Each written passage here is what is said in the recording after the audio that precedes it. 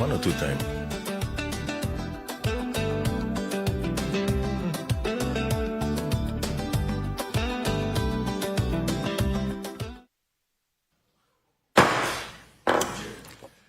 Good morning. The Committee on Culture, Youth, Aging, Sports and Parks is hereby called to order. Let the words of my mouth and the meditation of my heart be acceptable in your sight, O Lord, my strength and redeemer. Psalm 19:14. Welcome to the people of the Virgin Islands and those listening and viewing from abroad. My name is Senator Angel Bulkes Jr., and I am the chairman of this committee. As we continue in this month of April, I want to recognize some of the very important observances, such as Autism Awareness and Acceptance Month and the National Child Abuse Prevention Month, along with the spirit and reflection and renewal that was brought to us in our past Easter season, and of course, coming forward to our cultural heritage with our upcoming carnival season, a time that highlights our culture and our culinary arts, our creativity, and us, we as a people. Before I move forward, I wanted to offer a moment of silence for the passing of Miss Violet Roach Brown, the sister of Lieutenant Governor Tregenza Roach, and also a moment of silence for the loss of Miss Primrose Frederick Francis, the mother of Senator Hubert Frederick. So I would kindly ask everyone, and former Senator John Bell as well, thank you. I would kindly ask if we could please rise and just offer a quick moment of silence. Thank you.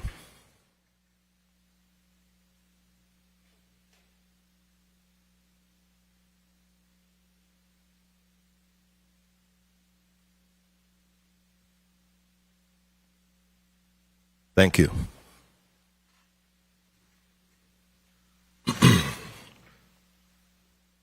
So today, the Committee on Culture, Youth, Aging, Sports and Parks is meeting to receive a full update on the Paul E. Joseph Stadium construction project, a project that has now spanned over a dozen years since its groundbreaking back in 2013. And over the years, this project has faced some repeated delays, shifting timelines, and escalating costs. And despite the restarts and the new appropriations that have been provided by this institution, including $5.1 million approved in November 2023, we are still seeing concerning reports of slow progress, unresolved contractor performance issues, and missed completion targets. Over these dozen years, since the groundbreaking of the Paul E. Joseph Stadium in St. Croix, here in the Island District of St. Croix, the movement that we would like to see. We cannot use the field, the amenities. The critical systems seem to be either missing or incomplete, and the facility obviously is not operational. By action of a subpoena back in July 2025, this committee met with relevant agencies that oversaw this project, along with the contractor responsible for its execution. And it was clearly stated on the record at that time that the stadium would be completed in December 2025. That commitment was made to this body. That commitment was made to the public. And unfortunately, that commitment has not been kept. In November 2025, we made an effort to convene a committee hearing to receive an update on the status based on that December 25th, 2025 completion date. And that effort was unsuccessful due to absences, including the absence of the contractor. We then reinitiated those efforts in February of 2026, and once again the same issues arose.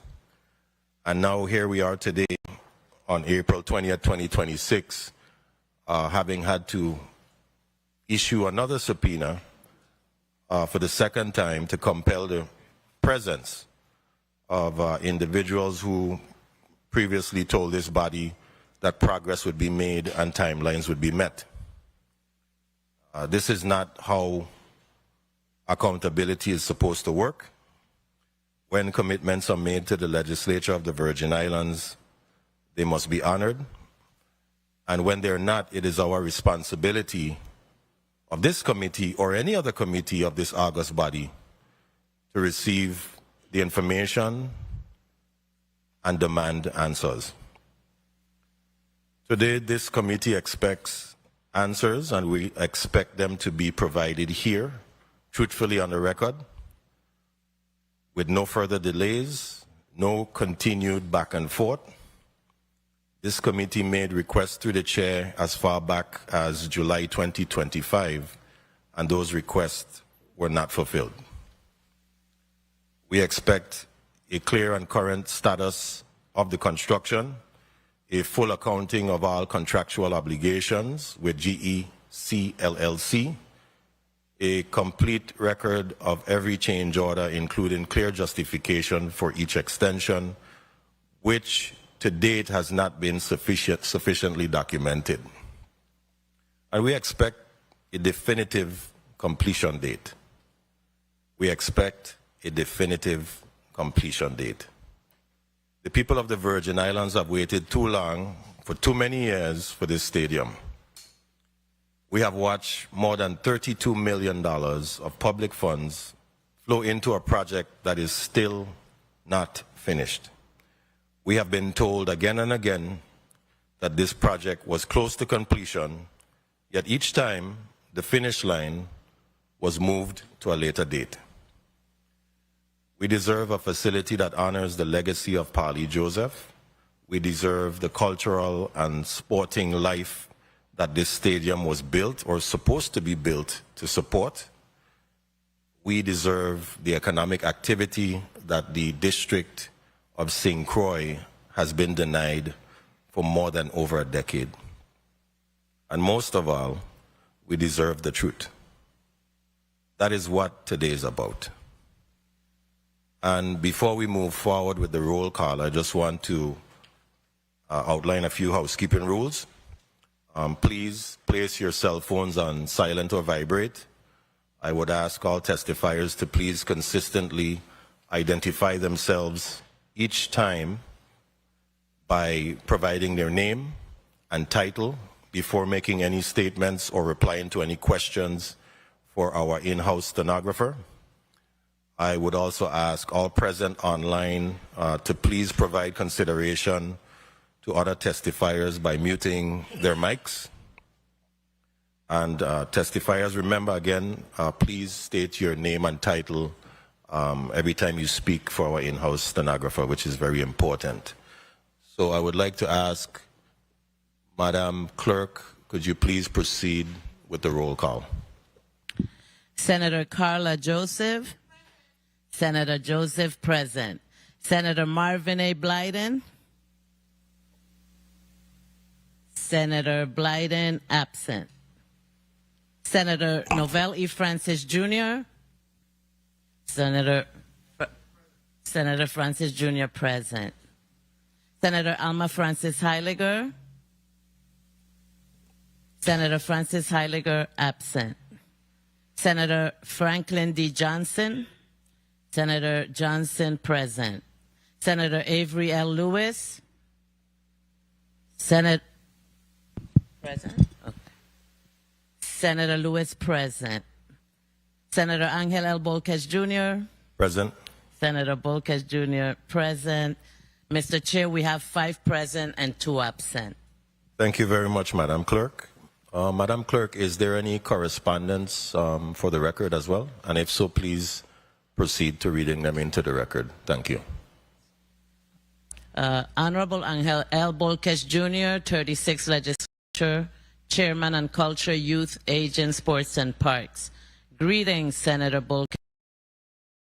For the records, I will be tardy to the Committee on Culture, Youth, Aging, Sports and Parks, scheduled for 10 a.m. on Monday, April 20th, 2026, in the Frits E. Lawaetz Legislative Conference Room. Due to a previously scheduled appointment, I will arrive as soon as possible. Thank you for your understanding. Regards, Alma Francis Heiliger, Senator, 36th Legislature. Is that all of the correspondence, Madam Clerk? That's all the correspondence. Thank you, Madam Clerk. Madam Clerk, could you also please acknowledge the presence of the Honorable Marvin A. Blyden, committee member? May I also please have the tally? So now we have 6 present and 1 absent, Mr. Chair. Thank you so much, Madam Clerk. You're welcome. Okay, before we proceed, I would like to ask our Sergeant of Arms to enter the chamber and to help me provide the testifiers to swear under oath and to have them stand and swear.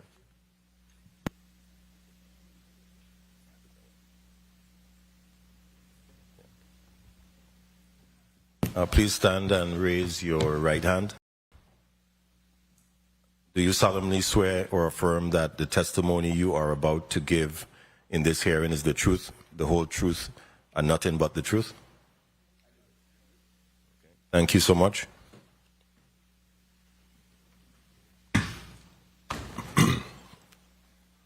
So we're going to go ahead now and proceed with testimony. I am going to request testimony based on the order of the agenda, beginning with the Office of Management and Budget, OMB. Please state your name and title and then provide your testimony. Julio Rhymer, Director, Office of Management and Budget. Senator Bolkers, the testimony is combined with the Commissioner of Public Works. Okay, very well. I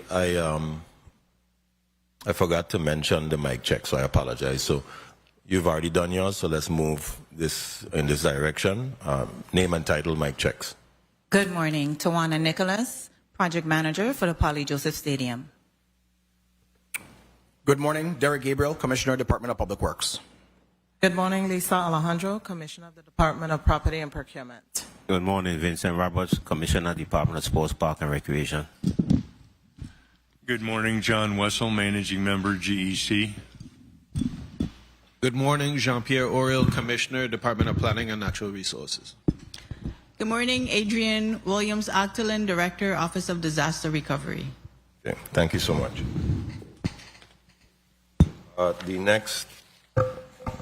The first testimony is going to be provided by the Department of Property and Procurement. Good morning, Honorable Angel Bolkis Jr., Chair of the Committee on Culture, Youth, Aging, Sports, and Parks. Vice Chair, the Honorable Carla J. Joseph. Members of the Committee on Culture, Youth, Aging, Sports, and Parks. Non-committee members of the 36th Legislature, employees of the Department of Property and Procurement, fellow testifiers, legislative staff, and the viewing and listening audience. I am Lisa Maria Alejandro, Commissioner of the Department of Property and Procurement, appearing before this committee to provide testimony on behalf of the Department of Property and Procurement regarding the Paul E. Joseph Stadium on St. Croix. Mr. Chair, your March 26, 2026 subpoena requests the following information from DPP. All procurement records related to the project, including solicitation and bid documents, copy of the executed contract and amendments, documentation on all change orders and supporting justification, documentation of contractor performance, evaluation, and any notices of concern or any default, and listing of all liquidated damages from the beginning of the project to date. The Department of Property and Procurement procured a design build services for the development of the Paul E. Joseph Stadium, the Terrence Martin Little League Field, and a festival village on St. Croix as authorized in Act number 7453 as amended by Act number 7663. By way of background, the department issued a formal request for proposal on January 28, 2013, under the existing version of Title 31, Section 239A4 of the Virgin Islands Code. There were 2 respondents to the RFP, which were both evaluated, with GEC LLC being the highest rated of the 2 respondents and recommended for commencement of negotiation and ultimately award. The following documents were submitted simultaneously with the testimony for this hearing. RFP 006-2013, solicitation documents, and GEC LLC's proposal. The department submitted copies of all contracts executed with GEC LLC for this project. This includes the original contract executed on November 19, 2014 in the amount of $20 million, revised for change order number 1, which supersedes the original contract, supplemental contract executed on February 26, 2022 in the amount of $4.1 million, supplemental contract executed September 10th, 2024 in the amount of $5,124,000, referenced as supplemental number 2, and amendment number 1 to change payment terms and conditions to provide the government with the option to make direct payments to suppliers. The department submitted all issued change orders for this project. The change order process is a collaborative effort between the user agency and the Department of Public Works in reviewing the need of any changes and making recommendations for either the approval or disapproval of change orders. Change orders are modifications to the contractual process, and therefore, DPP must also approve the change order in line with the recommendation of the government's engineer. Accordingly, the project completion time is currently July 2nd, 2026, and each set of change orders includes a cover sheet with a summary table for ease of review for the committee. As it relates to the request for documentation on contractor performance evaluation and notices of concerns or default, the department defers to the testimony of the Department of Public Works, as DPW maintains statutory oversight of the project while it is in construction. With respect to the request for a listing of liquidated damages from the beginning of the project to date, liquidated damages do not occur until the project remains incomplete beyond the project completion time, and there are no approved time extensions. In line with the last set of approved change orders, the project completion time has been extended to July 2nd, 2026. Under the circumstances, liquidated damages are not yet accessible. In conclusion, Mr. Chair, the department is keen to see this long-awaited project realized. We acknowledge the substantial financial, social, and physical benefits it will bring to the community and reaffirm our commitment to supporting DPW, sports park and recreation, and all stakeholders through to its completion. Mr. Chair, this concludes my testimony, and I remain available to answer any questions this committee may have. Thank you so much, Commissioner Alejandro. Next, we will have the Commissioner from the Department of Public Works, name and title, and then provide your testimony. Thank you. Okay. Good morning. Derek Gabriel, Commissioner for the Department of Public Works. Good morning, Chairman Senator Angel Bolquez, members of the Committee on Culture, Youth, Aging, Sports, and Parks, other senators and colleagues in attendance, and members of the listening and viewing public. My name is Derek Gabriel, and I am the Commissioner of the Department of Public Works. I am appearing before you today by virtue of a subpoena issued by this body to discuss the Polly Joseph Stadium. The Brian Roach administration recognizes that for the people of St. Croix, and specifically the Frederiksted community, the timeline of this project has been a source of deep frustration. A decade is a long time to wait for the delivery of any capital project, much less one of such importance to the community.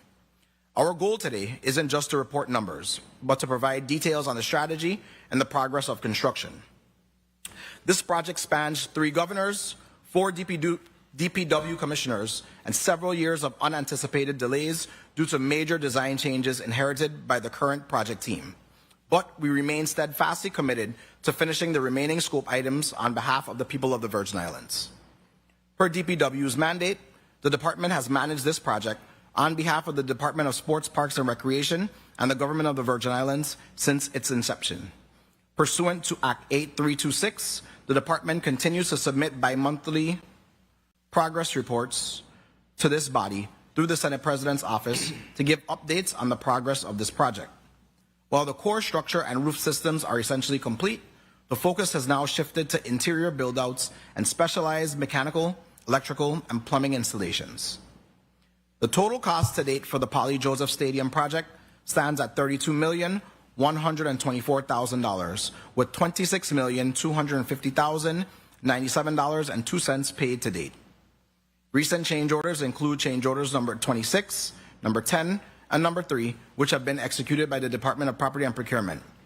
The contract time has been extended to July 2nd, 2026. While design changes, such as a pivot from aluminum to reinforced concrete bleachers and drywall to concrete interior walls, have added time, these decisions were made to ensure that the Poly Joseph Stadium doesn't just open, but includes the rigorous resiliency standards incorporated into our current capital projects. We are building a facility capable of withstanding our Caribbean environment for decades to come. Since our last testimony in July 2025, the contractor has accomplished several milestones, including in the third quarter of 2025, completed left field bleacher roof and entry gates, and commenced sewer manhole and press box foundations. In the fourth quarter of 2025, all door installations were finished, and we executed Amendment Number 1, allowing the GVI to make direct payments to contractors, subcontractors, and material vendors to ensure material flow. In the first quarter of 2026, we facilitated the release of retainage to provide the contractor with necessary liquidity for final phase procurement, and our current activity includes tile work in team locker rooms, which has started, and form work for the right field end stairs, which is ready for pouring. The project faced a shift in the completion date from late 2025 to September 30th, 2026, per the March 10th, 2026 project schedule submitted by the contractor. The delay is driven by several primary factors, including material procurement lead time, cash flow challenges, administrative hurdles, and design finalization. GEC is currently awaiting delivery of restroom partitions, exhaust fans, and elevator controls. They have recently received the delivery of various plumbing fixtures and tube metal for handrails.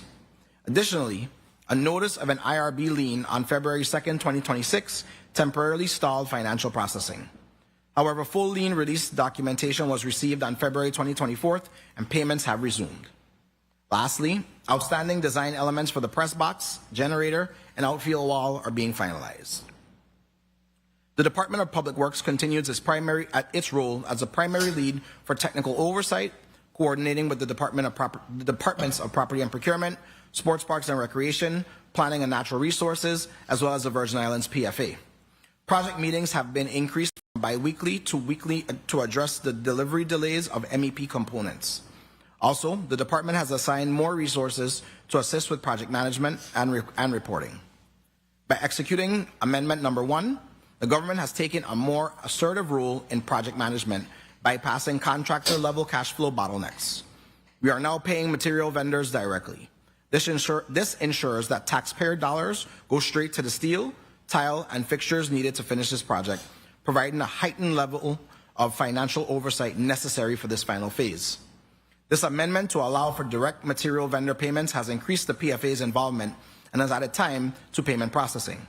However, as mentioned earlier, it ensures released retainage payments are directly reinvested into the project for additional cash flow. DPW has evaluated the termination of this contract and the feasibility of contracting with a new firm at this stage. However, it is our professional assessment that doing so would cost up to an additional $10 million and delay the project by at least 8 to 24 additional months due to mobilization and liability handoffs.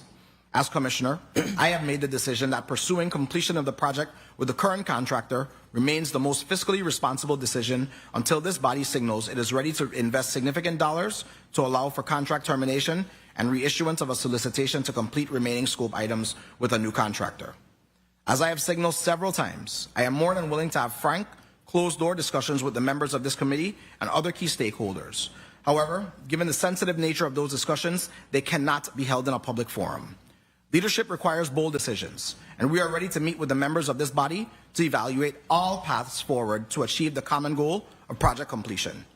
Mr. Chairman, this completes my testimony today. Thank you for the opportunity to expound on the information provided in the bi-monthly progress reports we provide. Mrs. Nicholas, Director Rhymer, and I will remain available to answer any questions you may have. Thank you, Commissioner Gabriel. Before we continue, I just really want to acknowledge the presence of the Honorable Clifford Joseph, who has been here for quite some time. I apologize for that, Senator, but thank you for being here with us today. Mr. Chair, one thing I do also want to acknowledge, and forgive me, I didn't mention that my testimony also includes the information from the Department of Planning and Natural Resources as well. Very well. Thank you for that clarification. Next, we will proceed to the Commissioner of Sports, Parks, and Recreation, name, title, and then testimony. Thank you. Vincent Roberts, Commissioner. Good morning, Mr. Chairman, Honorable Senators of the 36th Legislature, members of the Committee on Culture, Youth, Aging, Sports, and Parks, central staff, and listening and viewing audience. For the record, my name is Vincent L. Roberts, Commissioner of the Department of Sports, Park, and Recreation. I appear before you today in response to the committee's subpoena regarding the Paul E. Joseph Stadium. I appreciate the opportunity to provide clarity on the department's role and to outline the operational realities associated with this facility. I want to be very clear. As I have stated previously before this body, DSPR is not responsible for the construction, procurement, or delivery of this project. Our major responsibilities begin after the completion, when the facility is formally turned over to the Department for Operations and Management. While DSPR is not the construction or project management entity, we serve as the end-user agency. In that role, we have worked in coordination with the Department of Public Works to help ensure the facility aligns with operational and community needs.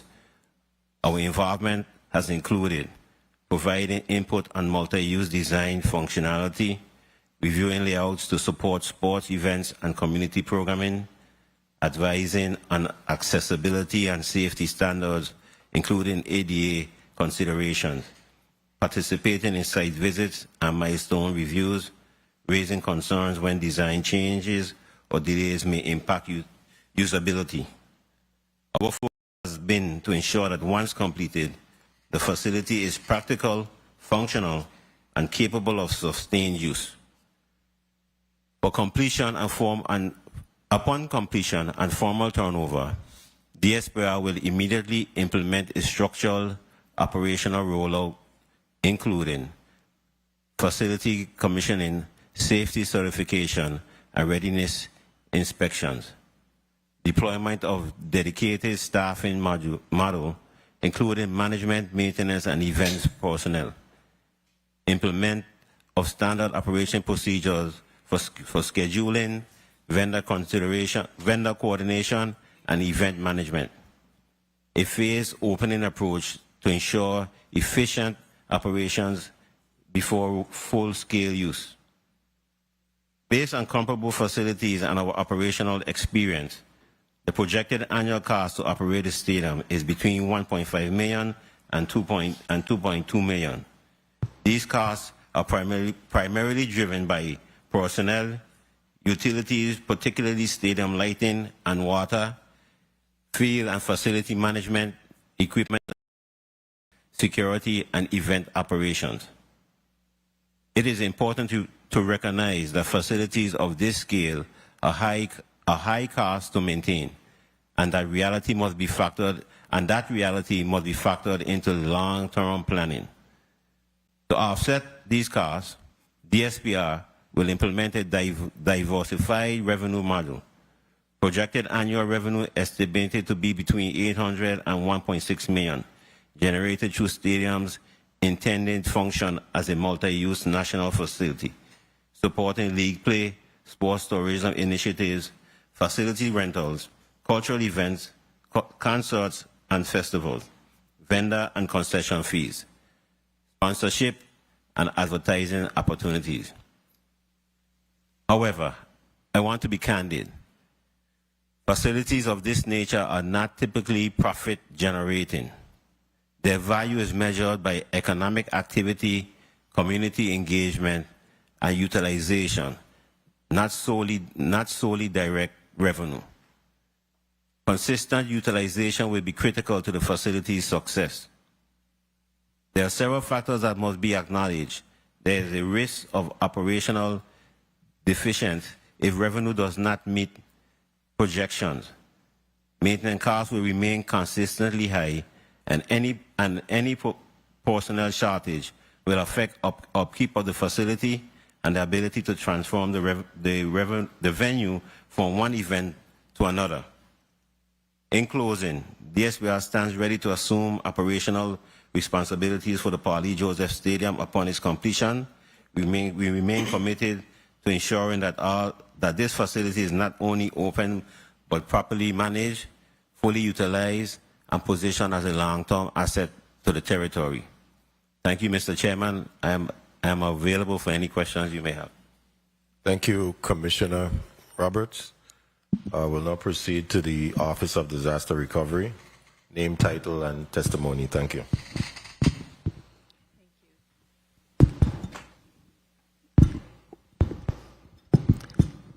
Good morning, Honorable Senator Angel Bolkes Jr., Chairman of the 36th Legislature's Committee on Culture, Youth, Aging, Sports, and Parks, distinguished members of the committee, fellow testifiers, and the listening and viewing audience. I am Adrienne L. Williams-Octalien, Director of the Virgin Islands Office of Disaster Recovery. ODR has prepared the following testimony in response to your subpoenaed request for any related information on the financial and project management of the Paulie Joseph Stadium redevelopment project. The Paulie Joseph Stadium project is a capital improvement project managed by the Virgin Islands Department of Public Works. The stadium's reconstruction is funded by legislative appropriation, not through a federal disaster recovery program, and as such does not fall under our agency's purview. However, the ODR provided support to the approval of the territory's conditional letter of map revision, CLOMAR, application with FEMA in 2020 as a part of the Hazard Mitigation Grant Program's flood management oversight in conjunction with the Department of Planning and Natural Resources.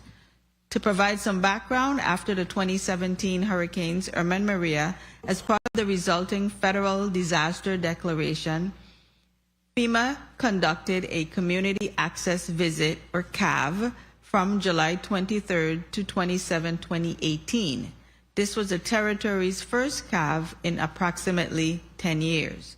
The purpose of the review was to ascertain how the territory was managing and enforcing the National Flood Insurance Program, NFIP, floodplain requirements. This in-person site visit is used to identify ways to improve the floodplain management program and verify compliance with the NFIP. CAVs enable FEMA and state floodplain management teams to evaluate and assist communities in fulfilling their responsibilities under floodplain management. The CAV typically consists of two parts: a field tour and a meeting with the community's floodplain management team. During the field tour, FEMA and state officials examine the community's special flood hazard areas to observe new developments and check for compliance with floodplain regulations. During the territory's CAV, FEMA identified several concerns, all of which were addressed during the visit. However, the Paulie Joseph Stadium required further discussion because its location is in a FEMA-designated floodway. This designation necessitated additional reviews, resulting in the need for a no-rise certification, a deep pile foundation, and a site elevation to bring the facility into compliance. As the agency responsible for floodplain and watershed management, the Department of Planning and Natural Resources led the coordinated effort to review all plans and bring the project into compliance. DPNR submitted a corrective action plan necessary to address the CAV findings and to ensure the territory meets the National Flood Insurance Program requirements. Failure to comply with the findings of the CAV could have resulted in the territory's loss of access to the National Flood Insurance Program for residents. Since the project's location was in an identified floodway, FEMA required additional studies and analysis, such as a hydrological and hydraulic study, River Hydrological Engineering Center River Analysis System Review, wave height analysis, and evidence of compliance with the Endangered Species Act. DPNR submitted a request for a conditional letter of map revision along with the required supporting documentation, analyses, and studies to allow the project to continue construction. The territory received the final CLOMAR from FEMA in 2021. The receipt of the CLOMAR was FEMA's formal confirmation that the plan revisions brought the construction of the Pauli Joseph Stadium into compliance. The ODR's role in supporting the project was complete. Throughout this process, the Department of Public Works has remained and still is the designated authority responsible for managing the construction of these facilities. Honorable Senators, this concludes my testimony, and I remain available to answer any questions you may have. Thank you, Director Octalien Williams. Williams-Octalien. Thank you so much. We'll now proceed to our last testifier, GEC LLC, name, title, and then your testimony. John Wessel, Managing Member of GEC LLC. I apologize for not knowing all the protocols. I will now read my testimony. Good day, Senators and other dignitaries. GEC LLC provided documents on April 16, 2026, in response to a subpoena issued to John Wessel dated March 24, 2026. 6 in parentheses provides the following, which includes John Wessel's verbal testimony in response to subpoena item 6, quote, provide a complete and detailed explanation of all project delays and revised completion dates, end quote. See below timeline with descriptions. The timeline dates from November 21st of 2014 to October 14th of 2015 include GEC received notice to proceed on 11/21/24 with a completion date of 6/5/17, 30 months later. I have a typo in the next line of my written testimony. It's instead of on February 17th, 2015, it should say on February 11th, 2015. GEC received a suspension of work verbal notice followed by a 318 letter from Cecilia Milliner Emanuel, Acting Commissioner of Property and Procurement, stating all work was suspended or halted. This suspension resulted in a complete revision of the construction contract, design of the stadium, size of the stadium doubled, and relocation of the stadium into a floodway. Please, one moment, Mr. Wessel. If you could bring the microphone a bit closer to your mouth, so that, because we're having a little trouble, and I'm sure the people, the listening and viewing audience at home. Thank you, Senator. Would you like me to start over? No, that's fine. Okay.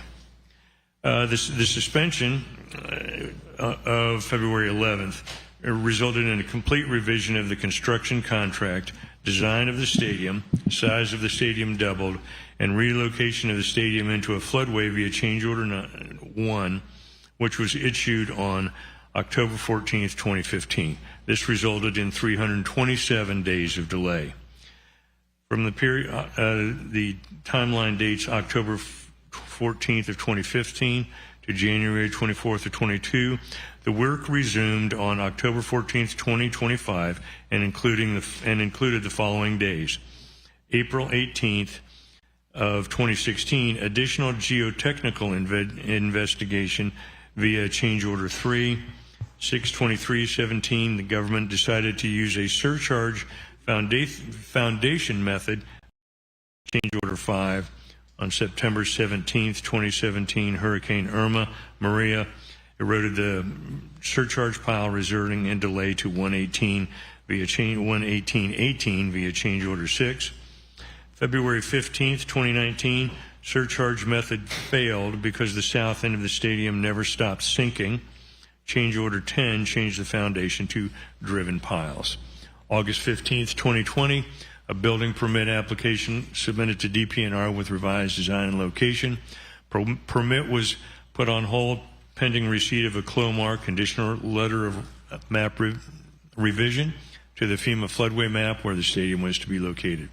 10/15/21, after a year of regular meetings with FEMA, a CLOMAR was issued.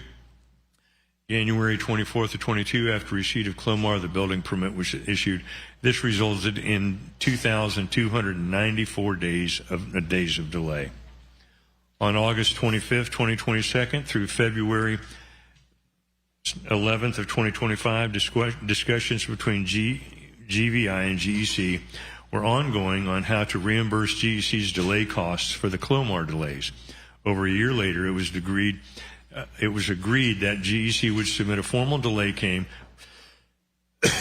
which was provided on 4/23/23.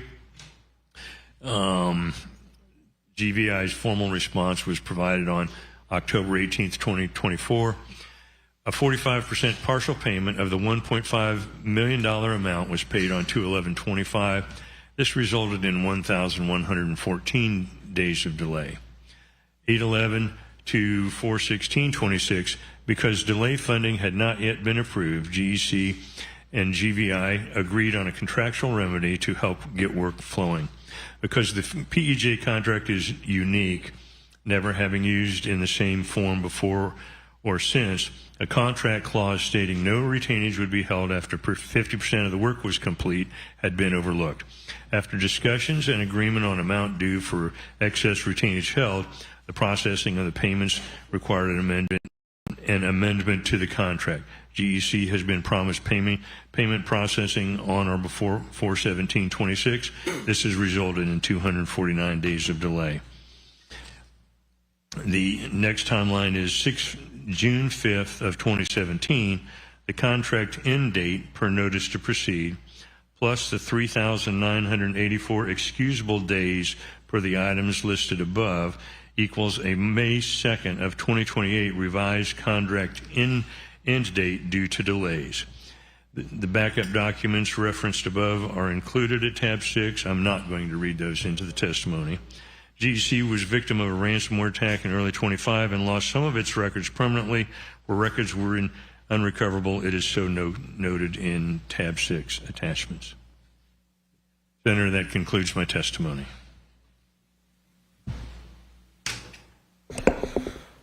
All right. Comment on that later. So I wanted to ask the media division to pull up a PowerPoint that was prepared by my office and I. It's a culmination of information and data associated with the project between the timeline of July 2025 to April 2026. I would like to kindly ask, thank you very much, media. And this is a contractual financial timeline review from July 2025 to April 2026. Next slide, media. So the record speaks plainly. On August 5th, 2025, the Department of Public Works confirmed that to this committee that the Pauli Joseph Stadium would be completed by December 25th, 2025, to include the contractor. And the contract record tells a different story based on several change orders. There were 5 change orders between July 2025 to April 2026. 554 additional calendar days were added because of those extensions, and over 550 was dispersed between July 2025 to January 2026. And the current target time, 2nd, 2026, as per change order number 10. Obviously, the project has not been completed, and here we are today. Next slide. What the office was told, or by extension this committee, the project remains on track for 2025, December 25th. That was stated by GEC, John Wessel, and the Commissioner of Public Works. This assurance was given 6 weeks after a 180-day extension had already been approved on the same contract. The contract record shows that on June 27, 2025, change order number 1 was approved by adding an additional 180 days to the supplemental contract number 2. August 5th, 2025, DPW nevertheless confirmed that December 25th was the completion date. Next slide. Concerning the funding, as of January 31st, 2026, the total budget, 32.45 million, expended 26.35, and available 6.10. And that is information that was sent to us by the Public Finance Authority with their transmission on February 10th, 2026, if you need to verify, colleagues. There's a breakdown there of all of the different, what has been expended, what's available, based on that date. I don't know if those numbers have changed since then, but that is the information that we received. Next slide. Obviously, the project continues to go fast. The Polly Joseph project is one that has delayed. The original contract was 20 million. Supplemental contract number 1 provided 4.1 million, and supplemental contract number 2 provided 5.12 million. Next slide. Okay, so this is the change order that we're talking about. On June 27, 2025, it added 180 days. It commenced on June 29th with a new completion of December 25th, 2025, increasing the contract time 180 days. And by the time this committee was told on July 18, 2025 that the stadium was on track for December 25th, 2025, that 180-day extension had been formally approved 6 weeks earlier, based on what we researched and found. Next slide. Change order number 2 on December 23rd, an additional 96 calendar days, increasing the contract time. It was approved on December 23rd, 2 days before the contract was supposed to be completed. This was the first formal written break, December 2025 completion date. We are curious to know what happened there at some point. Next slide. Change order number 9 added another additional 96 days, and this change order admits in writing that part of the delay is tied to government payment operations, not only contractor performance. The delay is now officially linked to an administrative and financial process within the executive branch. Next slide. Change order number 3 on April 14, 2026. It was approved 13 days after April 1st. Completion date itself was passed. The project was not complete on its second revised deadline, and the justification again references payments to subcontractors and vendors. Next slide. Change order number 10. This is the current contractual target of July 2nd, 2026, which is now more than 6 months past the date that was represented, and there is no contractual guarantee if it will be the last extension. Next slide. So in all, this technically added 554 dates from the December 25th, 2025 date. In this graph, you'll see all of the different contract extensions and all the days that were additionally added to this project. Next slide. So, representation versus reality. We were on track for December 25th. We were promised a completion, and now we're hearing July 2nd, 2026.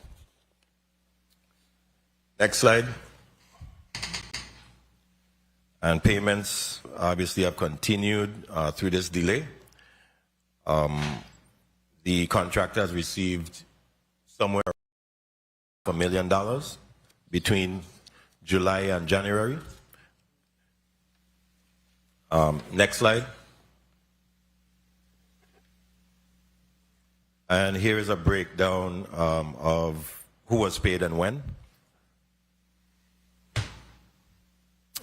What I do understand is that now the government was directly and not the contractor, and I'm curious to know why that is something that the government is doing, but I guess that they're verify that. Next slide. And we're still building. $143,000 plus paid in a single disbursement cycle on January 29, 2026, more than 1 month after the promised 2025 completion date. Next slide. And up to date, we have a contract that reflects $500 per day liquidated damages, and I think while the Commissioner of Property and Procurement was clarifying, we know that the contractor has requested $2.3 million and was given 1.5 because of what is considered to be administrative delays by the government, but we don't have a mechanism to penalize this contractor in this specific contract for this project, but yet and behold, this contractor can penalize us, the government, and its people. So, next slide. Information, this is just additional information, colleagues. We can pass through those slides.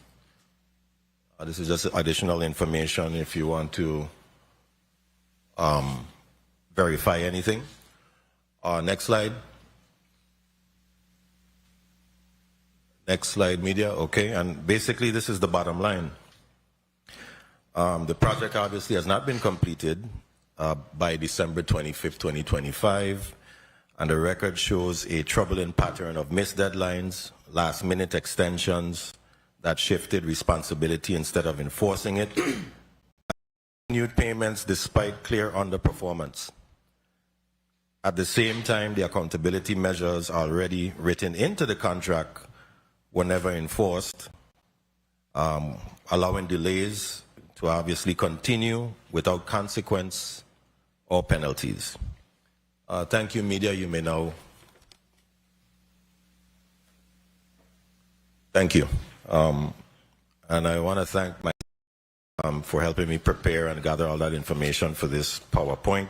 And again, it's a culmination of information, whether it's documents that were provided or requested between July 2025 to April 2026.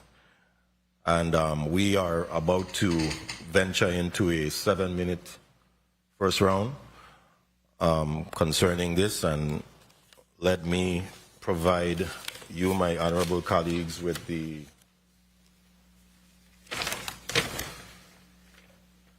the order of questioning. First, we have Senator Avery L. Lewis.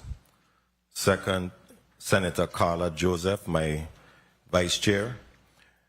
Third, Senator Clifford Joseph. Fourth, Senator Franklin D. Johnson. Fifth, Senator Novell E. Francis Jr. Sixth, Senator Marvin A. Blyden. And I'm not sure if any other senator is on the line currently, but we will a note for their presence at the appropriate time. Before we move on to the first line of question by Senator Avery L. Lewis, I wanted to ask, in section 14E of the contract, and I think DPP would be able to verify along with DPW, in that section, it's clearly outlining or stating that we're ultimately responsible for enforcing, and it states that extensions of time granted shall be the contractor's exclusive remedy in event of such delay, no matter how or by whoever caused, and the contractor agrees that government shall not be liable for any additional costs or damages arising out of or in connection with such delay. So, Commissioner Gabriel, on what legal basis is DPW participating in this 1.5 million cash payment to GEC when the contract seemingly expresses to prohibit it? Good morning, Derek Gabriel, Commissioner, Department of Public Works. I'm not familiar with a $1.5 million cash payment that was made to the contractor. The last time we were before the Senate, I testified, I think it was $750 minus GR, or minus the 10% retainage that was paid, not any $1.5 million. So I'm gonna, for the record, I sat down and I watched, thank God for our media division, Facebook, YouTube, they documented our last hearing, and I was able to sit down and listen and watch. Because I recall in that previous meeting that Mr. John Wessel justified these delay costs and legitimate expenses tied to this government to direct administrative delays. It was explained that under the contract, the government was required to provide an equitable adjustment to make the contractor whole for these costs. I also understand that GEC submitted approximately 2.3 million in documented delays, and that after review and negotiation, GEC agreed to share that for up to $1.5 million. And I believe Senator Francis Jr. was the one who ended up discussing that during that meeting back in July. So I'm trying to refresh everyone's memory here. Did GEC receive the $1.5 million on that? No. Like I said, when I was here in July, I testified that we gave them, it was $750 minus the 10% retainage. So that puts us at $675. Okay. So Mr. Wessel stated at that time he requested $2.3 million. Is that correct, Mr. Wessel? John Wessel, Managing Member, GEC. Yes, Senator, that's correct. Okay. And you have not received any of that request? Senator, we agreed that I would receive the $675,000 payment. Whether it was part of that request or not is a matter of interpretation and documentation. And what documentation are you referencing? There's a change order that memorialized how this was going to work. I don't remember the change order number right now. Okay. And a pay estimate that went with that change order for the $750,000. Okay, so why is it that the government of the Virgin Islands is now paying subcontractors for your company? That was an election by the, as Commissioner Gabriel testified, that was an election by the government to make sure that any funds that went to release the retainage that GEC earned went directly into the project rather than being able to be used for any other use. So payment estimate number 49, dated on January 29, 2026, shows that the government of the Virgin Islands is making direct payments to subcontractors. We have a list of names here. I don't necessarily want to list them, but rather than routing payments to GEC as the primary or prime contractor. So, Commissioner Gabriel, could you tell me why this was done by your department or the agreements of such? Is GEC experiencing some sort of cash flow or solvency issue that requires the government of the Virgin Islands to bypass them to keep subcontractors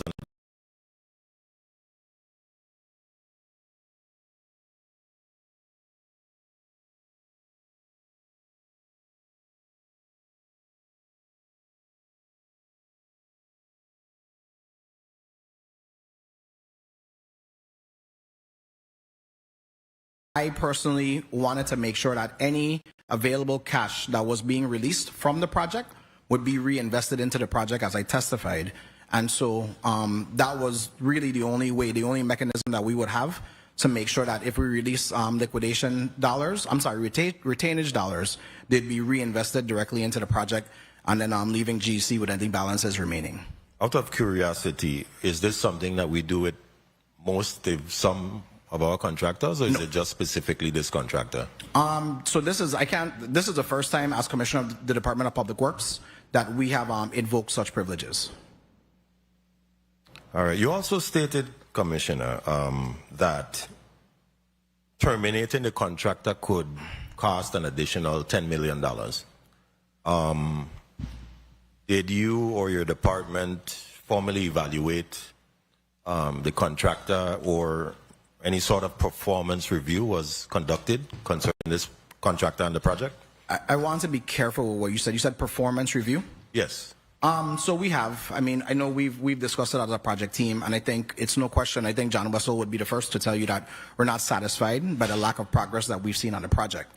Notwithstanding, I do also recognize that, again, the project has been rife with delays that were no fault of this project team, and those delays do have a monetary impact. And so, again, you know, it's no secret that none of us are pleased with the lack of progress that we've seen on the project. But my goal is to finish the project with the available resources I have remaining. And so we've gone down that path. We've evaluated every single option that we have internally and tried to determine the best path forward. And I think that's the way that we're going. Well, Commissioner, remember now you were singing a different song in July 2025. I don't agree. You said you did. I stood on the schedule. I stood on the contractor's schedule. I think as any project manager. One at a time, Commissioner. You stated during the July 2025 hearing that you were satisfied. That question was asked to several testifiers. So now I'm hearing, well, I mean, I'm happy to, because I'm not satisfied either. And I venture to think that most, if not all, of my colleagues are also not satisfied. So one last question before we begin with Senator Lewis. I'm asking you directly, Commissioner, on the record, does the Department of Public Works want to continue or have confidence in GEC LLC's ability to complete this project by July 2nd, 2026? Because that seems to be what is considered the definitive date at this point. Do you have confidence in this contractor to complete this project on that date? I mean, that's not a yes or no answer. I mean, it's difficult to say because the project, as I said, we have to accept that the project is rife with challenges, particularly cash flow. The contractor, I've spoken to him directly. He continues to maintain that given the resources remaining available on the project, that he can finish it in the schedule that he's given us. And I mean, we have to move down that path. I really can't say, I'm not going to say in a public forum, I'm not satisfied or I'm not confident in him, while we still maintain the path of going down that road with this current contractor. Very well. Senator Avery Lewis, you're now recognized for your 7 minutes. Thank you. Good morning. Morning. Good morning, Mr. Chairman. Good morning to the people of the Virgin Islands. Good morning to all the testifiers over there in St. Croix this morning. Commissioner Gabriel, good morning. Good morning. Senator Lewis, I apologize. We have to actually go and take a quick 2-minute break. My apologies. I will be right back, okay? All right. Thank you for your understanding. The Committee on Culture, Youth, Aging, Sports and Parks is on a 2-minute break. Recess.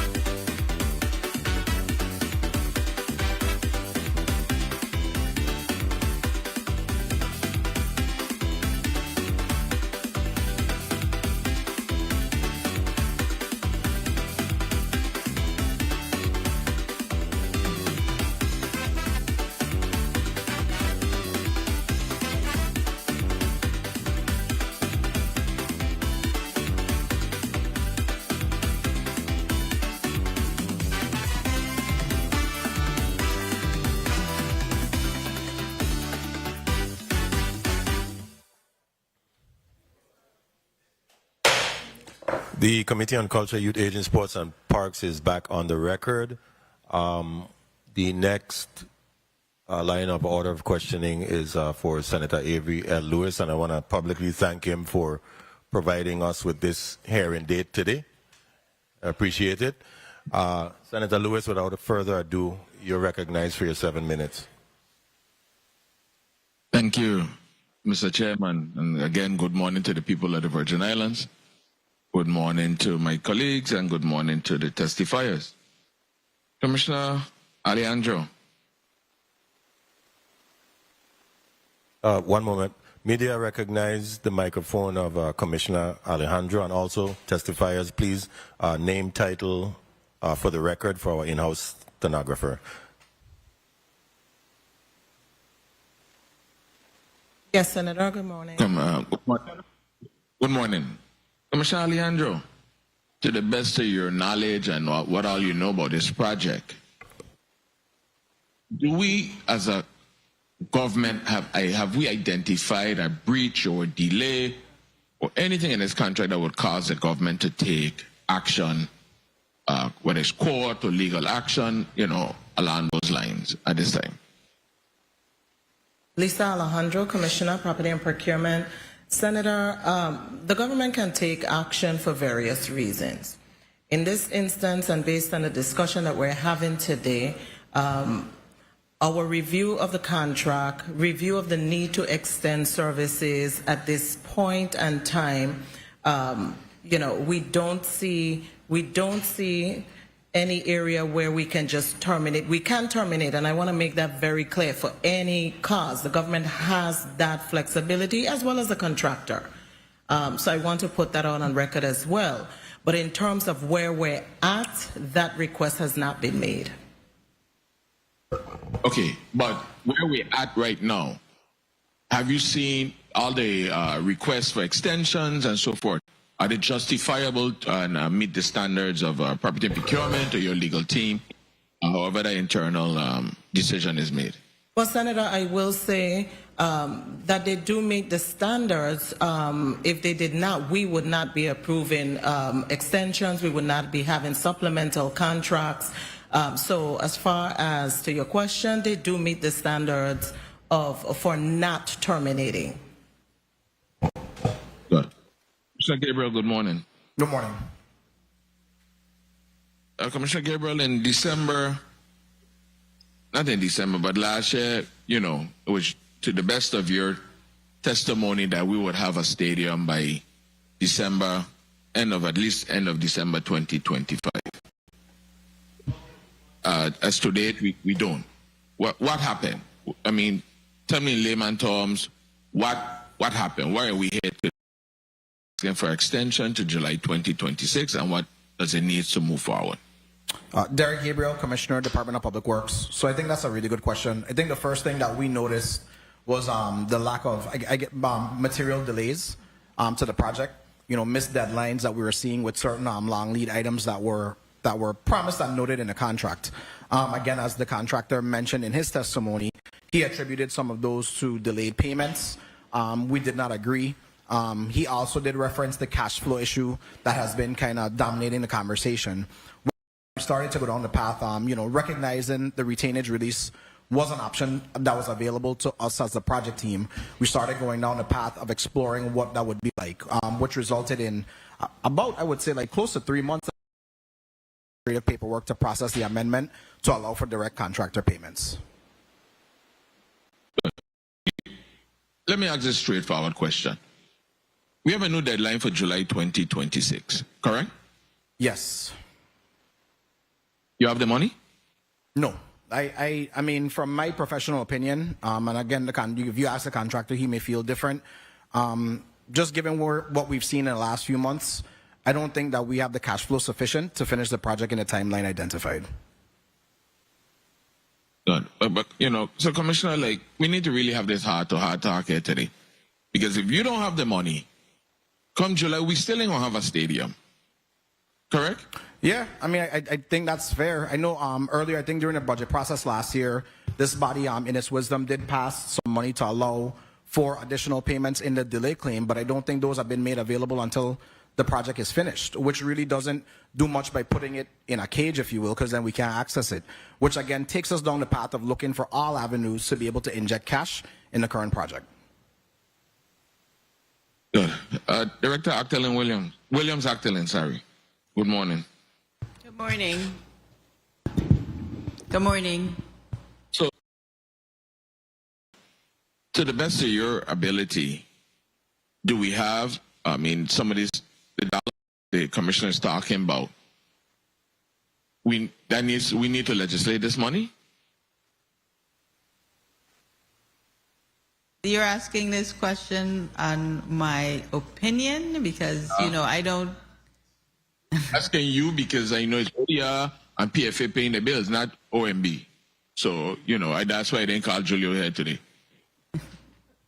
Well, the funding is, at this point, the funding would be necessary in order to finish the project. So if you're asking if it should be considered, yes. And ODR or PFA have the funding? ODR doesn't have anything to do with this project. The amount that's available now through the PFA is what is available that the commissioner has spoken to that is insufficient. And let him add any other color to this. Senator Lewis, if I may just add something. I think, again, you know, I try to follow Testifiers, name and title, please, for our stenographer. Thank you. Derek Gabriel, Commissioner, Department of Public Works. I try to follow the law as best as possible. And we believe in, and that's why I said in my testimony, I think a real conversation needs to be had with this body about appropriating additional dollars if we're going to go down a different path. Right now, the funding that we have available is $6 million, as stated, you know, approximately, let's say $6 million, $6.1 million. And, you know, some of that is tied to direct elements, such as the a la carte menu, like we talked about the press box, I think on the generator, you know, other specific line items. So I really do think some frank, candid, closed-door discussions need to be had if that's the path that the body wishes to go down. Mr. Gabriel, thank you for that. You know, well, and let me just sum up here real quick. One of the things I know is that the people in Frederickstead and the people of St. Croix is looking forward to a stadium. We've been down this road several times, but, you know, the last time you heard money was an issue. Today, money is still an issue. So somebody need to say, where we going to get the money from? How we going to move forward? What's the plan? Because you going to come again in July and say, you didn't have the money to pay Mr. Wessel. He going to come with another set of things, say he need more money. I mean, if I'm incorrect, Commissioner Gabriel or whoever on the team, help me to help you. How we could move forward. Derek Gabriel, Commissioner, Department of Public Works. No, I think, I mean, that sums it up in a nutshell. Like I said, I don't think any of us here on the government's panel, on the executive branch's panel, is adverse or has said that we don't want to work collaboratively with this body. But I mean, again, given the instruments, given the resources that we have on the project, I think my project team and I have done all that we can to really do our best to push it forward. I do want to note, and I think it's important to say, our track record stands for itself with this project. We've done the most to bring it out the ground to date. We've just hit a hurdle where it's not like we're hiding cash. We don't have it to be able to finish. And we have done our best to hold this current contractor accountable. Basic math says 2014 prices compared to 2026 prices are very different. Thank you. Thank you.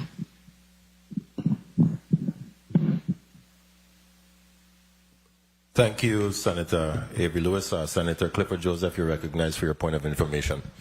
And thank you, Mr. Chair, and a follow-up, Commissioner Gabriel. So, listening to you speak clearly tells me right now, we just need to freeze this project, add all the material, and then call back the contractor. Because if you continue saying, he ain't got the money, he can't project, so we just stuck. That's where we are. We stuck. I feel personally that if we don't get to a point where we could settle ourselves, and I asked this question last time we were here, I told Mr. Wessel then, if you don't have all the material on an island right now, you cannot, this is in August, you cannot finish this job by December. Now we're still talking about we purchasing his what he needs. So then we need to purchase, let him send in a list to you guys, purchase every single thing, and then give him a startup date so he could be finished. Because otherwise, we ain't gonna finish. I listen down to your stuff where you're talking about 2028. So that's even beyond the Brian Rush administration. Thank you, Mr. Chair. Thank you, Senator Joseph. While the previous senator in the St. Thomas chamber mentioned funding for this project, I think it's evident that this body has done its part from the inception with the 20 million, and then the 4 million, and then the 5 million, then the 1.5. I don't know how much more we need to do. At the end of the day, we've poured in tax-paying funds, not federal, into this project, and the project continues to falter and stall. And I don't know if more money is actually the solution. I think this is a performance issue. We have a underperforming contractor that continues to fumble the ball, and the government of the Virgin Islands needs to figure out if they substitute the quarterback for the one that keeps dropping the ball. So that is the decision that we need to really think about. Senator Carla Joseph, Vice Chair, you're recognized for your 7 minutes. Thank you so much, Mr. Chairman. A pleasant good day to everyone within the Frits E. Lawaetz Legislative Conference Room and those listening via the radio or online. Good morning to everyone. I really have deep concern. I brought some of my documentation here from our previous meeting that was held on in June of last year. And I still want to find out, because I'm not getting a clear picture of where we are moving forward to. I understand there has been a change with the date. Completion date is now moved from December 2025 to July 2nd, 2026. Firstly, I want to understand, how did we get to a place to make that decision, to shift the date? Commissioner Gabriel, since you're the lead on this, what was the impetus for the shift in the date from December to July?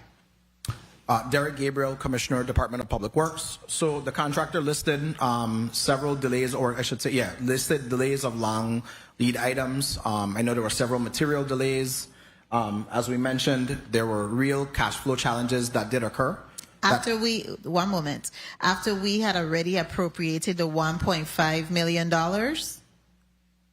You are still having cash. You are having cash flow delays? Yes. To my knowledge, the $1.5 million was not made immediately available.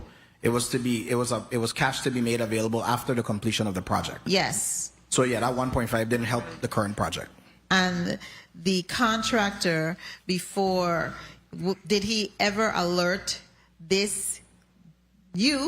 your team, that he was having any cash flow issues?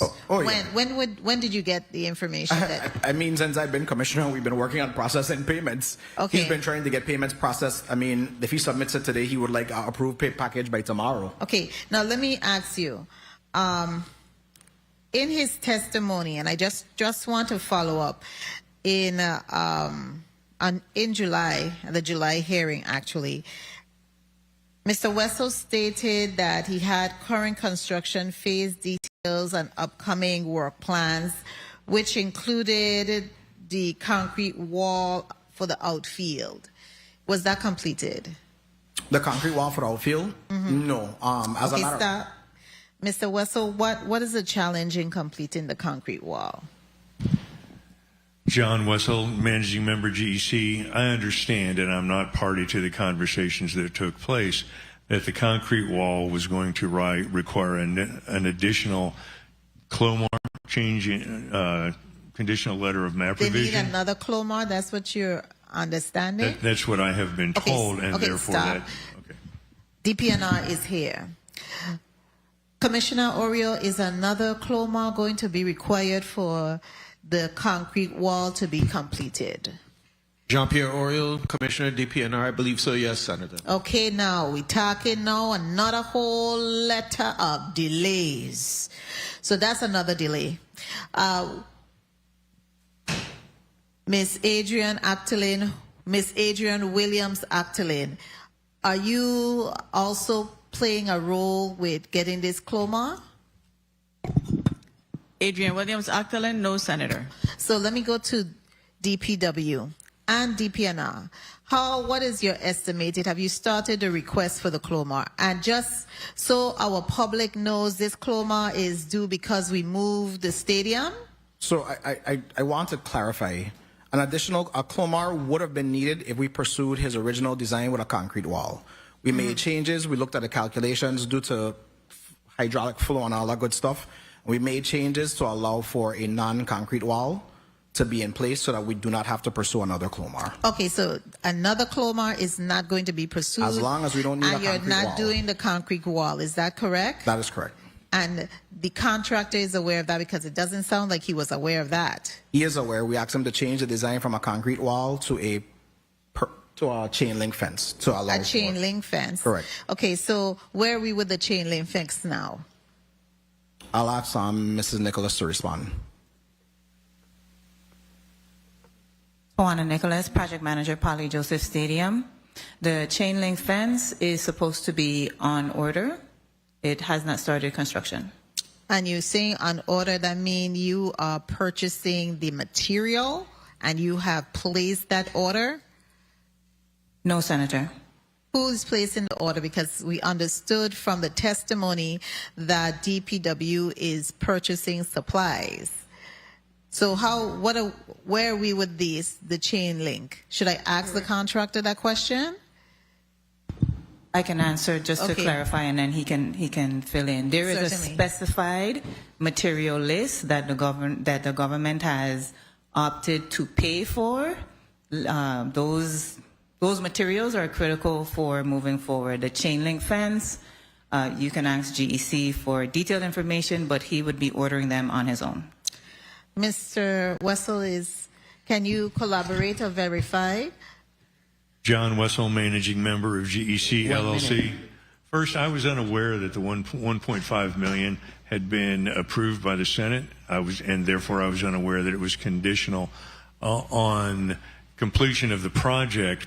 That's not what the contract says is supposed to happen. What the contract says, as Senator James adequately pointed out in our hearing, I believe it was back in July, but I'm not sure, that and it differs from Senator Bolka's comment about Section 14E, that if the contractor is delayed, the contractor is entitled to delay payments. We agreed, I presented the 2.3 million of what my real costs were, my incurred costs were, and the government agreed that it would pay 1.5 million and did not have the money to pay that. And still, apparently, which I'm learning just now, I can't recover right now. Here's the problem from a One moment, Mr. Wessel. You may continue, but I still want my question answered regarding the chain link fence. The chain link fence is part of the items that I need to get paid the delay costs in order to order. It's just that simple. Okay. I incurred a tremendous amount of costs. If you'll look at the backup and the testimony, I've been delayed and delayed and delayed. Not all of them are included in the change orders that have been made to date, but they are all excusable delays in the contract. And the cash flow that Commissioner Gabriel keeps talking about is a cash flow on the part of the government not to have enough money to fund these delay costs, legitimate and agreed to, and therefore a cash flow problem for the contractor. Okay, I want to stop because my time has been called, but I do have some follow-up questions. Definitely, I would like the Commissioner of Public Work, Mr. Gabriel, to comment on what Mr. Wessel, the contractor, has just placed on the record, because now we are having a back and forth of him not understanding, and clearly he is saying now he can't purchase the material for the shift from the concrete wall to now the fence wall because he needs to get paid. That's what I'm hearing. I don't know if you're hearing something differently, but that's what I'm hearing. So we are almost at a stalemate, and it cannot continue. It cannot continue. This is over almost 12 years. You folks at the table are going to have to make a big decision. Thank you so much, Mr. Chairman, for the time. Thank you, Vice Chair Senator Joseph. I'd like to acknowledge the presence of Senate President Milton Potter. Thank you for being here with us today, Senator. I have a point. I just wanted to be able to respond like the Senator asked me. There's a point of information by Senator Blyden, but you may proceed, Commissioner. So you want me to go first? Yes. So a couple things that I'll reference. Again, I don't think that, well, I wasn't aware that Mr. Wessel wasn't aware that the money was made available to us through the Senate. I mean, either which way, it's not really available because, like I said, the provision is there that it can't be utilized until the project is complete. So I mean, again, you know, a bird in the hand versus two in the bush, I guess, is what we're looking at. Second, our as a project team priority from a materials purchase perspective has been life safety equipment as well as MEP equipment. Things that we know, materials. Things that we know that the stadium needs so that it could open, and then things that we know that we need for it to be a functioning stadium, like we said, like the fixtures for the restrooms, the exhaust fans, etc. The railings that you need for the second floor, particularly, and to access stairs. I mean, we talked about the elevator, you know, the electrical things that we know that the building needs to be a functioning stadium. So that's been our focus. A chain link fence. I mean, we could buy a chain link fence here. So that really has been our focus. Has been prioritizing the materials that we need to get the stadium open. Thank you. Thank you, Commissioner. Senator Blyden, you're recognized for your point of information. Thank you so much, Mr. Chair. Honestly, this is not good.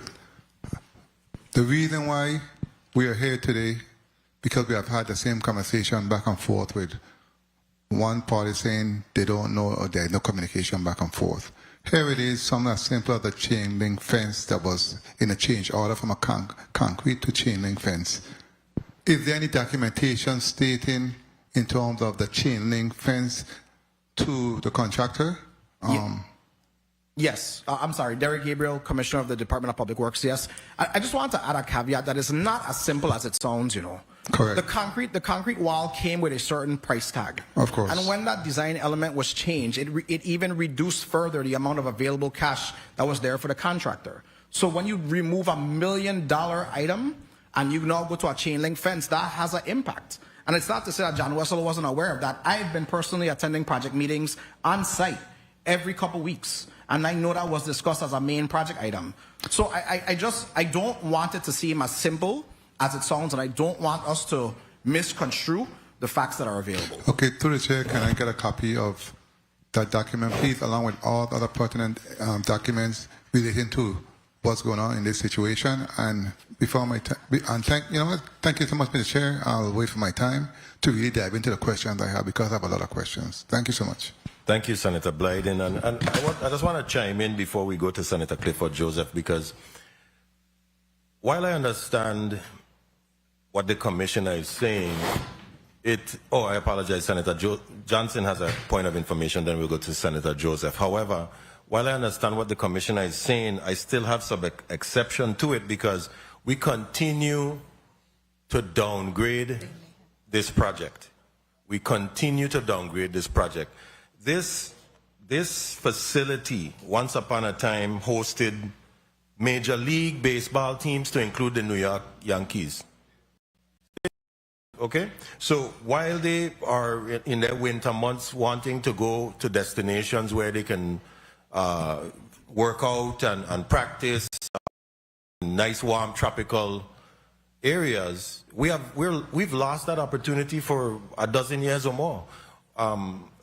We continue to downgrade this project, and we're not going to see the benefits of it that are going to put the Virgin Islands on a national level if we continue to downgrade the project. And before I go to Senator Johnson, Commissioner Roberts, I know that you said you're the end user agent. Now, from an ADA standpoint, as an end user agent for this project, do we have ADA ramps or going to have ADA ramps at this facility? Vincent Roberts, Commissioner, Department of Sports, Park and Recreation. I'll leave Ms. Nicholas answer that question. Good afternoon to Juan and Nicholas, Project Manager for Poly Joseph Stadium. Yes, we have ADA ramps. In addition, we also have an elevator. Okay, last time we have it in the plan, so you're saying that you now have included it into the plans, correct? Correct. There's a minimal slope from grade to the front entrance. Okay, very well. I'm happy to hear that. Senator Johnson, you're recognized for your point of information. Good morning. Thank you very much, Mr. Chair. Getting a headache just listening. It's very frustrating. And I think the Commissioner probably answered what I wanted to ask, because we talk about there was a change order that went to putting in the concrete fence. Am I correct to say that? Wasn't there a change order to upgrade the concrete fence that we went to? Yes. And what was the total amount when we did that? Yeah, approximately $1 million. And now we're going back down to a chain link fence. Correct. So now there's some subtracting from this contract now then? Correct. Contractor is aware of that? Correct. Because he seems like he's lost in this whole project right now. I disagree. You disagree that he's not lost? I disagree that he's not aware that we moved from a concrete wall to a chain link fence. And all right. Well, now, these meetings that you guys be having, how much time is he invited to the meeting? He's at every project meeting that we have. If one of us isn't available, then we don't have the project meeting and we postpone it. Well, then, if I may ask Mr. Wessel, where did you get lost? Well, you have to wrap up your point of information, Senator Johnson. Well, I needed to finish off with him, because from what the Commissioner is saying, he was supposed to be in those meetings. The Commissioner is saying that when one of them are not available, they don't proceed with these meetings. So I need to ask you where part he was lost. John Wessel, General Manager, Managing Member of GEC. Senator, I don't understand your question. What part is what? Where did you get lost in not knowing that they went from a cement wall back to the chain link fence? You say, where did I get lost? Yeah. I didn't get lost. But under the line of questioning, you're saying that you didn't even know that you went back to the chain link fence. No. I didn't say that. What did you say? If I said that, I misspoke, and I apologize. What I said is I did not know that the $1.5 million had been approved, and nor did I know that it was contingent on completing the project first, which didn't work for me because I incurred the $2.3 million in costs, accepted a reduced price of $1.5 million. Thank you very much. Thank you very much, Mr. Chair. Thank you, Senator Johnson. Point of information, Senator Novel E. Francis Jr. Thank you very much, Mr. Chair. Commissioner, real quickly, in respect to the materials that have been ordered and supplied, can you put on record what material have been ordered and how much have been expended thus far in procuring those supplies or material?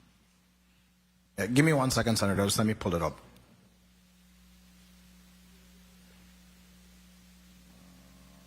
Okay, yeah. So I'm going to try to run down this, I guess, kind of quickly. I don't have exact. Give me 1 second, Senator. No, don't do it quick. We here all day because we need to know. Take your time. So is it? I'm going to ask Miss Nicholas to read. You want? Yeah. Okay. Go ahead, Tawana. Good afternoon, Tawana Nicholas, Project Manager for Poly Joseph Stadium. We have Medley Steel. That's the metal tube for the safety railings that will be on the upper concourse and stairs. Upper concourse. We also have the plumbing fixtures, that's toilets, valves, and so forth.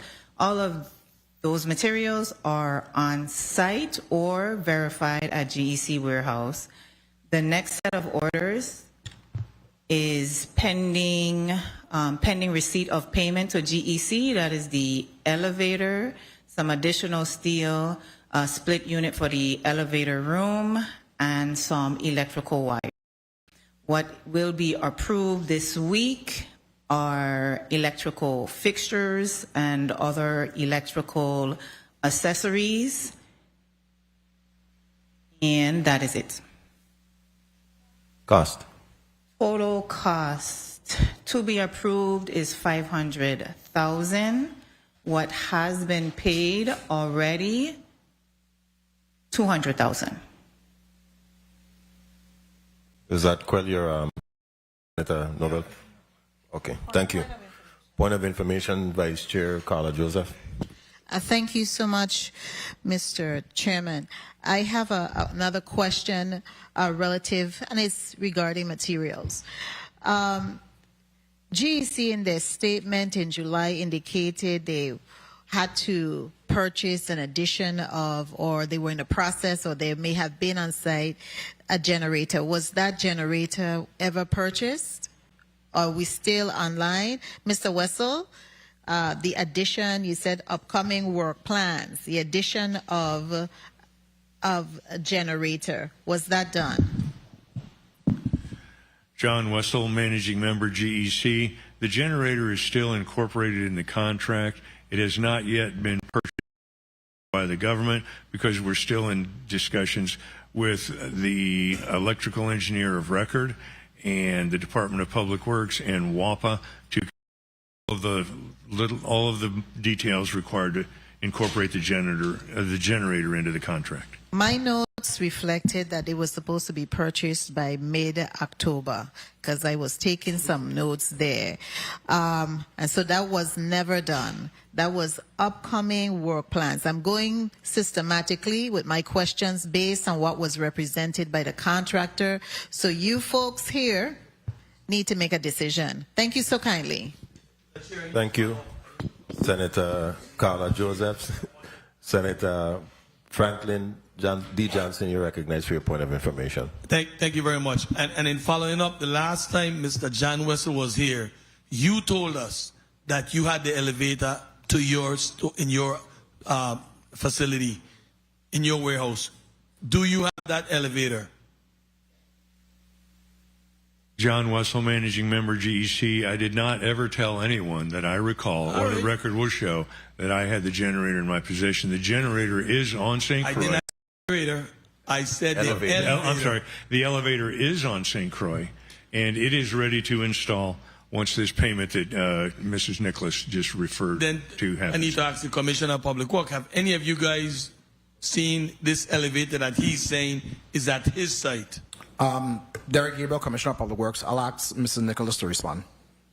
Good afternoon, Tawana Nicholas, Project Manager for Polly Joseph Stadium. I have not verified that the elevator is on St. Croix.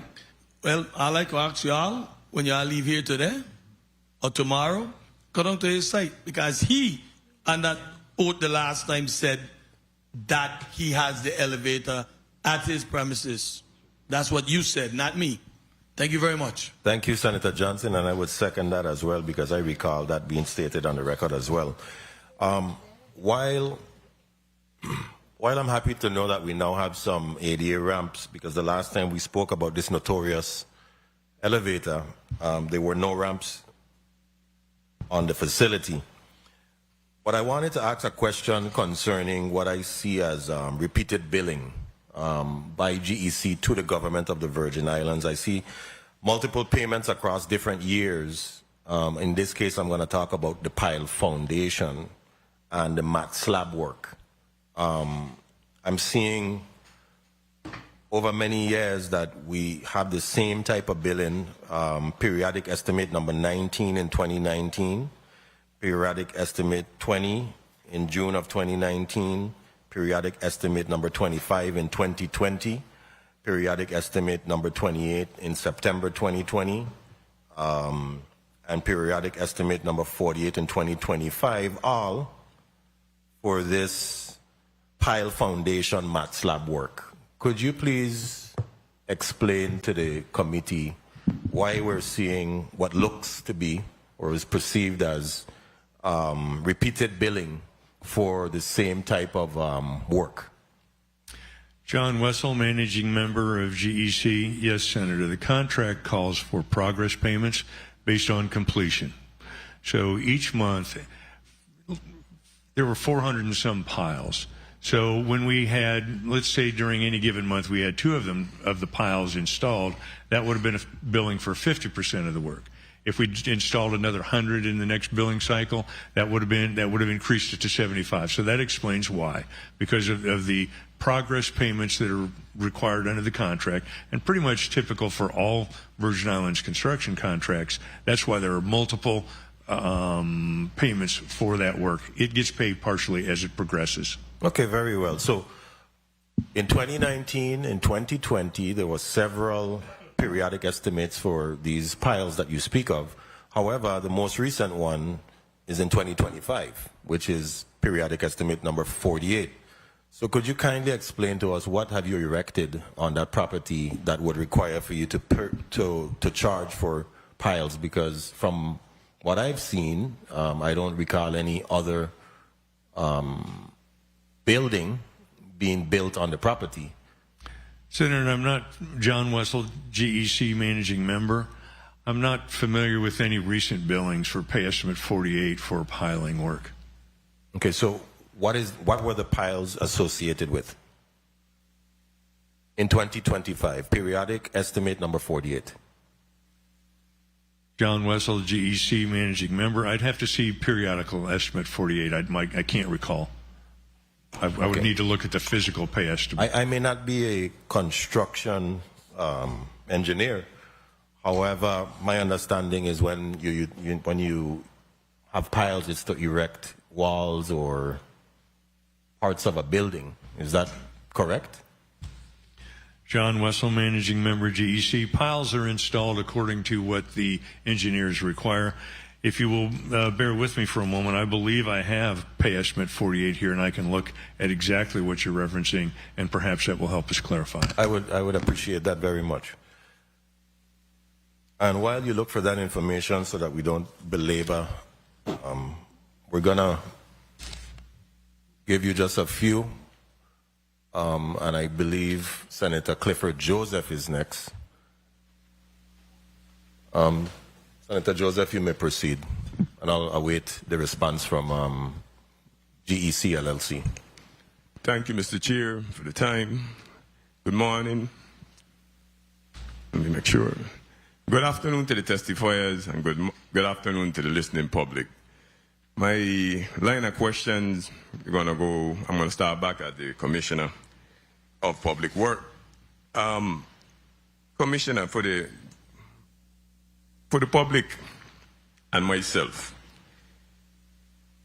is this the same contractor that was billing at Anasop for the government? Derek Gabriel, Commissioner, Department of Public Works. Yes. And for what reason did we decided to terminate that contract? I appreciate the question. Lack of progress. Just say it that way. Does this contractor have any other projects other than Pali Joseph Stadium right now with the government? I'm sorry, Mr. Wessel. No, with the government of the Virgin Islands, I don't think so. Okay. So earlier I was mentioning about, after listening to Mr. Wessel himself answer a question saying that he can't move on because he's not, unless he get any payments. So I would like to know, first of all, how did Public Work arrive at the $10 million amount should we terminate his contract? Yeah, Derek Gabriel, Commissioner, Department of Public Works. So that amount was derived by some internal assessments that we did with our internal project team. And then, of course, just given the comparison to 2026 construction prices, which is what we're looking at. I want to keep in mind that the contractor is being held to the prices from the original contract, which again, you know, that's the contract that he signed. When you look at construction prices today, when you look at material logistical challenges that we have, that was just a rough order of magnitude estimate that we came up with. If we were to go down the path of pursuing the project with another contractor, we would need to commission a formal independent cost estimate, and that comes at a cost. I have not done that yet because we don't have any cash available, as I said, in the project to be able to pursue that. Okay. My next question will be then, how long ago did we terminate the other contract? 2023.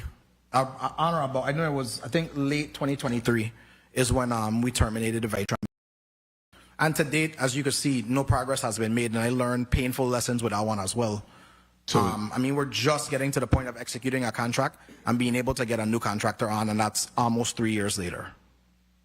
No, that's why I asked the question, because I looking at the termination as well. But like I said earlier, I'm a firm believer right now, based on the cash flow, and based that you already stand the order material that we got, specific lists from the contractor, we take our time, order everything, and then proceed. Because presently, he ain't moving until he gets some kind of money. So at least if we're going to give anything, let's make sure that we have all the material in place to move on. Then a time limit from him will be more consistent, because I'm going to listen to now that even if we use the material he has now and install it, the stadium still can't be completed.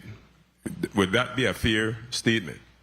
With the material that you guys just said that you ordered, and the elevator is paid for, after all that work is done, the stadium still is not completed. Right or wrong? Yes. So my point, again, we really got to stop and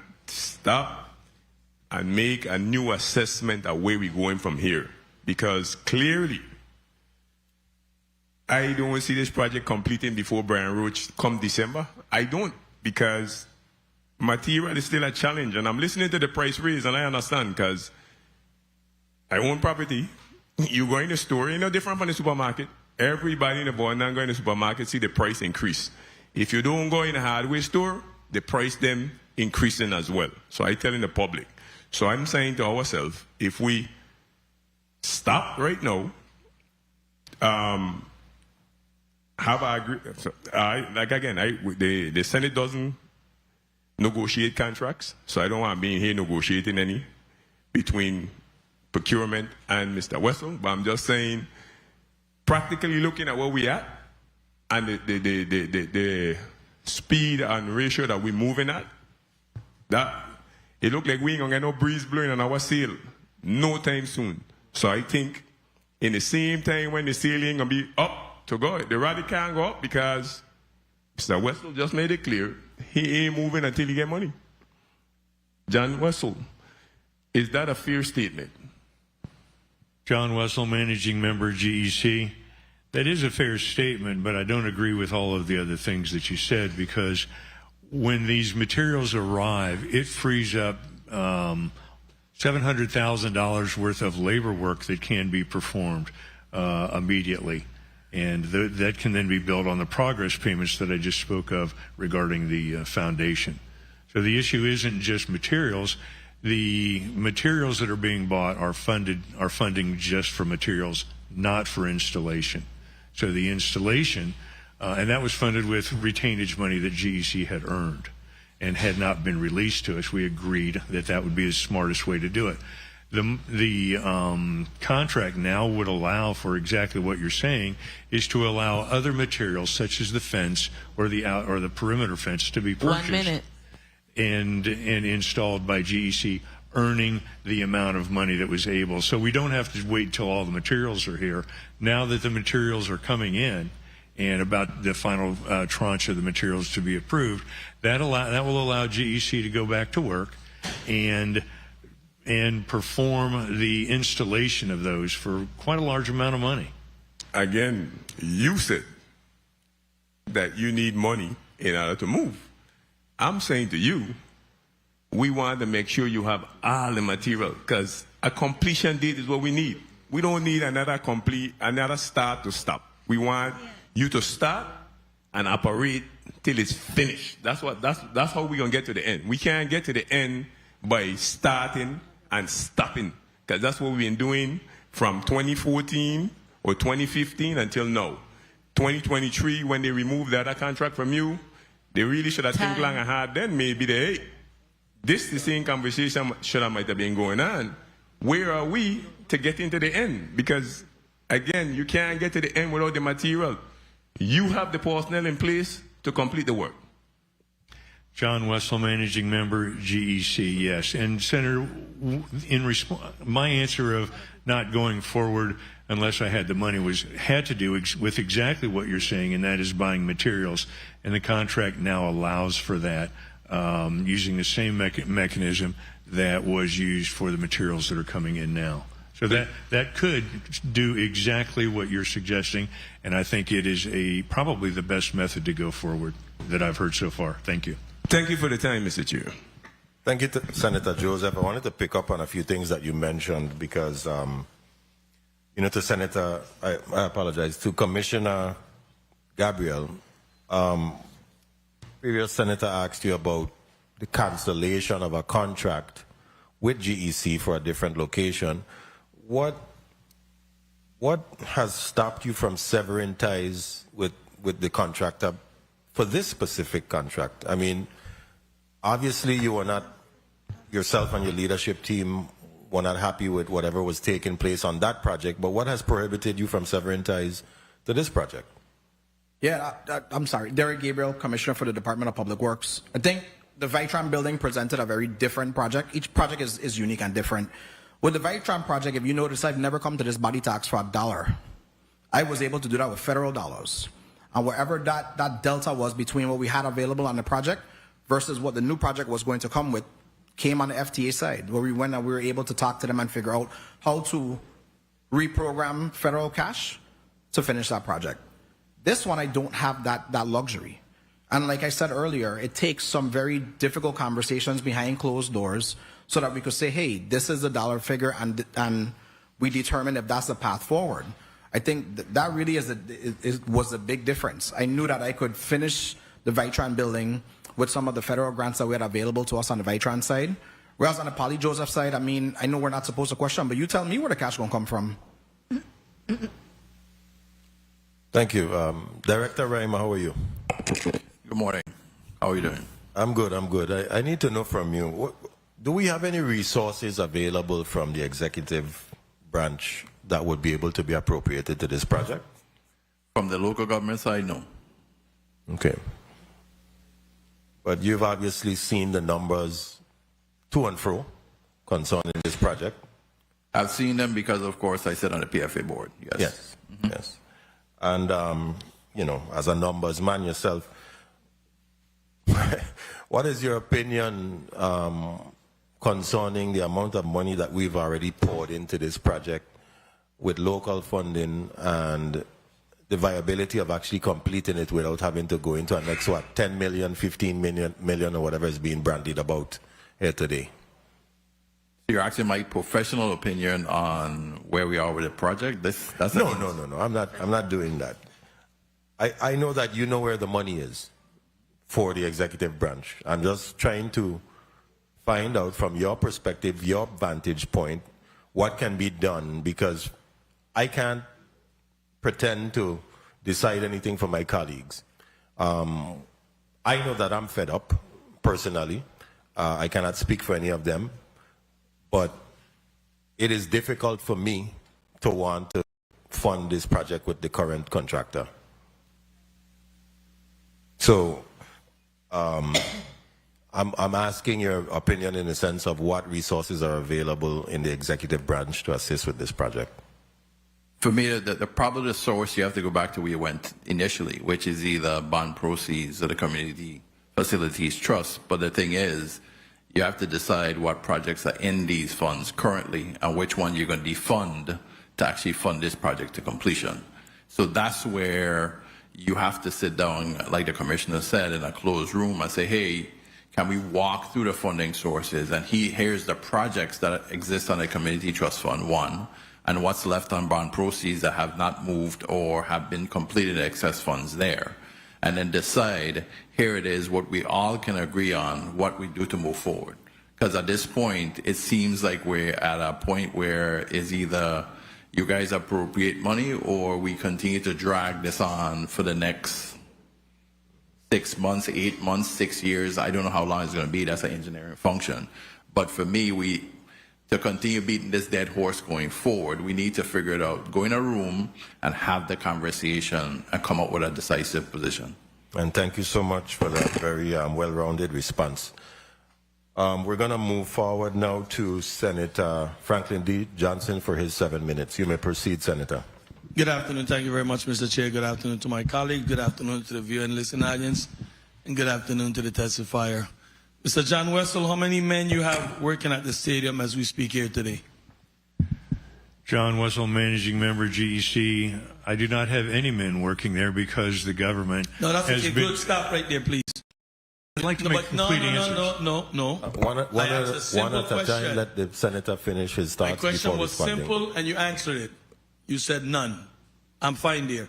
When was the last time you had men working at the stadium?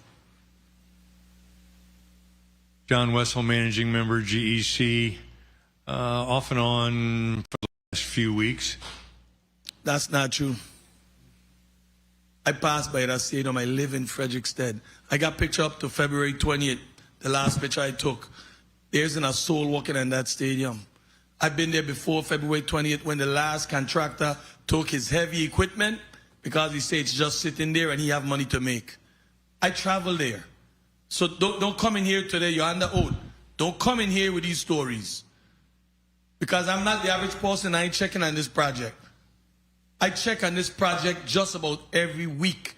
I live in Frederickstead, my son. I drive by there. That's why I asked you how much you have, because I know it's none.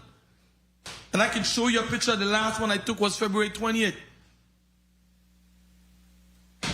Nobody. So now the government buy material. The material is going to sit there because you're not going to put nobody on that stadium to work right now. You're not going to ever finish this project. I said that. I have no confidence in you finishing it. Whoever else wants to have it, that's on them. The last time you were here, I told all of these folks here from the agency, he's not going to finish it in December. And I said, I'm a wagering man, and I know it wasn't going to happen. And I know it's not going to happen again, based on this date. You're not going to ever finish this project. And we're going to have to find a way to get it done. But I can't see you doing it. Commissioner of Public Work, I want to ask you a question. You have some dates here I need to get clarified because I think you guys said July 2nd should be the completion date. Thank you for the clarification for that. Sorry, July 2nd is his current, where the current change order runs to. Based on his schedule, his completion date is in September, I think. September 30th. That's what I wanted to clarify. I saw that and I wanted to be sure because I see July 2nd and then I see September 30th. So that's the time frame that we're talking about now. Just to clarify, yes. Okay. September 30th is the date that his schedule takes us to. July 2nd is the current end date of the current contract based on the last change order that we processed. So help me out. So July 2nd is what? Say that again. That is when the contract is set to expire based on the last change order that we processed. So we should start charging the $500 from July 2nd and go back then? That's just me. You ain't have to answer. That's just me because the amount of money we already put into this gentleman's hand, $26 million. And now you nickel and diming us that you want to pay every time you do something small. $26 million. That's what we have already expended of the people money.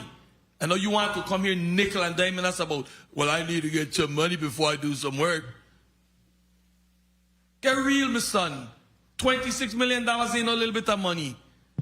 And what we have is a shell sitting there. You're never going to finish the project. That's how I actually feel. And then Commissioner Roberts, I totally disagree with you that this ain't a money-making affair. The same way St. Thomas have Paradise Jam that brings money into this territory, we could do the same thing in baseball. We can bring the professionals, the college teams, and have tournament and put our international team to play with them, a national team. So I disagree. It can make money. So let me hear your response to that.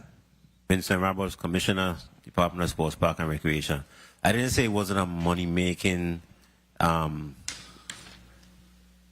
say it wasn't a revenue generated? No, what I said was, from an economic standpoint, it would make money. But the stadium itself the cost of maintenance, the cost of operating. Your statement to be exact. However, I want to be candid.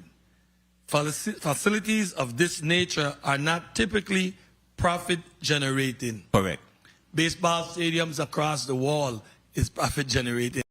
Comes from the sponsorship. The money comes from the advertisement. The money comes from hotel rooms and so forth is what I'm saying. It's profit generating. Right. From that standpoint, but I'm talking about from a standpoint of operating and maintaining the stadium on a regular basis. It's going to cost the department We gotta go farther.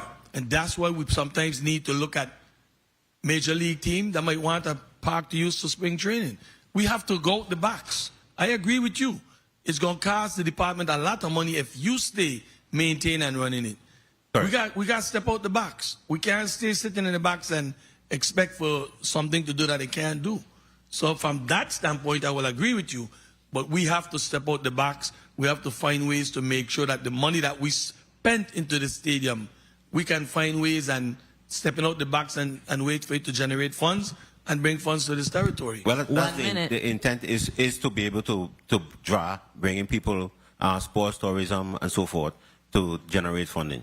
You know, this project is very frustrating to me because all my life I've seen the Polly Joseph done big things. I've seen when we do I'm an umpire officiating post and travel throughout the world to all these Caribbean islands and wherever, and saw where tournaments have been generating lots of money for other country. And there's no reason why we can't get this done here. But with a guy like him doing our project, it ain't gonna happen. I've seen a lot of young Virgin Islanders play on Polly Joseph Stadium, to include my brother, who played minor league ball, made it as far as AAA. And I could go on with a list of people, this list will never stop here today, who had opportunities playing ball, traveled throughout the world playing ball, and we have deprived our children them, especially those when they step out of Little League and get into the senior division. We have did the Caribbean All-Star game right there in Frederickstead, Santo Domingo, Antigua, Venezuela, Curacao, Bonaire. All of these countries have come here. And now because of somebody like him, who we thought could have finished our project, and we rented and put a bunch of money in it, we pick a loser. That's what we did. I'm very straight with my word. I don't ever afraid to say what I gotta say. The day that happened is because God stopped me from talking, not man. I'm gonna always be frank, straightforward, and speak my mind. You have been a disaster to St. Croix with this project and that project that I had to take from you. You have been a disaster, Mr. Wessel. Thank you very much, Mr. Chair. Time for you, man. Thank you, Senator Johnson. And before we go to Senator Francis Jr., Mr. Wessel, you mentioned in your testimony that you stated that there was a ransomware attack that destroyed key project records.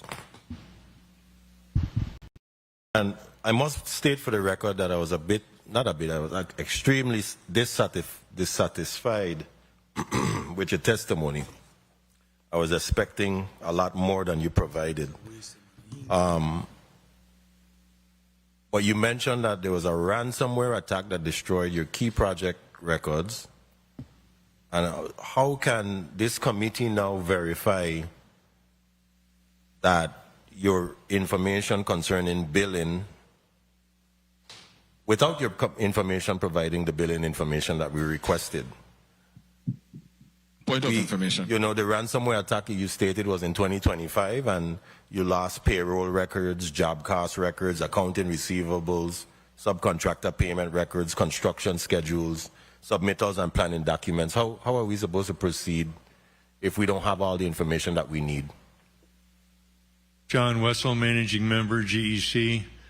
Senator, all of the records that you reference and the intent of me informing you of the ransomware attack were in response to the subpoena, and it asked for records that are all duplicated in either the Department of Property and Procurement's records or in the Department of Public Works records. So all of those records are available. I just can't produce them from my system because we were unable to recover them in the ransomware attack. That's only one side. We'll move on, but I am dissatisfied with the testimony that you provided, and of course the lack of information that was requested. Senator Francis Jr., you're recognized for your 7 minutes. Point of information. Thank you. Thank you very much, Mr. Chair. And good afternoon to everyone. First of all, I want to also join in offering my condolences on the passing of former Senator Adrienne L, as well as the sister of the Lieutenant Governor, Violet Roach Brown, and the mom of Senator Frederick, Claudia and Berlin Frederick, Ms. Primrose Francis. So, Commissioner, Property and Procurement, Ms. Alejandro, Commissioner Alejandro, have there been any discussion? What is the intervention point in regards to having a discussion with the Department of Justice in regards to moving some legal trigger in respect to this particular contract? Mr. Alejandro, Commissioner of Property and Procurement.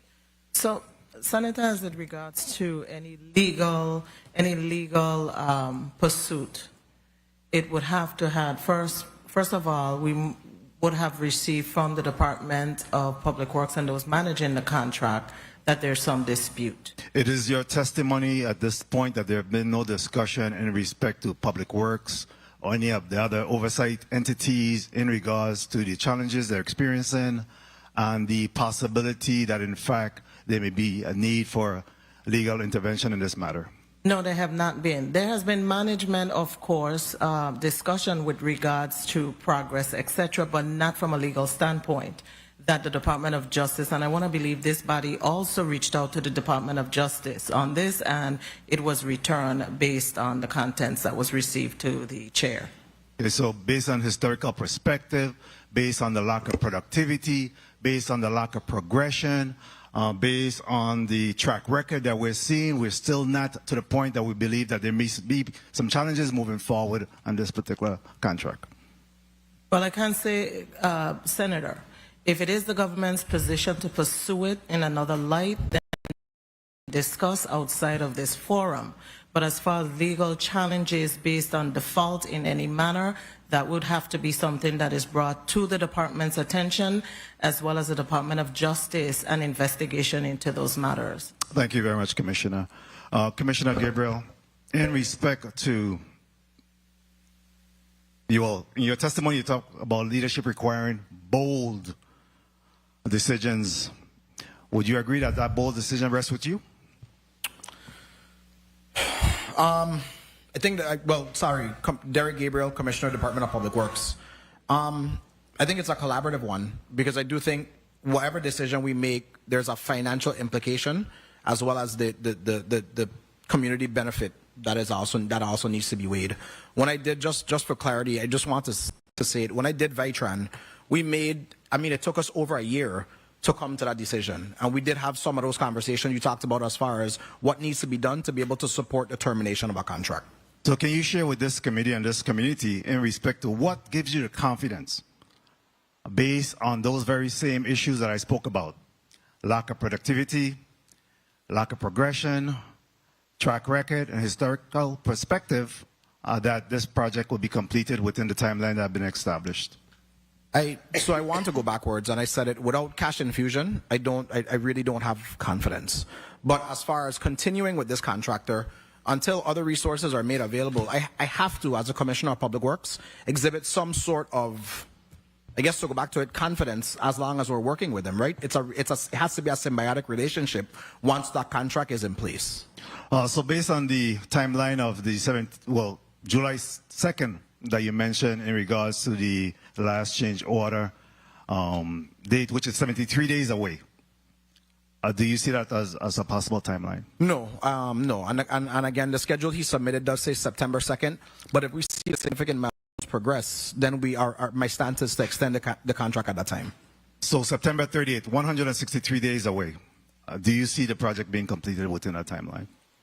I'm a prayerful person. So am I. So am I. And my prayer is that we could really start to engage the legal system. That is my prayer. I'm one that always see the glass as being half full. But again, there's some challenges here. Mr. Wessel, what is your confidence? And let's look. We do have $6 million still on the books on this matter. What is your confidence of your ability to be able to complete this project within the next 163 days?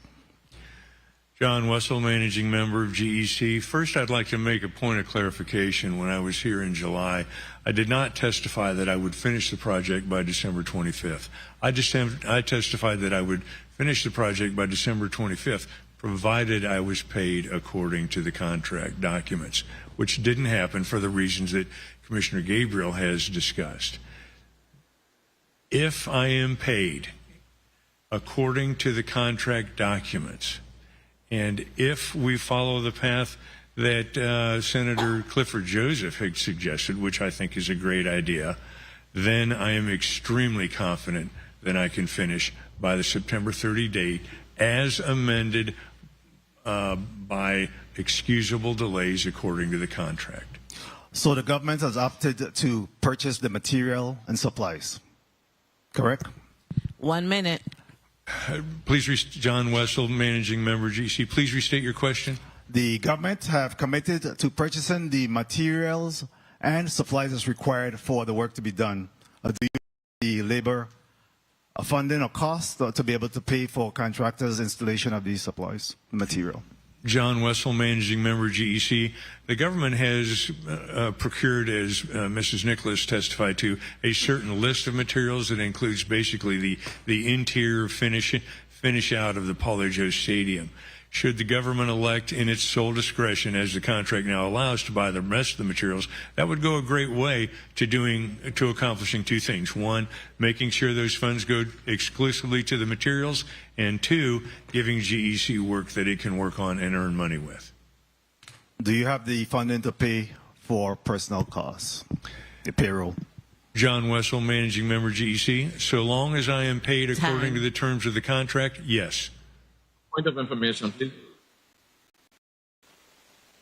My time has expired. Thank you very much. So tell me at this point, what is your actionable item? What is it that you look forward to completing over the next 163 days? John Wessel, Managing Member GEC. If you refer to the schedule that was produced in my written testimony to the Senate, that gives you the answers right there. I can find that, I believe, and put my hand on it fairly quickly. Can you please put it on the record? Put that information on the record so the public. It's in the record, yes. Put the information on the record so the public could hear it. Okay, give me a moment to find that schedule.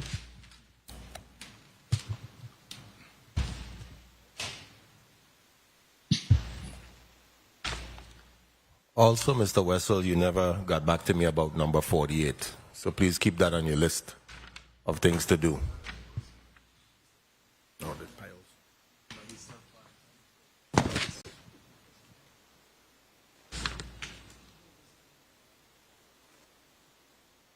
While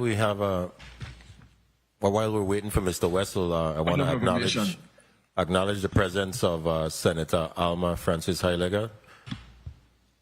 Madam Clerk, please note Senator Francis Heileger as here.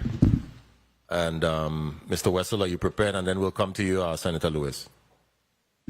John Wessel, Managing Member, GEC. I am prepared to go through the schedule that was provided on March 10th of 2026. And it lists over 85 items that are to take place between now and September 30th. Go ahead. Okay. I should note that if you'll look at the schedule on the top, it says all dates are contingent on GVI paying according to the contract terms, which has not happened since then.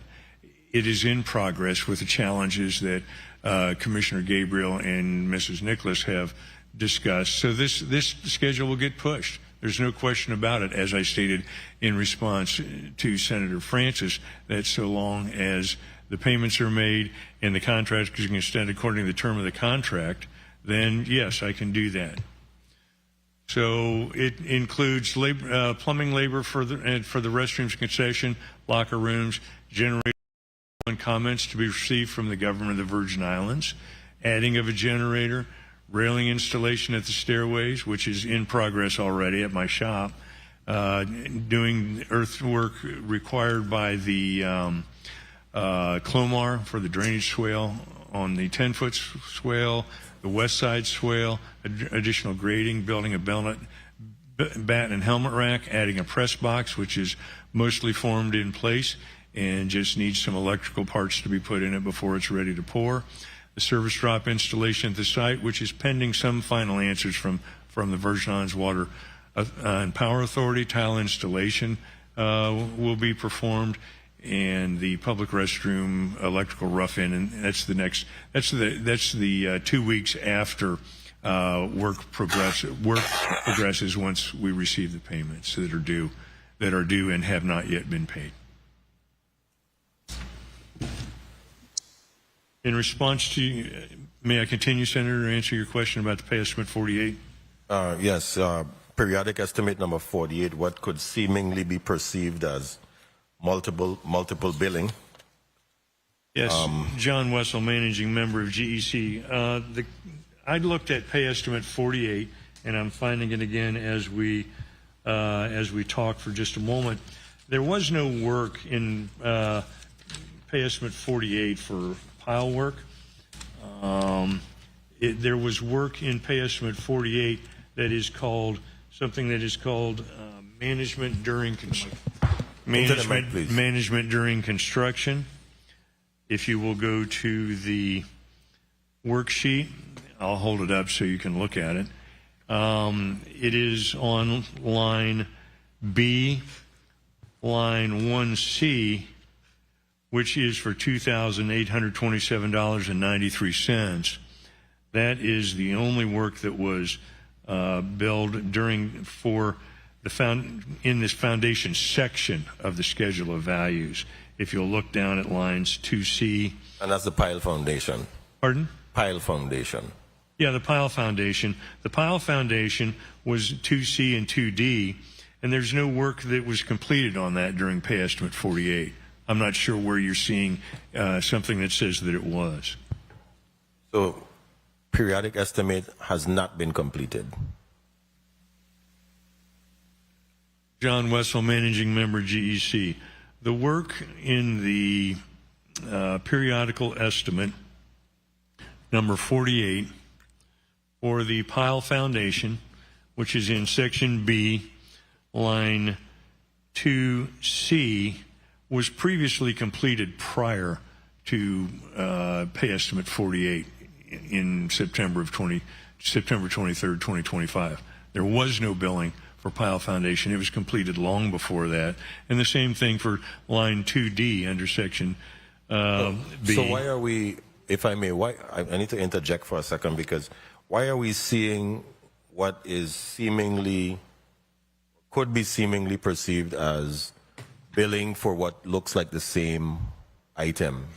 That could be a little confusing. Okay. You understand where I'm coming from? John Wessel, managing member, GEC. Let's stick with pile foundation line 2C, which is $3,702,300. All of that work was not performed during a typical pay estimate period. Pay estimates are typically done every 30 days or 60 days, whenever it is expedient to do those. If it took 10 months to do the pile foundation, then it would have billed, let's say, roughly $370,000 per month. So it says pile foundation, and in the column that is the value completed to date, it includes work that is completed, had been completed during the last period. There is also a contractor's worksheet attached to pay estimate 48. And if you look at the same item numbers on there, it has a column and this happens with every single PE, and we were able to produce all of the pay estimates from our records through searching emails rather than our corporate records, because we're sent an approved copy of those. The columns on that page are the item number, the description, the dollar value, if there's a sub value, and then the percentage complete previous, the percentage complete this PE, and then the total completed to date, and then that translates over into the dollars completed to date. So the reason that there are different billings for the Pyle Foundation is because it wasn't all done in one pay period.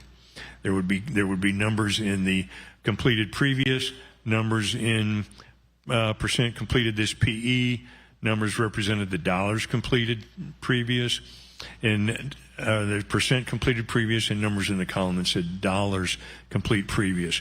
Because the dollars completed previous matches the value of $3,702,300, that means that this work was all 100% complete prior to pay estimate 48.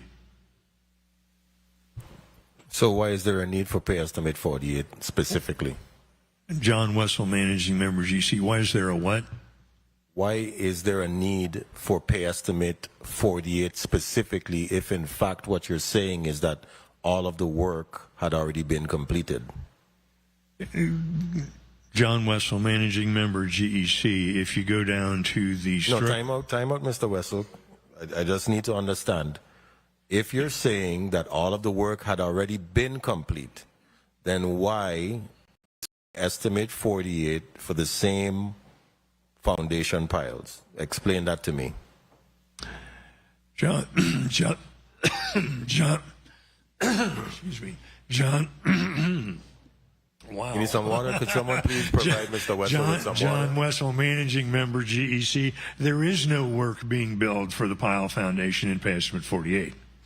The work that is being billed in Pay Estimate 48 is steel for the roof, R-panel for the roof, paint that happened during the time period, railing installation, and that's it. There was nothing billed in Pay Estimate 48 for the Pyle Foundation. If you could point me to the line number that you're referring to that you appear to think is for the foundation work, I'll be happy to explain that. Okay. And from the Department of Public Works side, is everything that is being explained by Mr. Wessel accurate from your account? Yeah, I'll ask Ms. Nicholas to respond. Good afternoon. Tawana Nicholas, Project Manager for Poly Joseph Stadium. John Wessel is correct. PE 48 reflects 6 items, none of which is the Pyle Foundation. Okay, so all of the information that he provided is accurate? That is correct. Okay. We have a point of information by Senator Lewis. Thank you. Thank you, Mr. Chairman, and again, good afternoon. Mr. Roberts, Commissioner Roberts, I apologize. Commissioner Roberts, good afternoon. Good afternoon, Senator. To the best of your knowledge, when this, and hopefully whenever this project is completed, when you get the keys in your hand, what do you anticipate? What are you going to have to work with? What are you getting? Getting a brand new stadium. Another asset to the department.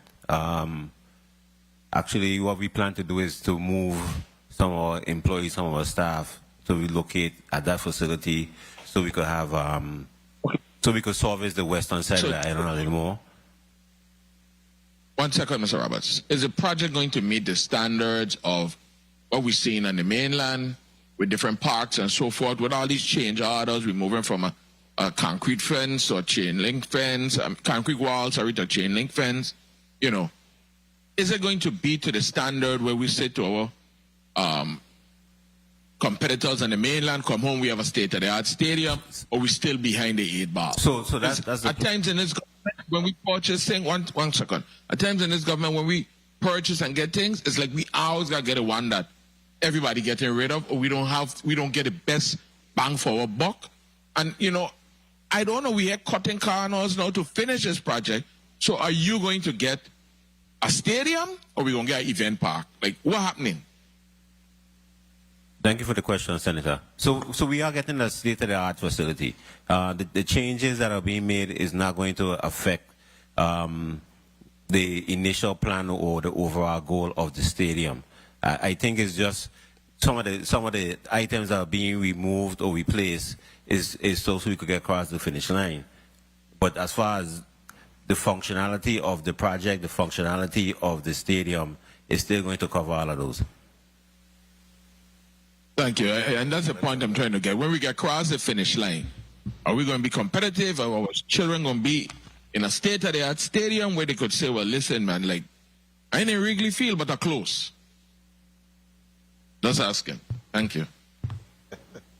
Thank you, Senator Lewis. Now we proceed to Senator Marvin A. Blyden for his 7 minutes. Thank you so much, Mr. Chair. Good afternoon to my colleagues, listening, viewing audiences, central staff. And thank you so much for your testimonies. I'm listening to everything thus far, right? But I'm going to go down a different road. Mr. Wessel, good afternoon. Let me ask you in respect to your CSC and also what you guys have been doing. Can you tell us the reason why your contract for the Duno development was terminated? John Wessel, Managing Member, GEC. Why? Which contract was terminated? Duno. The contract at Duno was terminated for convenience at the request of the owner. Very well. I've seen this story before, and it's not a good one. Basically, I'm not going to get into detail, but I want to believe that you have a cash flow issue. And you're dependent on the government for everything. And that's a problem. And when we make these and basically have these bid contracts, we need to really do our research and our due diligence to see what the company is about, what have they been doing, what the track record is, before we make decisions. Because this was not a good decision in my opinion, based on their performance, past performance. And with that being said, let me ask PNP Commissioner Alejandro, how are you doing today? Well, Senator. Let me ask you in respect to the contract, because I know the contract was for, at the beginning, $20 million, but it has skyrocketed so much. And with the bonding, one, the price increases, how does that work in terms of the bonding and the company in terms of us raising what we need to raise in case they don't perform? We can go after those funds without losing anything. How does that work? Lisa Alejandro, Commissioner of Property and Procurement. So yes, Senator, with the additional change orders and supplemental, bringing the total contracts to over $32 million for every supplemental, they went through the contractual process, and the company did provide, which the department did request additional bonding. So they are up to speed with the value of the bonding necessary for the contract. Good to know. And you stated that you cannot go after them for non-performance until the contract is finished. If the contract is terminated, what option do we have at the government? Well, if the contract is terminated, then we would of course, after receiving the assessment and the determination that where the government wants to go, there may be, of course, also claims by the current contractor that the government will have to pay out if, of course, those claims are substantiated. So those will be additional costs that we may have to consider, paying out to the contractor. Okay, very well. And also in respect to the contract, because Department of Public Works had managed this project on behalf of sports parks and the government as a whole, correct? Yes. And you do regular progress reports, etc. And you say you actually check on a project on a regular basis. Let me ask this question because I know in a statement you said the core structure and roof systems are essentially completed, and your focus now on the interior build-outs and specialized mechanical, electrical, and plumbing installations. And I know Ms. Nicholas.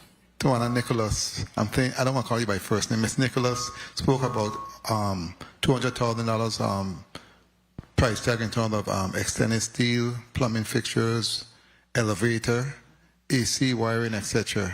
Fixtures and accessories, right? But I want to ask a quick question in terms of elevator, though, because based on my colleague and their memory in terms of Mr. Wessel saying that he actually had the elevator in his warehouse, but I believe he had elevator in your list also to order. How does that work in terms of once he say he has something, how do we verify that he has it? Where is that communication, and how does that look in that space? Yeah, Derek Gabriel, Commissioner, Department of Public Works. So I would say, especially since the last time we were here, I would say since November, we've really been going through a painstaking process of verifying any items, especially long lead items that he says that he has. When it comes to the elevator, there's several different elements, and I know while we haven't laid eyes on the elevator, Mr. Wessel has continued to say it is on island. The most recent shipment items, I think, and I would need to, I guess, lean to him, would be for some of the controls that are needed to operate the elevator. Okay. Again, though, to answer the question, because you say he's keep on saying it's on island, how do we verify that it's here? So I know I think it was last 2 weeks, we actually paid a visit to his warehouse, and we did lay eyes on a lot of the materials that we discussed.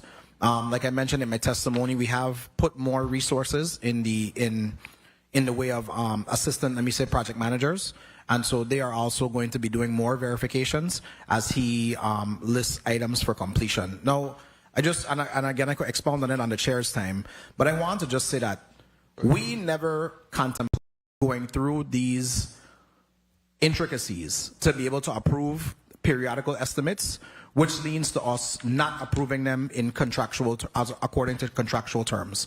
This contract is very different than anything else in the government that we've done. This was, I think, one of the first design build contracts that we had. And I would say, similar to what other people are saying, I think there's clauses in there that handcuff the government of the Virgin Islands, but they were not contemplated in 2014, what we're doing here in 2025 and 2026, which is why the square peg doesn't fit the round hole.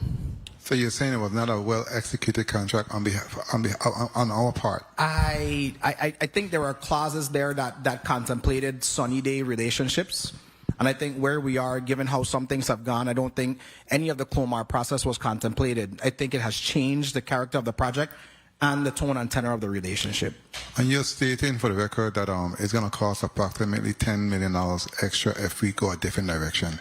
Have a proper assessment been done to estimate exactly how much it's going to cost? Because I think it's going to cost you more. I mean, I wouldn't doubt it. We did a rough order magnitude estimate in-house. Like I said, just given price escalation that we've seen on other projects. For us to do an independent cost estimate, we would need to discuss, of course, a funding source, and then giving that contract to A&E contractors. We have actually started that process in-house, anticipating that would be something that comes out of that. But again, and I continue to say it, I think discussions need to be had behind closed doors, between the government stakeholders to determine a path forward so that we could really lay that out. I'm reading a book now and it says it too often on big projects, the political side of it gets in the way of the execution. And I think that's what we're seeing on this, and it just keeps compounding the more and more and more we have those political discussions. I can agree with you somewhat. For sure, we need to have a backdoor meeting in terms of how we move forward, because we need to move forward.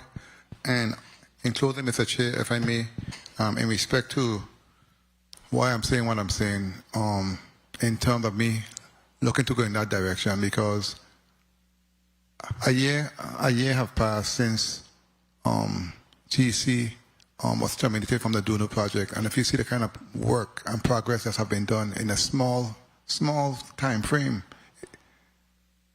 these are people who care, who works, who have the capacity, the funding to do the job. This contractor apparently does not. That's the problem.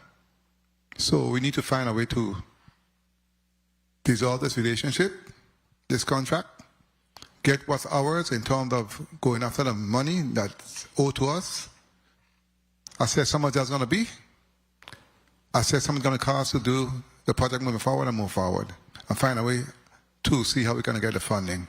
But again, Mr. Chair, I want to thank you for the PowerPoint and point. You did a very good job. Your team did a very good job. And I want to thank you for the time. And thank you for responses. Thank you. Thank you, Senator Blyden. And before we go to Senator Potter, President Potter, back to number 48.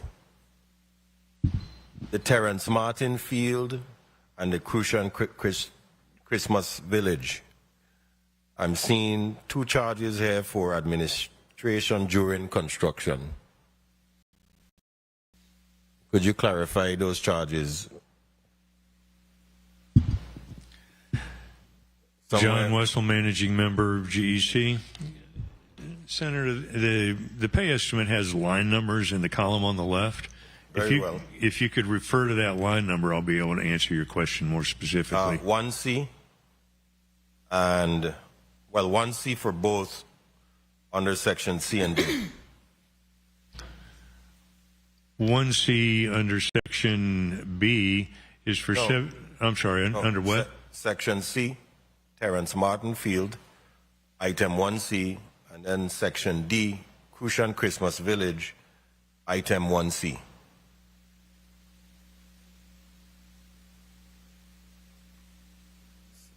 Both combined to about $21,000. Senator, nothing's been built. John Wessel, Managing Member GEC. Nothing was billed in pay estimate 48 for line C1C, which is the administration during construction for the Terrence Martin Field. Nothing was billed for item D1C, administration for during construction of the Christmas Crucian Christmas Village. So, okay. Mr. Chair, if I may jump in, I think maybe during the next break we could go through it so you can understand that a little bit, because I think it's just how you're reading the pay estimate. I think if we explain it to you, maybe you'll understand a little bit differently. Okay. Okay. Point of information, Senator Johnson. Thank you very much, Mr. Chair. I want to find out from Public Work, if you guys go to John Wessel's warehouse and share some information with us about this elevator, because he's under oath and he still got the elevator. So I don't think it should take more than a week for us to find out if this elevator is here, because this is the second time he came here saying that this elevator is here. And he's under oath today. And we need to do what we have to do.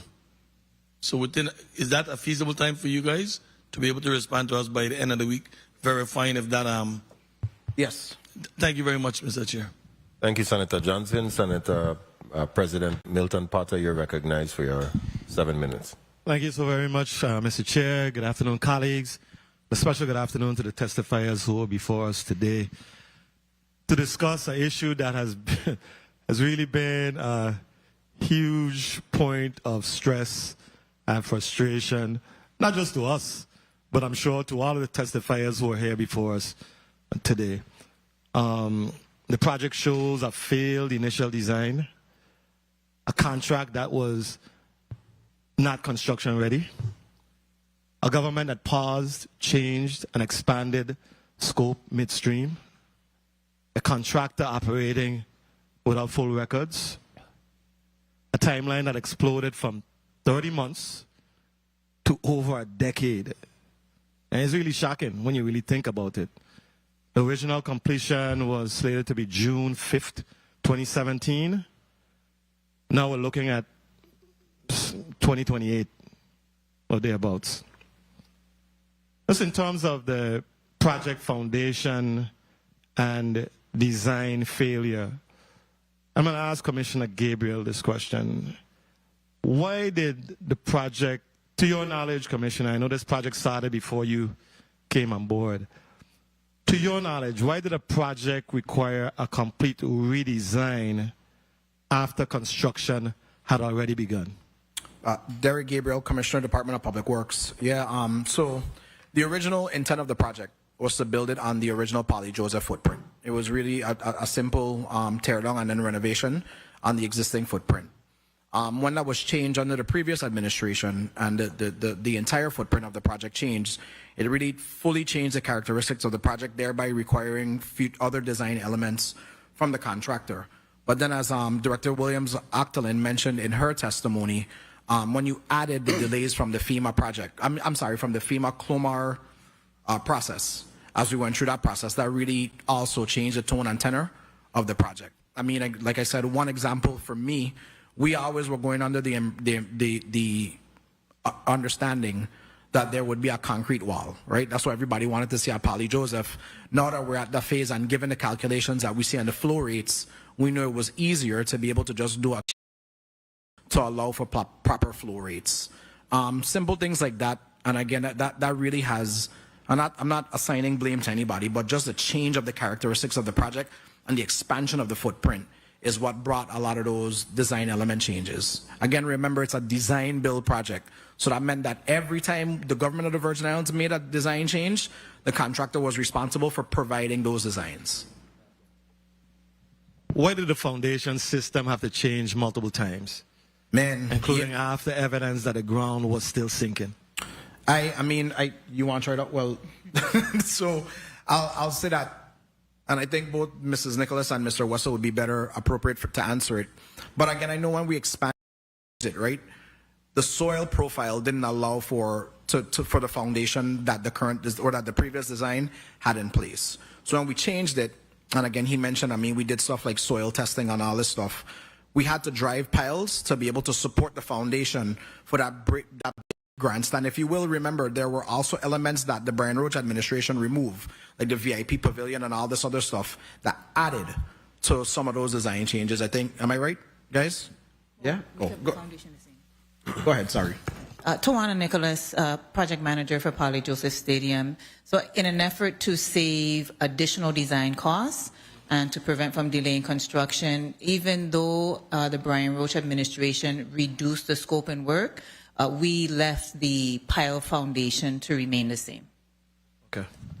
So we started building before we fully understood the ground that we were building on? Tawana Nicholas, project manager for Poly Joseph Stadium. I wouldn't say that we designed per the conditions that were presented, and as conditions change, we adjust. And the nature of design build, we design, proceed with the scope, and then continue to design. Okay. Thanks for your response. How many total, I don't know if you mentioned it, how many total change orders have been issued on this project? We didn't. If I could get back to you, just because I don't want to delay your time, but we could give it to you. Okay. Okay. Oh, 38. Okay.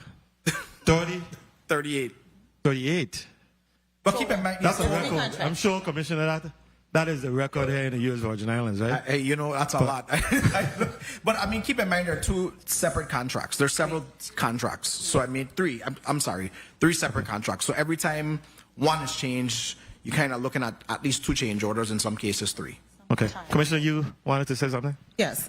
Thank you, Senator. Commissioner Alejandro, I wanted to just please that the majority of the change orders were tied to time. Right. The majority of them. Okay. The original project was scheduled for 30 months. We have established that. Why is it now projected to take over a decade? I'm sorry, Derek Gabriel, Commissioner, Department of Public Works. It really is the design changes. I mean, if you recall, we went from a stadium being built on the original footprint to expanded to accommodate something way grander, to then being scaled backwards. And in between that, we had several significant delays, including the CLOMAR process, and then, of course, including all of the other elements that we've had, you know, the pandemic, et cetera, and time goes on and on and on. Okay. But that really has been a lot of it. And I mean, we're almost at the $42 million originally contemplated. What would you say, percentage-wise, for those delays, what is attributed to government decisions, contractor performance, or design failures? What percentage, if you were to attribute a percentage to government decisions, contractor performance, design failures? So I guess just to be fair, I would give everybody a 33 and a third percent, right? Everybody share. I mean, yeah, everybody got to share it, because I mean, I am not, and I want to say that it may come across that I'm trying to protect or insulate the contractor. That's not the case. I mean, when you look at the perfect storm of circumstances, there aren't very many contractors that would have been able to execute something like this. You know, I mean, you're given, you're, and that's why I keep saying, and it's not to throw any shade at anybody, but the political circumstances that were involved in this and that came to play really cast a very significant shadow over the project. And when you look at one administration going to rebuild on a footprint, another one coming in and saying, no, let's do something greater and grander for Frederiksted, and then a third administration saying, hey, man, we really, like, let's just keep this thing as manageable as possible. This confluence of circumstances that really has resulted in over a decade of delays. This is really just an unusual, perfect storm almost. I think Are you saying that is. this is a unique? This isn't something that is standard in terms of this. Yeah, no, I think, and again, and I just say this, and Senator, I'm not trying to, we have to realize that in the Virgin Islands, these things are not unique. Like, they happen on other large projects, it's just that they aren't publicized like this, and because of the magnitude of this project in such a small, tight-knit community, that impact is significantly magnified. But I mean, all of us travel, and in some cases, you see highway projects that are going on for decades with an S. I mean, and that, a lot of that is because of these design changes, the change of the original intent of the project, the change of administrations in the States. I mean, the change of contractors running into the same problem with cash flow issues, going out of business. I'm not, and again, I am not making excuses for anyone. I'm just saying that when you do large projects, this is what you get. Veteran Drive started out at 42 million and we ended at 48. Yeah. But you see, we're doing huge projects now moving forward. Huge, humongous, relatively speaking. Projects in the hundreds of millions, in the billions of dollars. So what makes the people of the Virgin Islands nervous is that this is a relatively small project when you think about it. Today, in 2014, this was like the granddaddy of them all. Today, this is now a nickel and dime project. And I mean, and if you think about it, and I guess you could say enter the Office of Disaster Recovery, right? We've learned from our mistakes. We've created an entire entity outside of the central government, the super PMO, to be able to process payments faster, to be able to make decisions in real time, to be able to manage projects and bring the resources that you need to manage billion-dollar projects. We're not just trying to do this with a five-man team. We're actually adding the resources that you need to be able to execute these things in a timely fashion. Thank you. I apologize, Mr. Chair. If I may just piggyback off of one thing that you mentioned, you spoke about the ransomware issues. You asked the contractor about the ransomware issues, and I just wanted to get an understanding as to how that is impacting us. Are we moving a project without accurate records? John Wessel, Managing Member, GEC. Absolutely not, Senator. The records that were not produced by me are also maintained by the Department of Property and Procurement as it pertains to change orders, and the Department of Works as it has to do with pay estimates, although we did find almost all of those not executed. But all of the documents that are needed, the construction documents to build from, are all a matter of record and are all in my hands from the previous work for the design. Those are all with me now. I have all those. But what I didn't have was a copy of all the change orders, the data on the pay estimates, all of which is 100% maintained and accessible to me if necessary, or GEC if necessary, from either Property and Procurement or the Department of Public Works. So the answer is no. We're not moving forward without proper records. Okay. Thank you very much for your flexibility, Mr. Chair. Thank you for your response. Thank you so much, President. But before we go to Senator Alma Francis Heilega, I wanted to ask Commissioner Gabriel, in your opinion, what is the overall project completion percentage for this project? Are we at 60%, 65, 70? Where are we exactly? I apologize. Is there any documentation to otherwise support the overall percentage of the project completion for the Poly Joseph Stadium? So let me just ask for clarity. Are you speaking of the entire project or just the Poly Joseph Stadium? The entire project. So, I mean, it's hard for me to identify, but I would probably say we're about 75% complete. And that's due to a number of factors, including major milestones, payments that we've processed. And then again, we got more discussions about it offline, but the Terrence Martin Field as well, because we know that we anticipate not as much site work as a Polly Joseph Stadium. That should be a lot simpler. So with the stadium, I know we just talked about the overall project, but the stadium itself, what percentage are we with the stadium? Yeah, that is about 80%. I would say about 88. We disagree. I would say that one is about 85% complete. Okay, and GEC, being that you're doing John the work. Wessel, managing member of GEC, same question? Yes. The pay estimates enumerate that to the penny. I think that's the easier way to look at it. But when looking at that, the legislature staff did an excellent job of presenting the amounts billed and the amounts of the contract. One thing that wasn't taken into consideration in that was the perspective. I could be wrong because it's the first time I heard of it. Was the $1.5 million that in the delay costs that we have agreed would be paid to the contractor. So, that alters the percentage by a little bit. But in general, I agree with Commissioner Gabriel's take on it.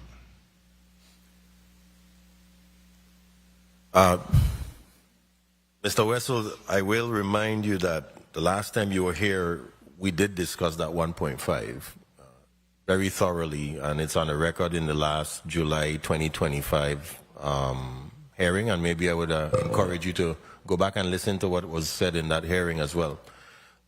We're going to move on to Senator Alma Francis Heilega for her 7 minutes. Thank you.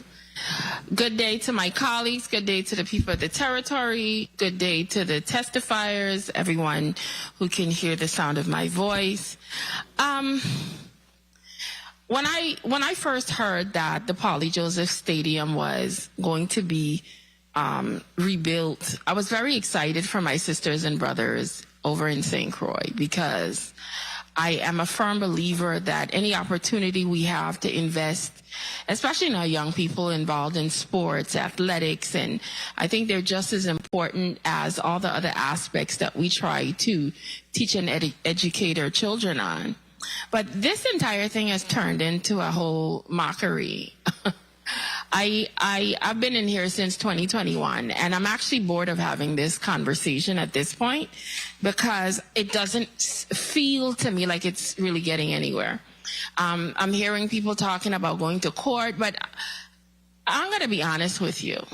Half of this is the government's fault, and the other half, the contractor. That's how I see it. I'm going to just call a spade a spade. There was way too much politics involved in this project. And maybe it could have been done in a timely manner if 3 different administrations did not induce politics into this.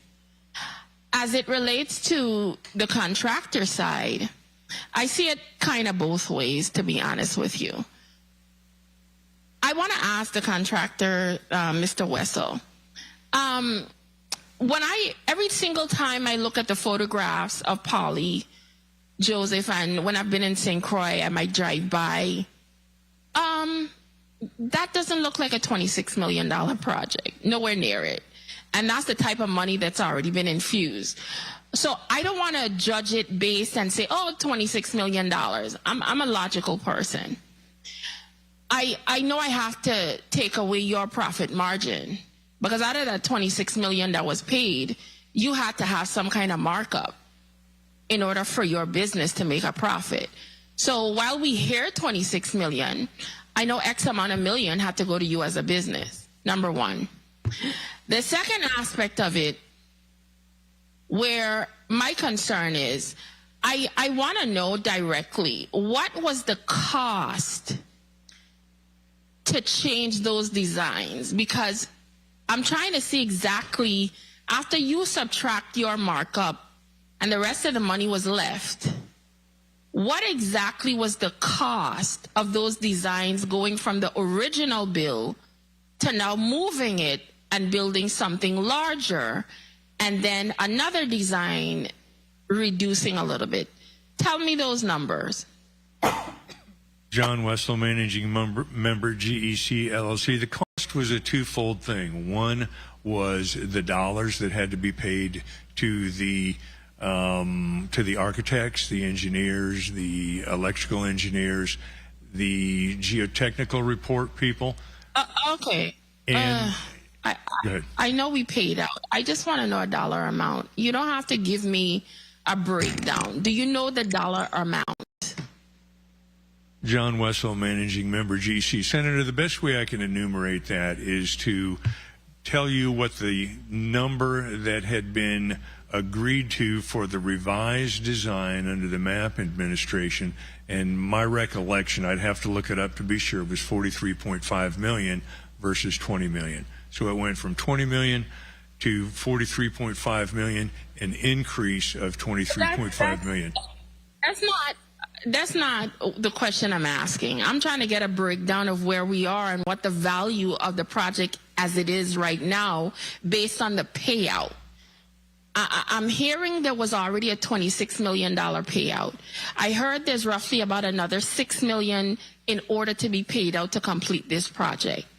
If I were to subtract your profit margin and the money that is left based on where the project is right now, X amount of dollars had to be spent, whether it was an increase, whether I'm not talking about dropping the entire project from 40 plus million down to 20 plus million. What did this project cost dollar-wise to switch? Is there a specific amount? Because going from big to smaller, I understand that. Of course, it's going to be reduced. But switching the entire dynamic of the build-out had to have cost something. That is what I'm trying to find out. John Wessel, Managing Member, GEC.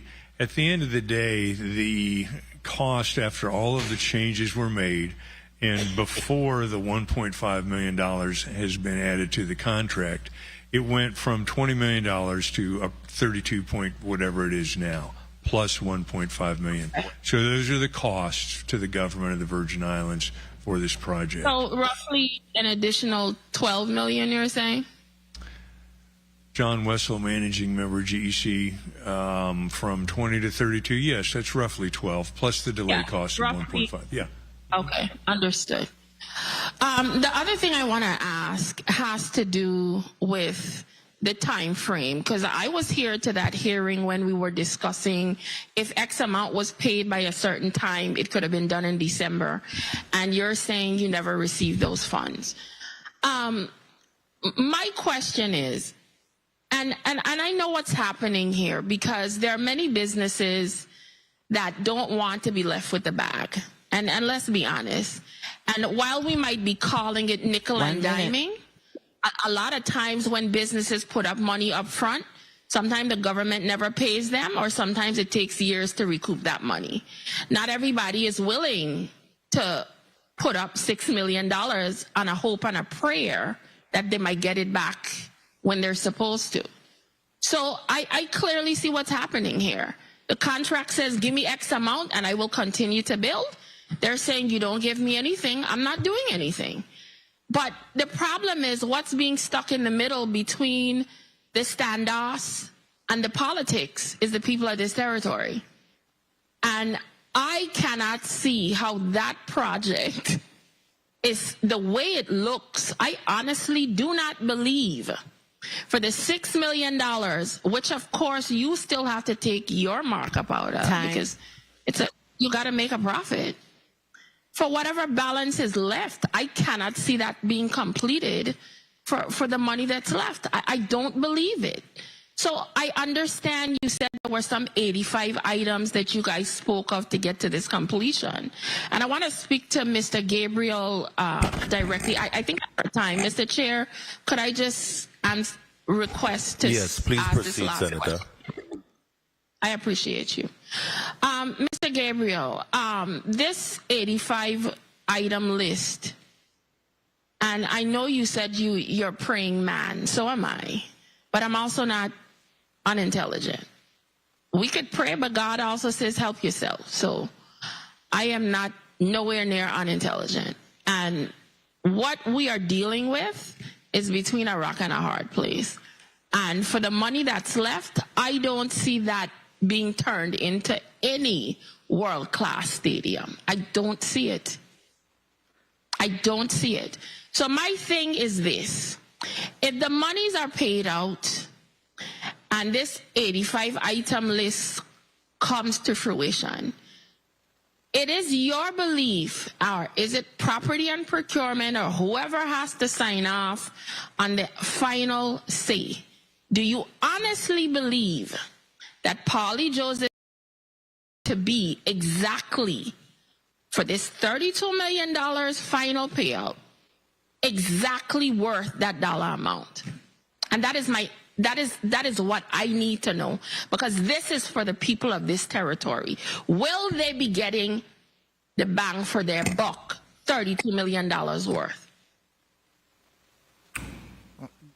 Derek Gabriel, Commissioner, Department of Public Works. I mean, I forgive me, but I really don't know how to answer that one. I mean, we are making sure that the elements of the contract, the scope item included under the $32.1 million, we're getting what we paid for. Again, like I said, due to design changes, I mean, you heard me say earlier, we're already losing the concrete wall. I'm sorry, yeah, the concrete wall. We're going to a chain link fence. There's certain elements that, given the original intent of the project, that were removed, but we will get what the contract says that we should get, as long as I have a say. We'll get what the contract say. Long and short, this is a waste of money, and that's just my honest opinion. And the people of this territory got shortchanged. So thank you very much, Mr. Chair.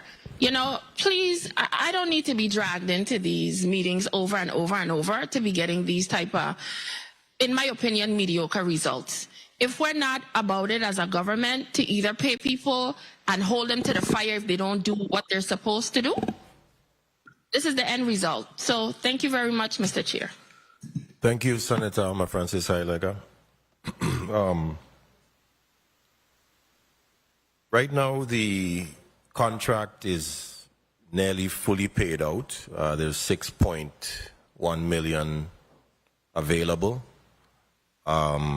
Yet there's some incompletion. So I really need to know, with the money that's actually left to finish this project, the 6.1 million, is that enough to finish this project? Derek Gabriel, Commissioner, Department of Public Works. That is what the contract contemplates, and the contractor is on the hook for all of the scope items per the contract. I don't know how else to answer that. I don't know personally. You know, it's 2026 and these are $2014, but I have a contract and that's what we're holding him to. So because I asked the question because the contractor is stating that if the money was available to him, he would have completed the project. This is what I'm hearing. I've heard him iterate it several times during this hearing. And the last thing that I want is for us to make the money available to the contractor, and then the contractor then states that they're not finished and they want to extend, which particularly has been historically done. So that's why I need to know, with the 6.1 million that is available, is it in fact enough to finalize and complete this project? So Derek Gabriel, Commissioner for the Department of Public Works. I think we're all pretty intelligent people around this table. And like I said, I issued my monthly reports. And I think that you have seen since November, the government of the Virgin Islands, have taken a way more active approach to management of the project, even as so far as we are now dispersing payments directly to material vendors. I think there are certain things that can and cannot be said on the record, things that may jeopardize the future of the project should this end in litigation, and which is why my responses have been pretty consistent since July. As long as we have a contract, as long as we have schedules, and as long as we have a contract on the project, I am sticking to the $32.1 million plus, to John Wessel's point, the 1.5 delay claim payment that he says. And as long as we have a contract, we are holding him to that, and he will finish the project so long as he is there. Okay, I'll shift over to Mr. Wessel, because we've obviously seen multiple shifting timelines. And I'm going to ask you directly, if the 6.1 is available to you, which you've seemed to mention several times during this hearing, what is the realistic completion date for this project? Is it in fact that July 2nd date, or are we talking about a different date? John Wessel, Managing Member, GEC. The realistic schedule that I gave on March 10th of 2026 gave a September 30th completion date. That the payments that I needed in order to make that have not been done because of the administration issues. So I'm going to say it's probably the end of October, Thanksgiving, but it's absolutely doable. There's absolutely enough money in the project, but I have to get paid according to the terms of the contract. One of the unique things about this that I don't think we've talked about is this contract is the only one that I've ever seen where if the contractor turns in a pay estimate to the government of the Virgin Islands, that the government has 10 business days to review that contract and forward it for payment. It's unheard of. But that's what GEC relied on when the contract was written. I've never seen a contract before or since. The federal contracts are 14 days, but that's not this. So, that's a big thing as far as getting that to happen. As busy as everyone is in the government of the Virgin Islands, I was thrilled to find that the Department of Public Works has added 2 young guys, men, to assist Mrs. Nicholas in meeting those kind of schedule requirements so that we can finish this contract in the most expedited way. I was very, very happy to hear that. So if I may, Mr. Chair, if I may, I've been in this job now for over 5 years, and every contract that I remember seeing gives the government at least 30 days to review and complete pay estimates. You tell me when, in a real wall, 10 days is allowable, especially when we're going through the painstaking process of literally approving line by line, item by item, and as you try to keep up with a pay estimate, there are 3 different contracts that you're managing. And that's why I say to you, we have to have a different level of conversation. I don't want to speak to what was going on at the time that this was negotiated or agreed to. I wasn't there in the room, I can't say. But I think when you look at the contract terms that were negotiated in good faith at that time in 2014, and given where we are now in 2026, they don't match. And so we can hold on to 10 days. I could hold on to a whole lot of things if I really wanted to be that person. But in the best interest of the project, I am doing all I can as the Commissioner of the Department of Public Works to move it forward. And I think my project team and I have done a pretty good job of bringing it out the ground so far. We've just gotten to the point now where past decisions are unfortunately coming back to haunt me. And that is why I'm here sitting now in front of you answering questions. I've never run from having to testify on this project. But for us to sit here and say, well, it's your fault, it's your fault, it's your fault, it's about a path forward. And I mean, if you're trying to construct something from 2014 and 2026, the math just ain't mathing. I tend to agree with you, Commissioner. And the last thing we want is pointing fingers. However, from my vantage point through this August body, we are in sort of a middle ground in the sense of wanting to find out or verify what needs to be done at this specific point in time, because obviously the project has been labored for far too long, and we really need to know if in fact, which I've said twice now, the money is available, which is the 6.1, is it sufficient or not? And I really want to hear yes, because if in fact my colleagues and I decide that, okay, well, we're going to loosen some of the terms for whatever reason to get this project finalized and finished in a sense of making the 6.1 available, then that's a decision my colleagues have to make. However, additional or new monies, for me personally, that's not happening from me. I want to say that GEC has tried to pull off this project, and for whatever reason, their performance has been subpar and have not been able to hit the mark. We know that there's contractors out here that are finishing projects left and right in way less of the amount of time, even in the private sector. So we really want action.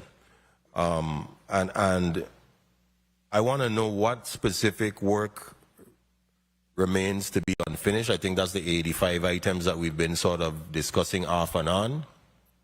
And I'm hearing that we're about 80% for the stadium itself. So I'm assuming that the 85 items equate to 20% of unfinished work.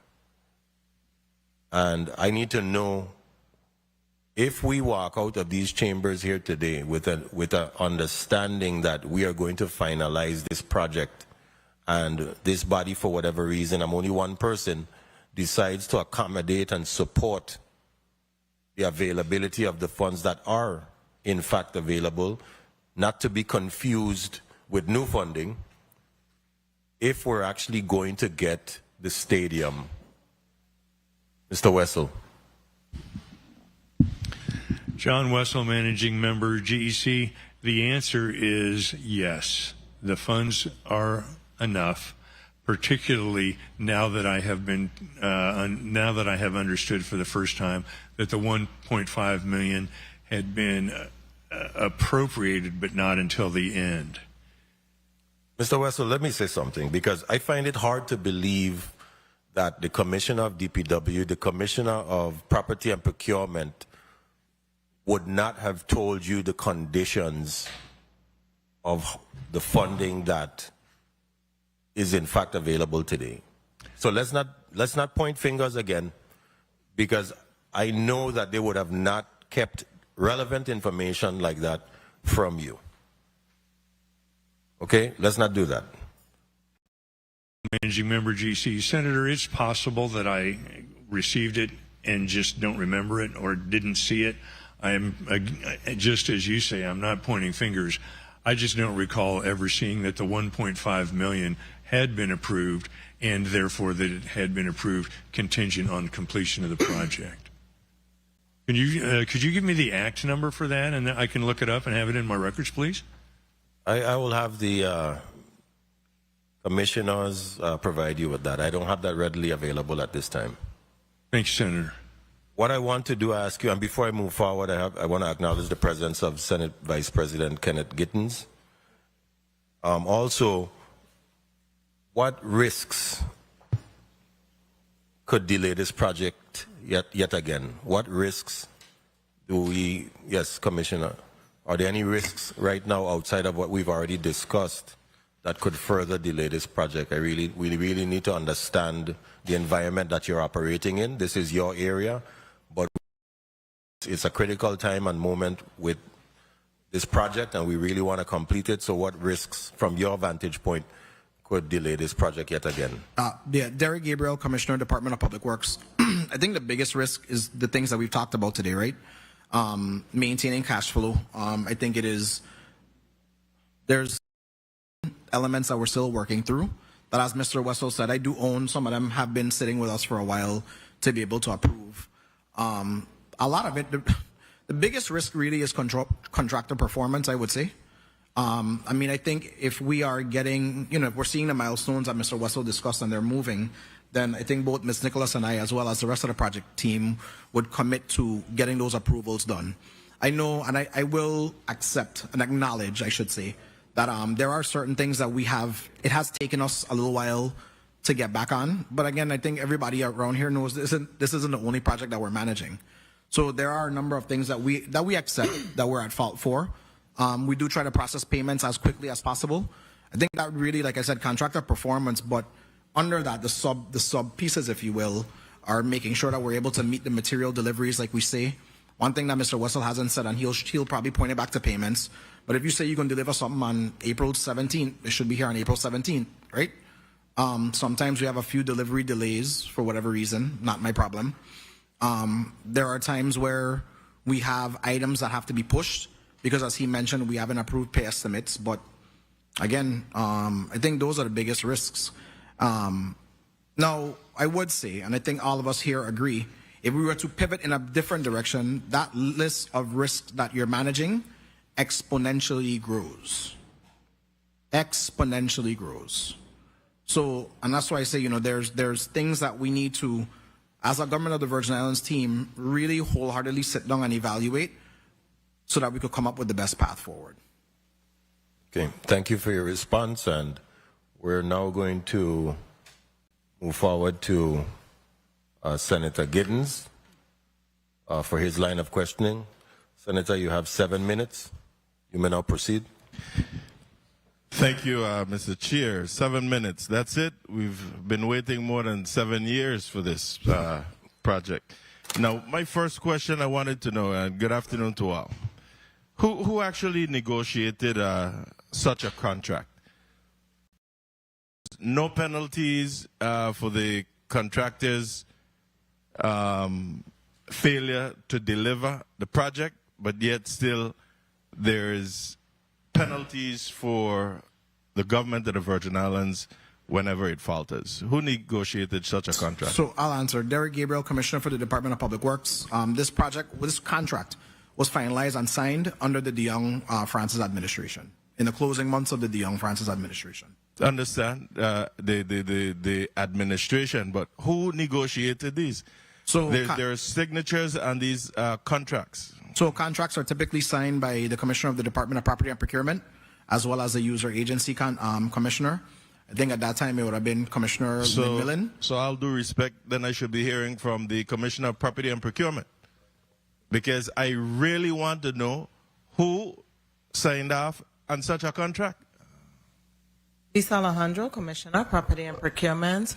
I know Commissioner Lynn Millen at the time was Commissioner, and I want to believe that the contract may have been negotiated between the Department of Justice and the contractor. So as of today, so I'm hearing about extensions. So with the extensions, who were responsible to sign off on the extended contract?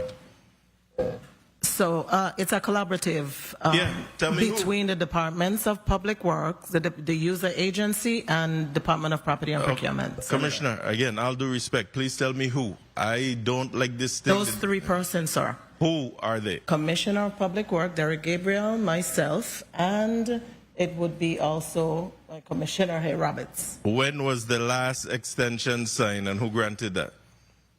The same 3. Just a second, March 31st, Senator. March 31st? That is correct. Of this year? Yes. So that's after the promised date of December 25th, 2025? That is correct, Senator. And so we accepted that, and because we have a contract where all the onus is on the government and nothing on the contractor, is why they were able to get away with this. So as of today, what is the verified percentage of the completion of this project? Derek Gabriel, Commissioner of the Department of Public Works. Like I mentioned earlier, we're approximately 70% complete. That's my 70%? Correct. And you're comfortable that you are at that 70% mark? Given the pay estimates that we have, given all of the reports that we have achieved, yes. And what would you say your top 3 barriers to completion are as of today? Barriers to completion? Barriers, yes. I would say it's the administrative hurdles represented in paying the contractors, the material suppliers directly. Payment 1. Cash flow, which is part of payment 2. Right, I would consider that payment as so well. We said cash flow. We talked about the administrative burdens, which are real. And then 3rd, which is the delay on the long lead items. The who? The delay on the long lead material items. So delay on delivery of item, okay, delay. So really and truly that you have 2. Have any scope reductions or value engineering decisions been made that affect functionality or the safety of the project? So, well, I think the biggest one is just, and again, we mentioned it earlier, the shift from a concrete outfield wall to a chain link fence. And that was due to the clomar that's in place and being able to accommodate water flow. So slow down for me. You changed from the concrete wall to the chain link fence. And that's to achieve the necessary water flow that we need associated with the clomar. So All right, and this created such a delay? I'm sorry? And this created such a delay? No, there were any value engineering methods, and that's Right. what I took. That came up. That was one that came up. Right, but I just wanted to, okay, so this wasn't part of the delay? No, I didn't mention it was a part of the delay. Okay.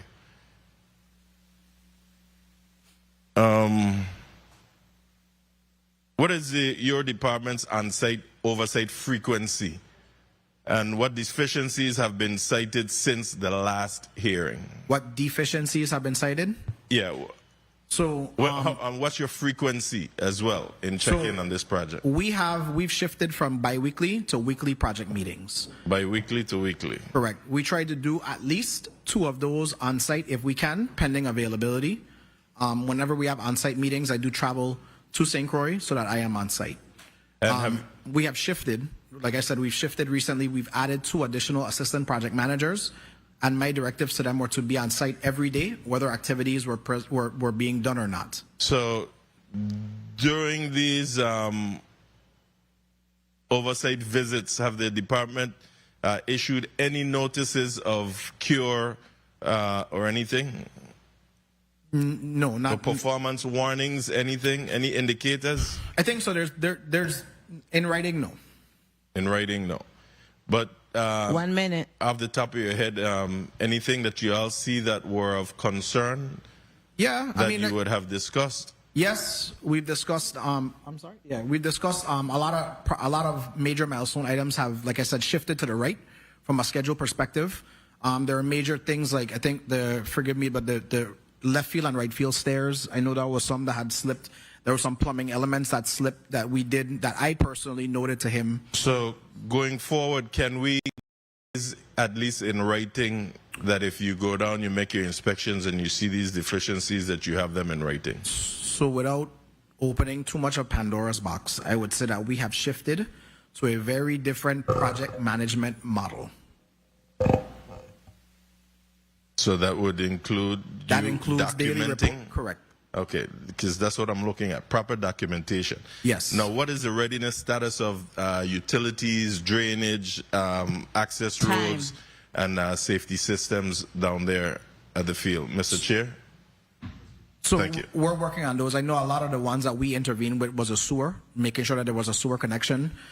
There are other utility connections that we have to make sure that we're managing as well with NGN, as well as Liberty. Those have been progressing, and we've been kind of stepping in to assist Mr. Wessel in coordinating those. I think the biggest one for us, and I just want to, if I will a little bit, is maintaining the required stormwater management. Because remember, with the conditional letter of map revision, we do have to maintain certain flood flows, if you will, in layman's terms, to be able to continue to meet that FEMA requirement that's related to the National Flood Insurance Policy. Good. Commissioner, how are you doing? Sports Parks. Good afternoon, Senator. You good? Yeah, I'm good. Good. Looking like a young boy there, man. Can you confirm for me whether GEC LLC requested a contract extension to July 2026? Was it the contractor that requested this extension? You mean the change order for time? Yes. What are we talking about? Yes, because we had a promised date delivery of Christmas last year. Santa didn't show. So now I'm told that we got into July 2026. Did the contractor requested that contract extension? Well, yes. The contractor had to request it and the government approved. What was the justification for approval? I will have Ms. Nicholas respond to that. I'll take it. The contractor's reason for asking is, again, like we mentioned, the delays in payment particularly. I just want to reference his schedule that he submitted in March. Takes the project to September 30th. We stuck with July because we've really been trying to do this in increments and hoping to achieve that we have laid out for the next 3 months. So have they provided, anyone provided written determination supporting the extension? Well, with any change order, the contractor has to submit a formal request. And that usually comes with a letter from him it comes through the project team to me, and I usually, once the project manager initials it and approves of it, I usually sign off and approve, and then it goes through the remainder. Was that submitted to us? Yeah, it's in my package. And were any contract amendments executed after the missed December 25th deadline? Yes. So like we said earlier, we mentioned that we executed an amendment to allow for direct payments to material vendors from the government of the Virgin Islands. I think that was executed in late December, right before the last deadline. And then like we mentioned in March, we had a change order for time that was executed, taking the contract to July.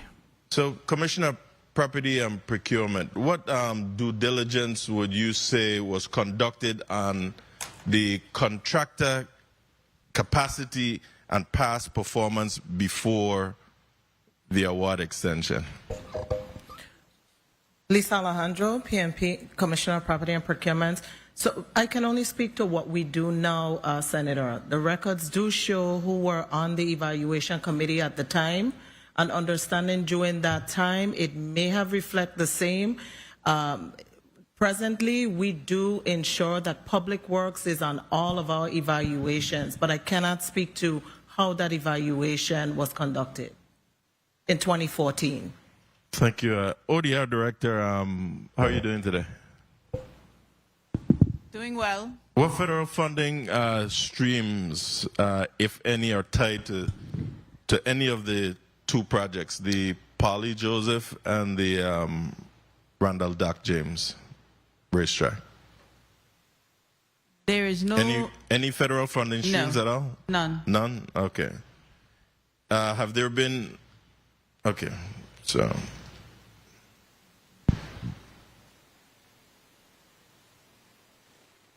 What's ODR's timeline for final inspections and closeout once construction is completed? Do you have anything? Of which project? Assisting. Let's deal with the Polly Joseph. So, as stated, I stated in testimony, this is not a recovery project, so we don't have a role in this project. Okay. What about the Randall Jack James racetrack? Yes. So FEMA has deobligated, rendered that project as ineligible for federal funds. So it's deobligated, okay.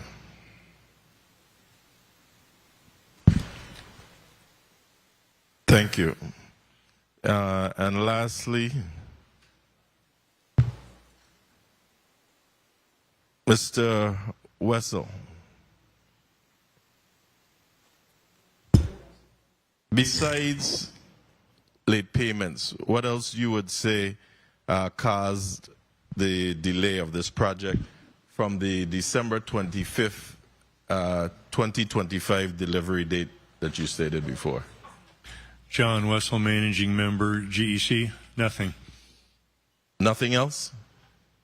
Yes, Senator, that's correct. Only the the late payments caused by administrative issues that Commissioner Gabriel has talked about in detail. What significant specific progress has been achieved since the last hearing date? John Wessel, Managing Member, GEC. I'd have to go through the pay estimates and look. Primarily, the main thing that happened was, and there had been an influx of money from the government, and that money allowed the stadium roof and the roof structure and the seating structure itself and a lot of the interior work to be completed. And I can testify here today that with the event of another influx of money, there will be another spurt of activity. So let me ask you, what's your current manpower on site at this time? How does it compare to your original staffing plan? Senator, the current manpower on site, there is no daily manpower on site, and that goes hand in hand with my staffing plan because it has to do with the lack of payments and the lack of ability to process further payments until the ones that were processed under the contract amendment are completed. So when no daily manpower on site, you're saying? Yes, that's correct. So when you were here the last time, what date was that? August. Sometime last summer, correct? John Wessel, managing member, GC. It was in July. I know your name. You don't have to keep repeating it now. Go ahead. Repeat the question, please. I want to know about the manpower that you have on site. You said that there's no daily manpower on site? Yes, that's correct. So I'm asking, when was the last time you were here testifying? July of last year. Right, last summer. So between then and today, did you receive the payments that you requested for the completion of the project? No, Senator, I did not. Not a dime? That's not correct. I received some payments for work that was performed, but the bulk of the payments that were due between the last testifying and this testifying had to do with the contract amendment that had to be done so that the retainage that GEC had earned and was entitled to could be paid at the request of the government directly to vendors so that as Commissioner Gabriel previously testified to, so that Commissioner Gabriel and his team were confident that the money was going into the project. How much monies did you request last July?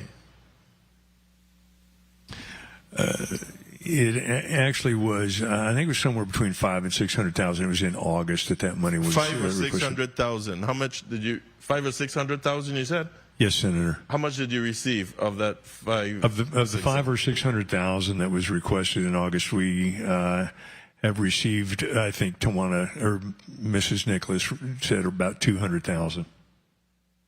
All right. Thank you, Mr. Chair. Thank you, Senator Gittins.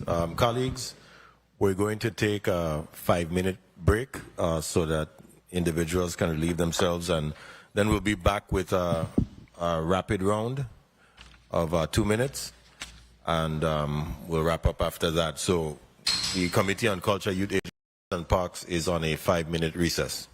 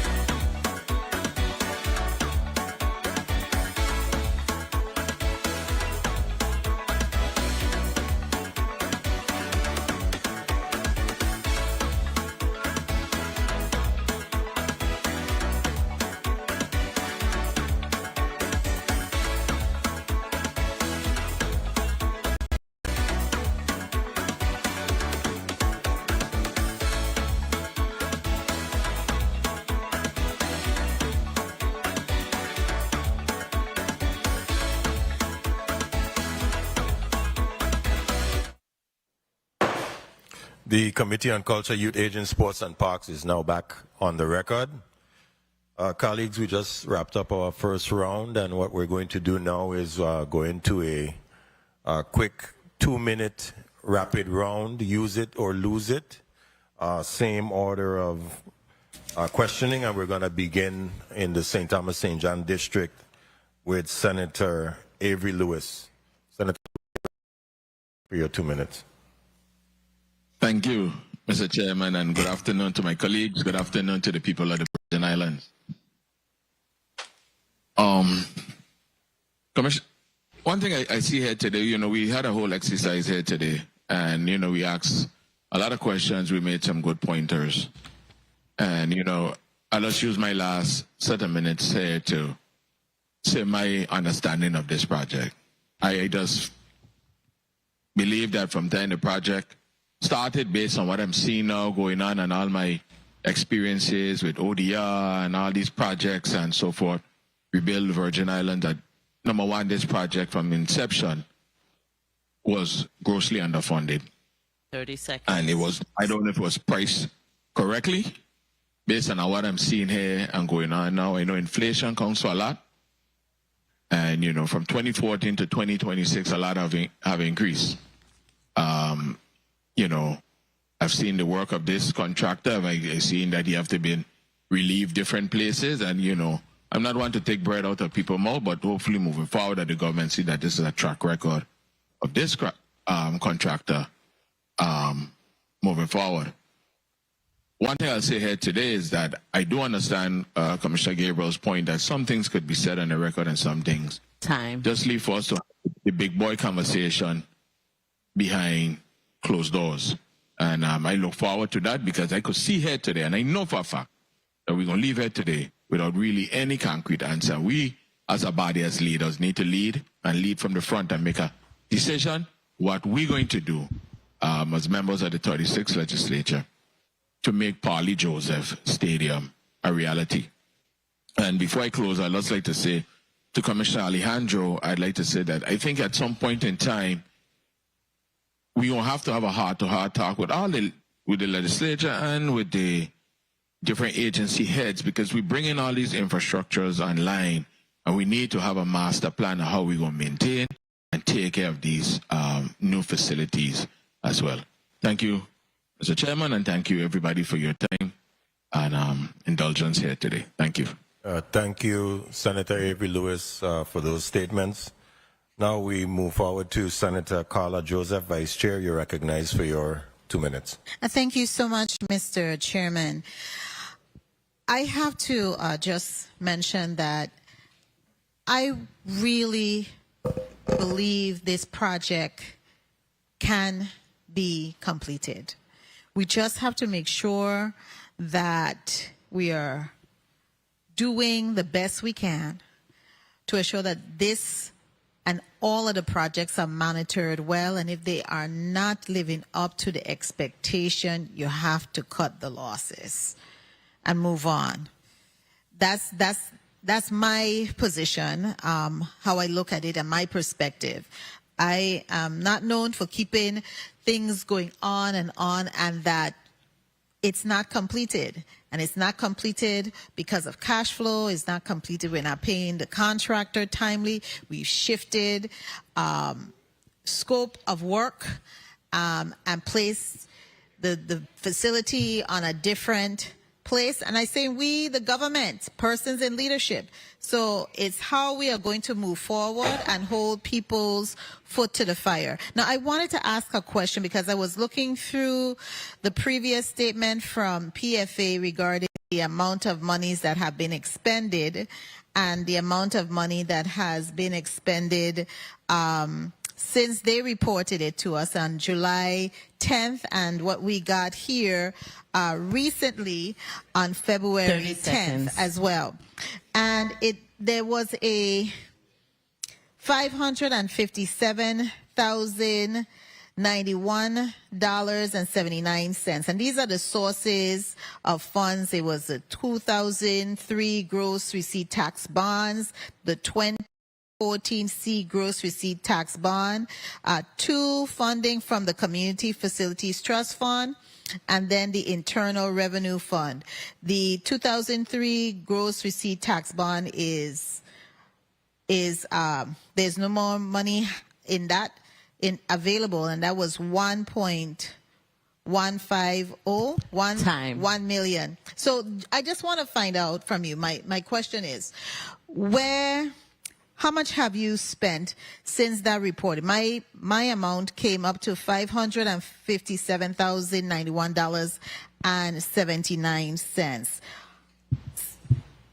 that you've expended so far, and what that went towards. Yeah, I'm sorry. I'll ask Mrs. Nicholas to respond. Tawana Nicholas, project manager for Poly Joseph Stadium. I'll have to do the math quickly for the delta from July, but I can speak to what it went towards.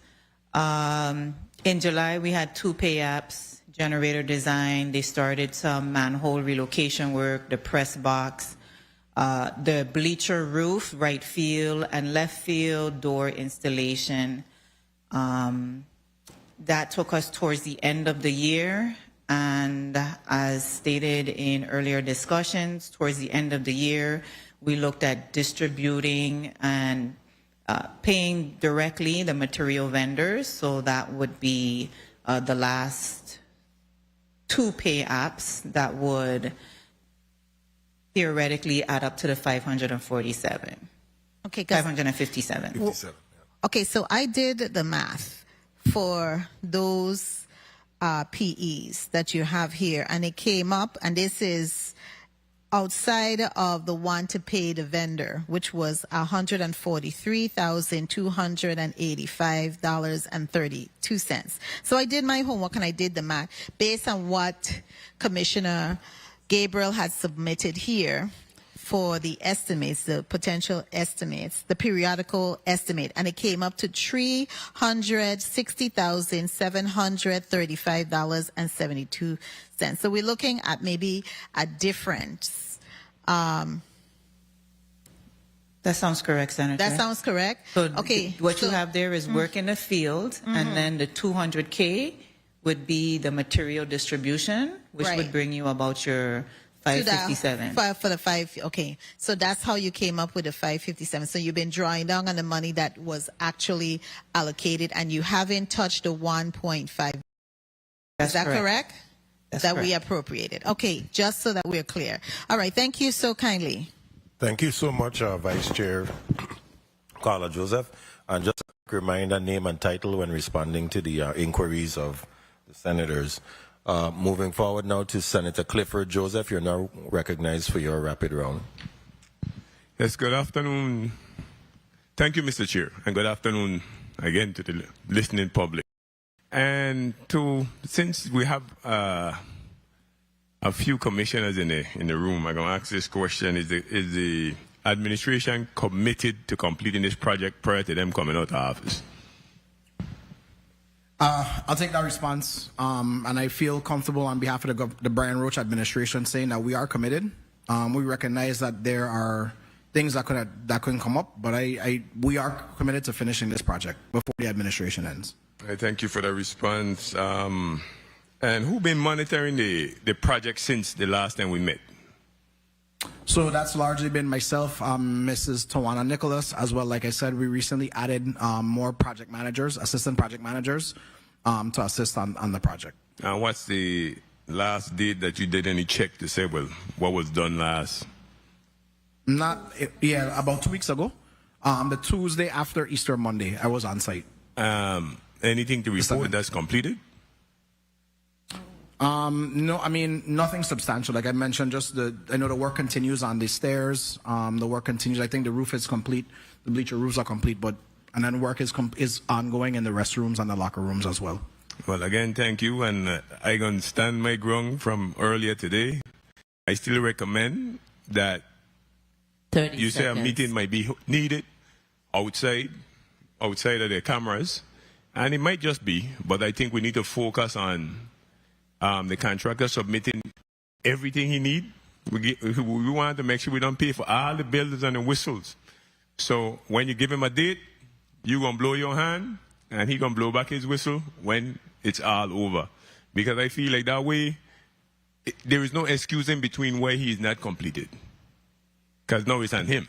Time. So that's my recommendation. So with your closed door meeting, maybe that might be one of your ways of getting this project done. Because I feel if all the materials in place, there ain't no reason why we shouldn't finish this project.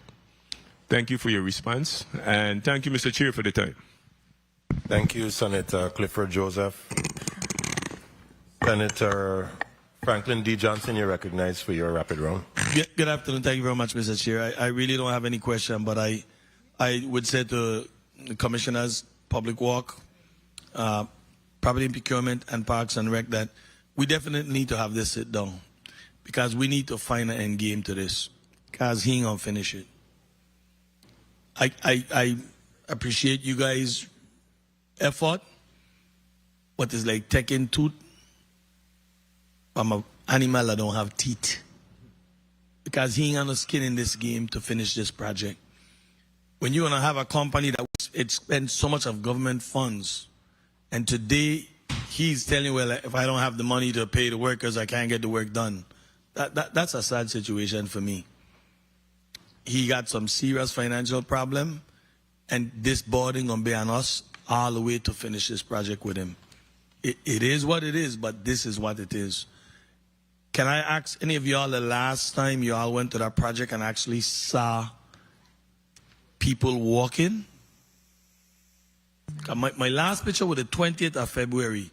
So from the 20th of February, come this way. I haven't seen nobody down there walking. Can you guys tell me any date the last time you recall going there and seeing anybody walking on a project? Yeah, excuse me, Derek Gabriel, Commissioner for the Department of Public Works.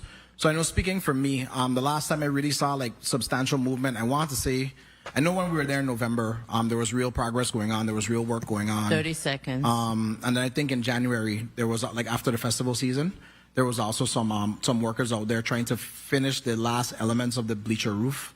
I think that's just my recollection off the top of my head. I think we're on the same page when they was doing the crane and doing the walk.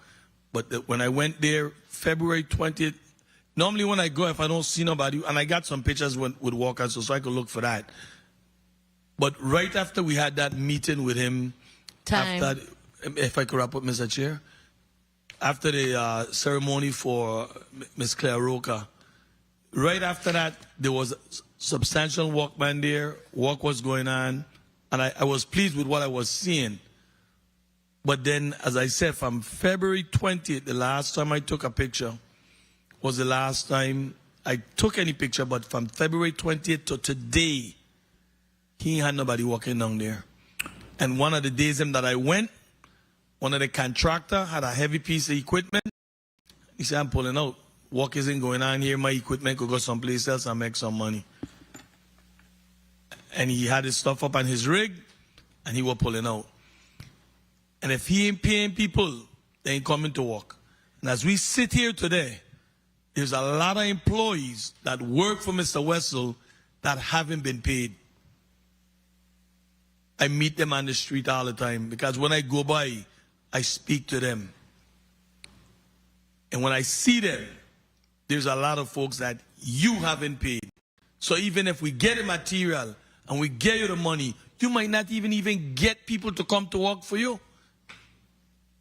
Because it's bad, you're not paying.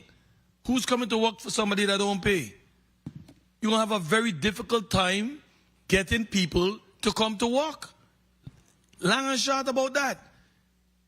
If I were working for you and you owe me, I'm not coming back to work until you pay me. So I don't know who you're going to find to complete this project right now. But we're in a very sad situation, and your track record, ridiculous. 2 other projects had to be taken for you because you couldn't complete them. That. If I were you, I'd be embarrassed to come out here preaching about money, they gotta pay me. I would be embarrassed.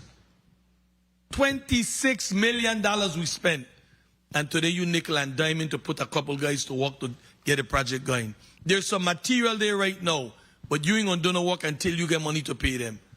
It's shameful. You know, so as I said to the commissioners and all three of you guys, and we need to have this sit down, because we need to really sit down, and I respect you that there's certain things we can't say here. I respect that. But we need to have an end game for this year, because this project ain't gonna finish underneath him. That's what I said, and he'll have to make me a believer. His words right now means nothing to me, because you're proving that it's nothing. You don't stand on your ground and your words. And that's all a man should be standing on right now. You don't have that no more with me. With me, your words don't mean nothing. Only action, and you got to prove that. Thank you very much, Mr. Chair. Thank you, Senator Johnson. Senator Novell E. Francis Jr., you're recognized for your rapid round. Thank you very much, Mr. Chair. Commissioner Gabriel, in respect to the Terrence Martin softball field, as well as the village retrofit, where are we with that on this project? So, I'm sorry, Derek Gabriel, Commissioner, Department of Public Works. So I think the only thing that's been done on the Terrence Martin field, if I'm not mistaken, is just initial site work and grading and the lights. So those are the major items that have been done there. If I'm not mistaken, on the village, I think, yeah, the village isn't part of the current scope anymore. I think that was removed from it, if I'm not mistaken. But there was supposed to be some accommodation, at least for the ancillary hookups, and that was necessary for. That's also removed from the job. I was just going to say, you are correct. So those have been pretty much done. Those are like, if you recall, when we were doing some of the visits, those are like the boxes that you see. It's just to be for the finishings to go in to finish that. But those accommodations are still there. Okay. And in respect to the timeline that have been established, the Terrence Martin field is part of that timeline as well, or not? Yeah, I was just going to say it is a major item in his current schedule. But again, and I just want to say, and like I said since the last time, my focus is really on the Poly Joseph proper, because that's where most of the work right now is going on. I'll tell you that, you know, I think that is very important that we all come together to be able to resolve these issues, you know, government, legislative, as well as the contractor in this project, because, you know, I can't continue to imagine the amount of talent that have been delayed and denied, relocated as a result of not having this field available to them. You know, so I think it's critical that we're able to do this. We have expended a tremendous amount of money here that could have very well gone into a hospital or other areas, but nonetheless, sports is equally important. You know, so we have to be able to do our part. Again, I just wanted to hear from Mr. Wessel in terms of his level of commitment, you know, barring the money concern in seeing this project through to the end. John Wessel, Managing Member, GEC Senator. I'm 100% committed to finishing this project with the current team, with the changes that have been made in the contract and the commitment to processing the payments. I think we'll have a successful outcome. Thank you very much. I continue to keep my fingers crossed, and I look forward to any you know, continued dialogue so that we can make sure that we're able to deliver this project to the people of St. Croix and Project Study area specifically. Thank you very much. Thank you, Senator Novell E. Francis Jr. Senator Marvin A. Blyden, you're recognized. Thank you, Mr. Chair. In respect to my 2 minutes, let me go down this route in terms of Commissioner Roberts, Alejandro, and Gabriel. Based on the conversation and the space we are in, and as you said, Commissioner Gabriel, this was the first for you guys in terms of design build. So I'm going to ask, what were the lessons learned? And basically what, how are we going to move, how are we going to deal with it moving forward in terms of any other type of contract like this unique, so-called unique one? I'm going to start with, let me start with you, Commissioner Gabriel, and go to Alejandro and then Roberts. Sure, and I mean, I think some of this will even be touching on Commissioner Alejandro, but I think the best thing we've implemented those lessons, right, is recognizing what you don't know up front. And so when you're negotiating with people that have high-powered attorneys, you have to hire your own, and which is why our current contracts, particularly in the Super PMO, as we're pursuing progressive design build, have several off-ramps to give the government of the Virgin Islands and the contractor. If we see things aren't working out, we could terminate. I think the other thing is really, and I said it, man, it's the external factors on any project like this are really, really, really, it causes delays in ways that, you know, unquestionably will have a financial impact. I think just that, and like I said, that political influence on changing the design midstream really was a real problem. Very well. Alejandro? Alejandro, Property and Procurement. Senator, great question. As a matter of fact, we discussed earlier that the design bill was new at the time, and this was perhaps the first of its kind. Coming into this administration, recognizing the need now for the design bill, we actually proposed legislation which was passed. That legislation also came with a list of tasks as well as policies that we've established to include the ramping up our professional services contracts, how we design those contracts, and as well as how these type of contracts payments are made. So I believe that moving forward, we have done a great job on doing that in partnership and as well with ODR. Very well. Vincent Roberts, Commissioner, Department of Sports, Park and Recreation. For me, and from the department standpoint, I don't think the design itself was a bad design. I think everything that's supposed to be in the design, everything the government asks for is in the design so that we could have a state-of-the-art facility. One of the biggest issues is the cost of material, the cost of supplies, and how long the project takes to get to this point. Us, I think, and I can't really speak because I haven't been here from the beginning, but for us to be at the table from the beginning as far as what is needed in the facility is where we at.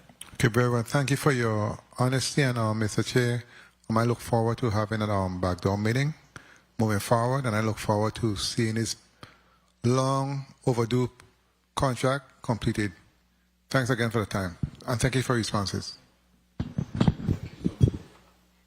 Thank you so much, Senator Blyden. Senator Alma Francis Heilager, you're recognized for your rapid round. Thank you so much. My last set of questions, I want to speak a little bit to the sports parks and rec a little bit.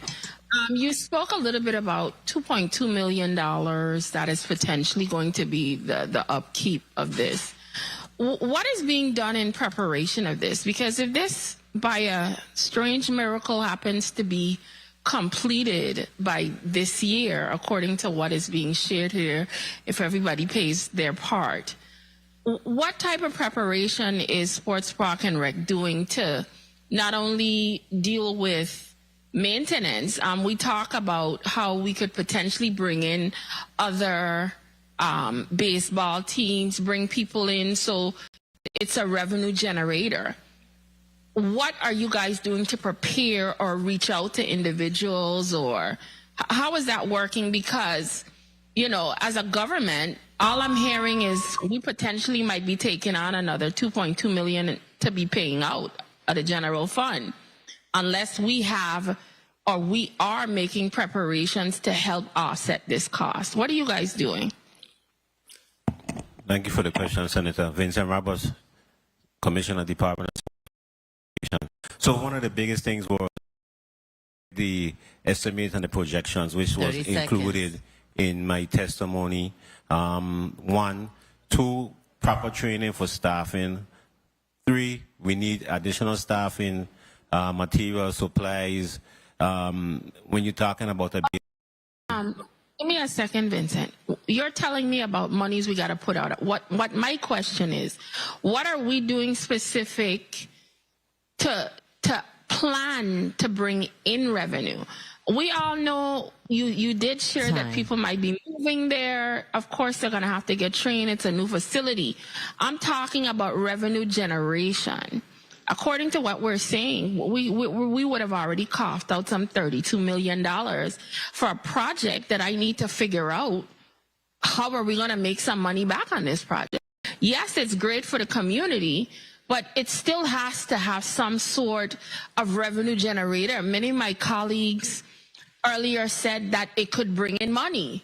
And if it's under your agency, isn't there some plan or a layout of ideas as to how revenues could be made from the Polly Joseph Stadium, and what potential execution are you working towards to make these things a reality? I understand the training and all of that, but we have to make back some kind of money for this. So like I stated in my testimony as well, Senator, there's sports tourism, there's cultural events, there's concerts, just to name a few. I understand. I don't think I'm... One at a time, please let the Senator... Did my time get called? Yes, but please proceed. Proceed. Okay, I appreciate it. Listen, I know that there's sports tourism. I know there's events, there's carnival.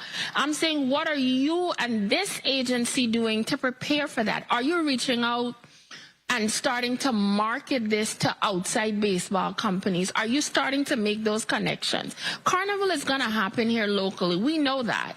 But is that part starting to be done? Because we're hearing a potential September date. Even if it's a year from now, somebody with a $32 million project that our goal is to potentially make revenues as part of the offset, or even we have to start a plan. And I'm trying to figure out where's the execution in that.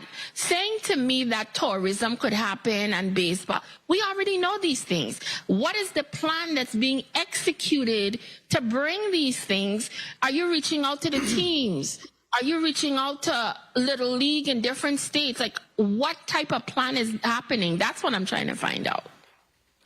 So we have reached out to different organizations. We have made contact with different organizations, Senator.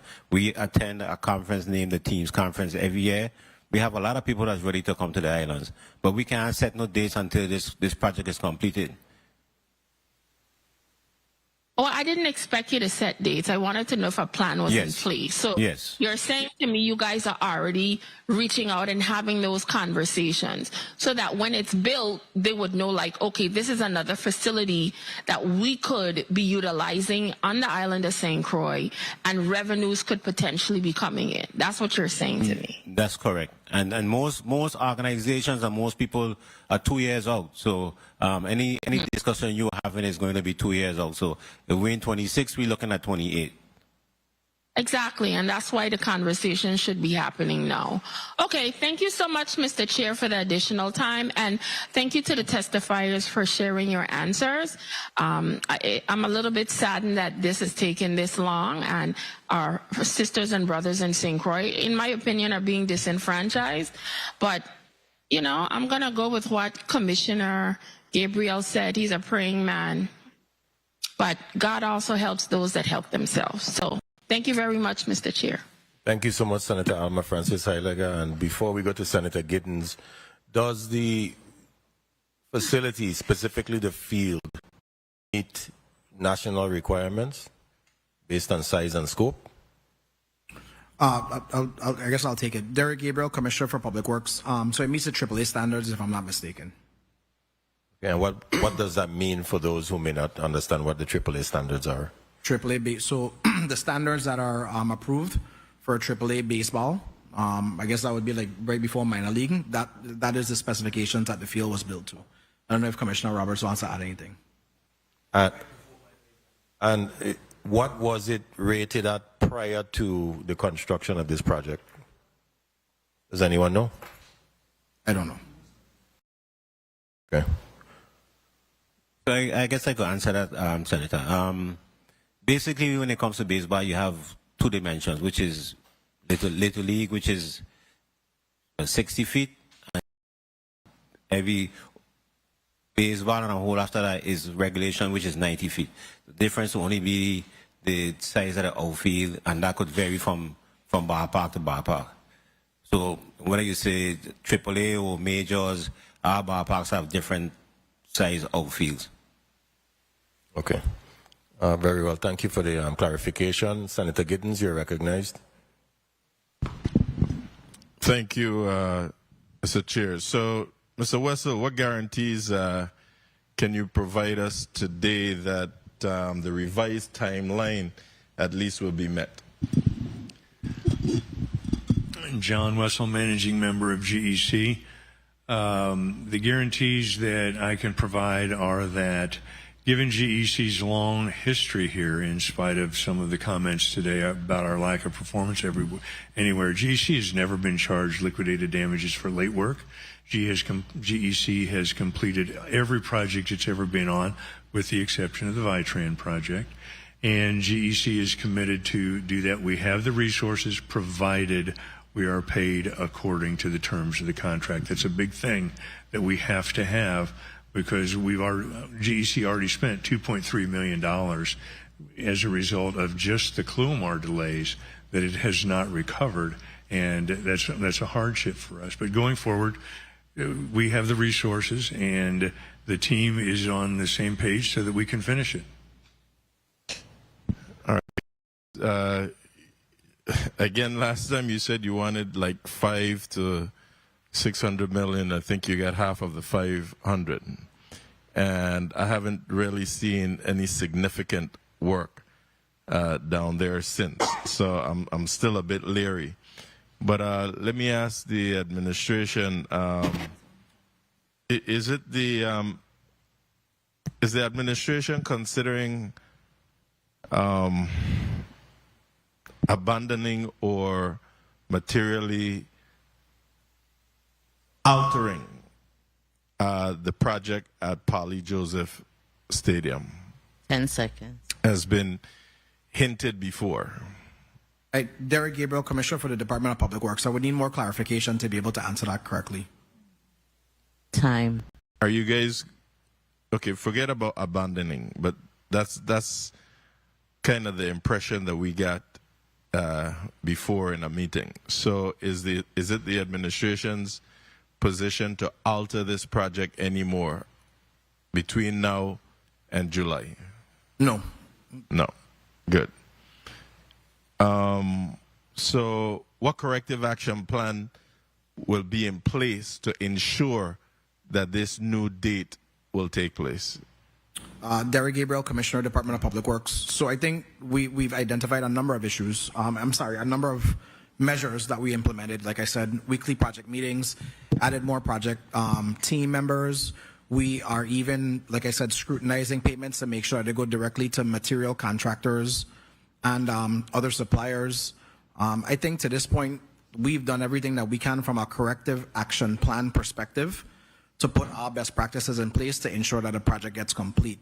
No, it's just a matter of performance, I would say. Great. So who's going to be accountable for execution then? So it'll be me, as long as I am the Commissioner of the Department of Public Works, as well as the contractor, Mr. John Wessel, as long as he is on the project. Okay. And what are the firm non-negotiable dates for 1, substantial completion, 2, final inspection, and 3rd, where we can see a public opening of the facility?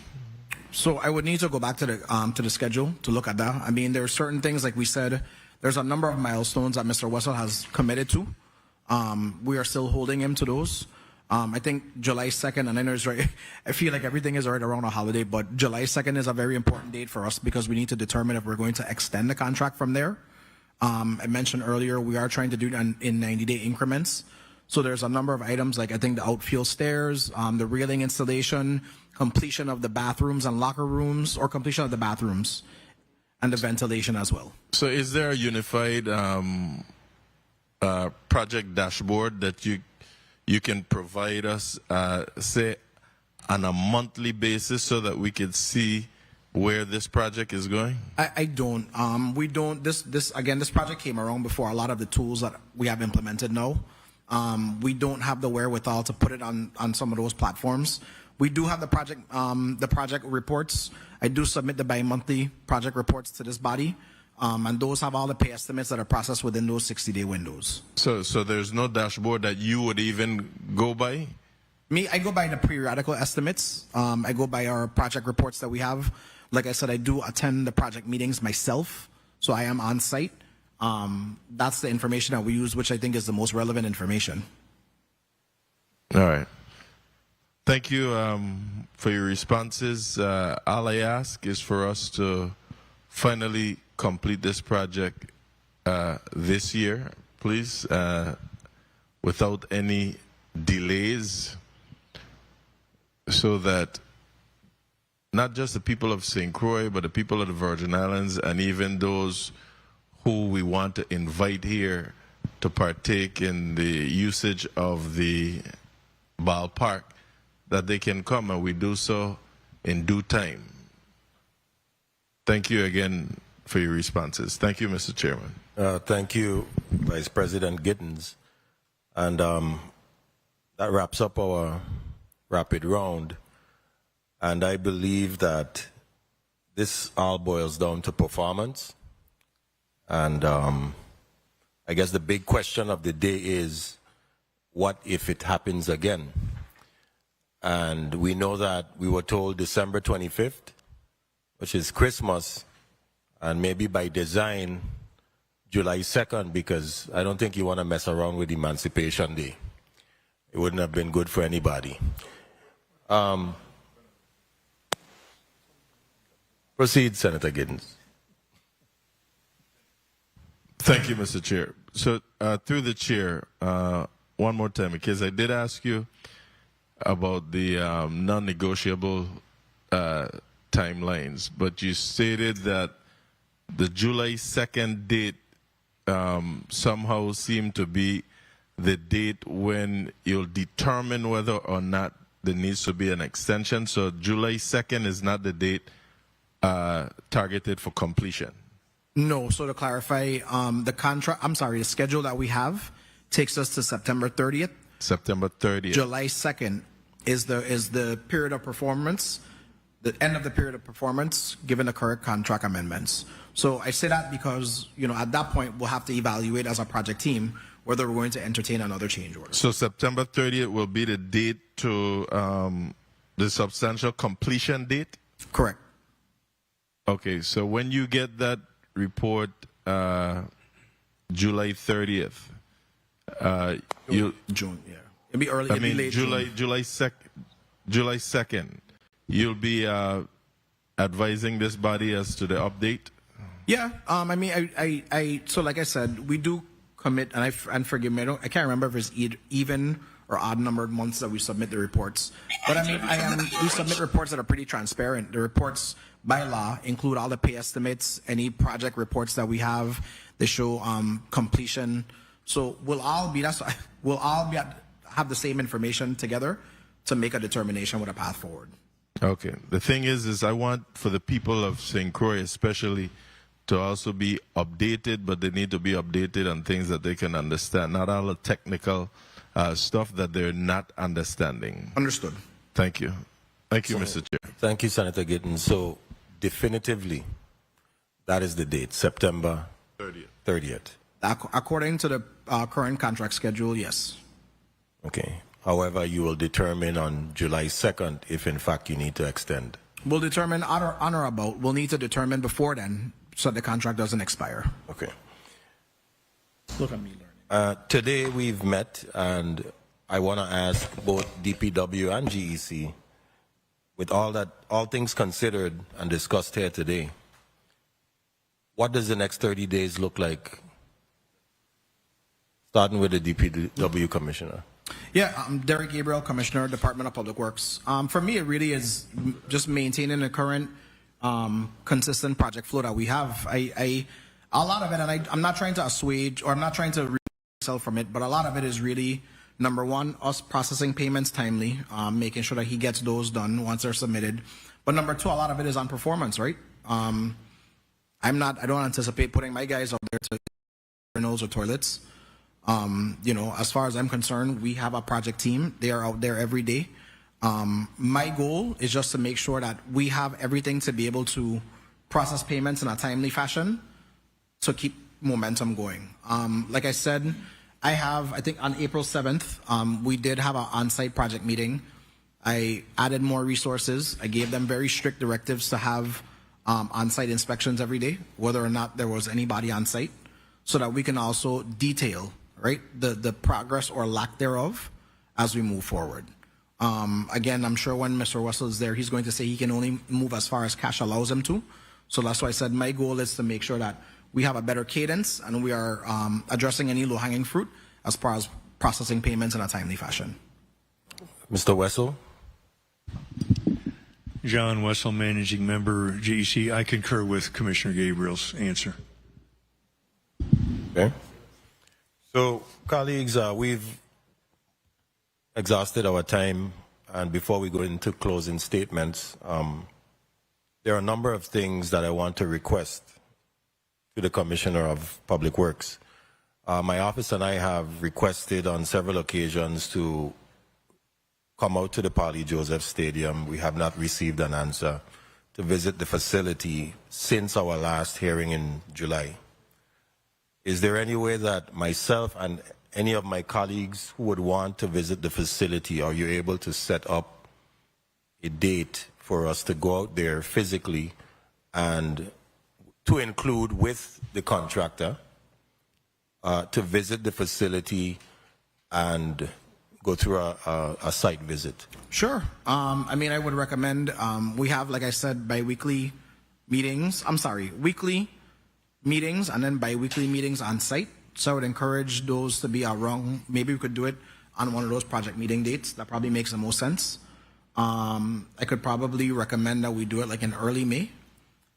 Just given all the moving parts, I don't think today was actually supposed to be tomorrow is supposed to be a project meeting. I'm pretty sure we'll just do that one over the phone, and then next week I know we start to get into the festivities in the other district. So I would recommend we do something in May, but we can schedule it before the end of the week. I would only ask, and I caution, because that's why I said I would really prefer it to be as tight as possible for a number of reasons. It is an active construction site. He is going to have to stop most of the construction activity while we're there. But, you know, I don't, the whole camera and horse and pony show, I really don't advise it. If we're going to have it, let's go out there, let's do the walkthrough, and let's discuss a path forward. We will stay in communication. There's also an interest by my colleagues here today to be a part of what is considered to be your planning meeting. Maybe not every planning meeting, but in those closed door meetings, as you stated on the record, I believe that my colleagues would like to be involved in at least one or some of those meetings so that we can get a better scope of what needs to be done at this particular juncture. Okay. So I would make a recommendation to you. And I know several of you, whenever you propose legislation, you send it, we have a chance to review it. Usually we meet in person to go through any changes that we recommend. I would recommend a similar approach to this. We could go on site. You'll see the major scope items that we finished. You'll see what's remaining to be complete. And then we could really discuss a path forward around a table, right? Where we're able to say, all right, we're happy here, we're not happy here. This is what we're thinking. In order for us to figure out all of the options available for us, what are the steps that we need to take? Because like I said to you, the first one, and I don't want to skip over it, you have to get an independent cost estimate before we can move forward. And there is a cost associated with that. There is time that has to be attributed to that because we do have to get a third-party A&E firm to come and to make that assessment. And whomever that firm is will also likely have to sit with the contractor and be a part of certain project meetings to be able to give us a valid construction estimate that they can stand on. Point of information, Senator Francis Jr. Thank you very much, Mr. Chair. Commissioner Gabriel, you made reference earlier in respect to the $1.5 million appropriation by this body. Is there a suggestion or recommendation in respect to an amendment to be able to allow for that funding to be accessible or be better utilized at this time to help to move this project along? I resolve my answer at this time. I'm sorry?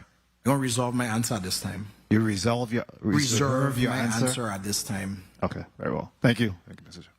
Thank you, Senator Francis Jr. And I was allude to that at one given point during today's deliberations, because we know that 6.1 is available, and from what I was told by the contractor, he is seemingly saying that he can finalize the project if those funds are available to him, not to be confused with any new money, because he said can. He said he can, and maybe this would be an opportune time for you to, Mr. Wessel, to relay to everyone here one more time, if in fact the 6.1 that is available and has been available, but due to certain constraints, as you put it, can you finish this project with the timeline that is before us? Not to be confused with any new infusion of funds. John Wessel, Managing Member, GEC. I repeat my earlier answer. Yes, I am confident that we can do that. The money is available to the Department of Public Works to pay me as long as they pay GEC according to the terms of the contract. Then it's no problem. So how can we be assured that what you're saying is actually accurate? Tell me, how can you assure me right now? I mean, not just me, but the members of this committee and all the senators, how can you assure us that that is in fact, what terms?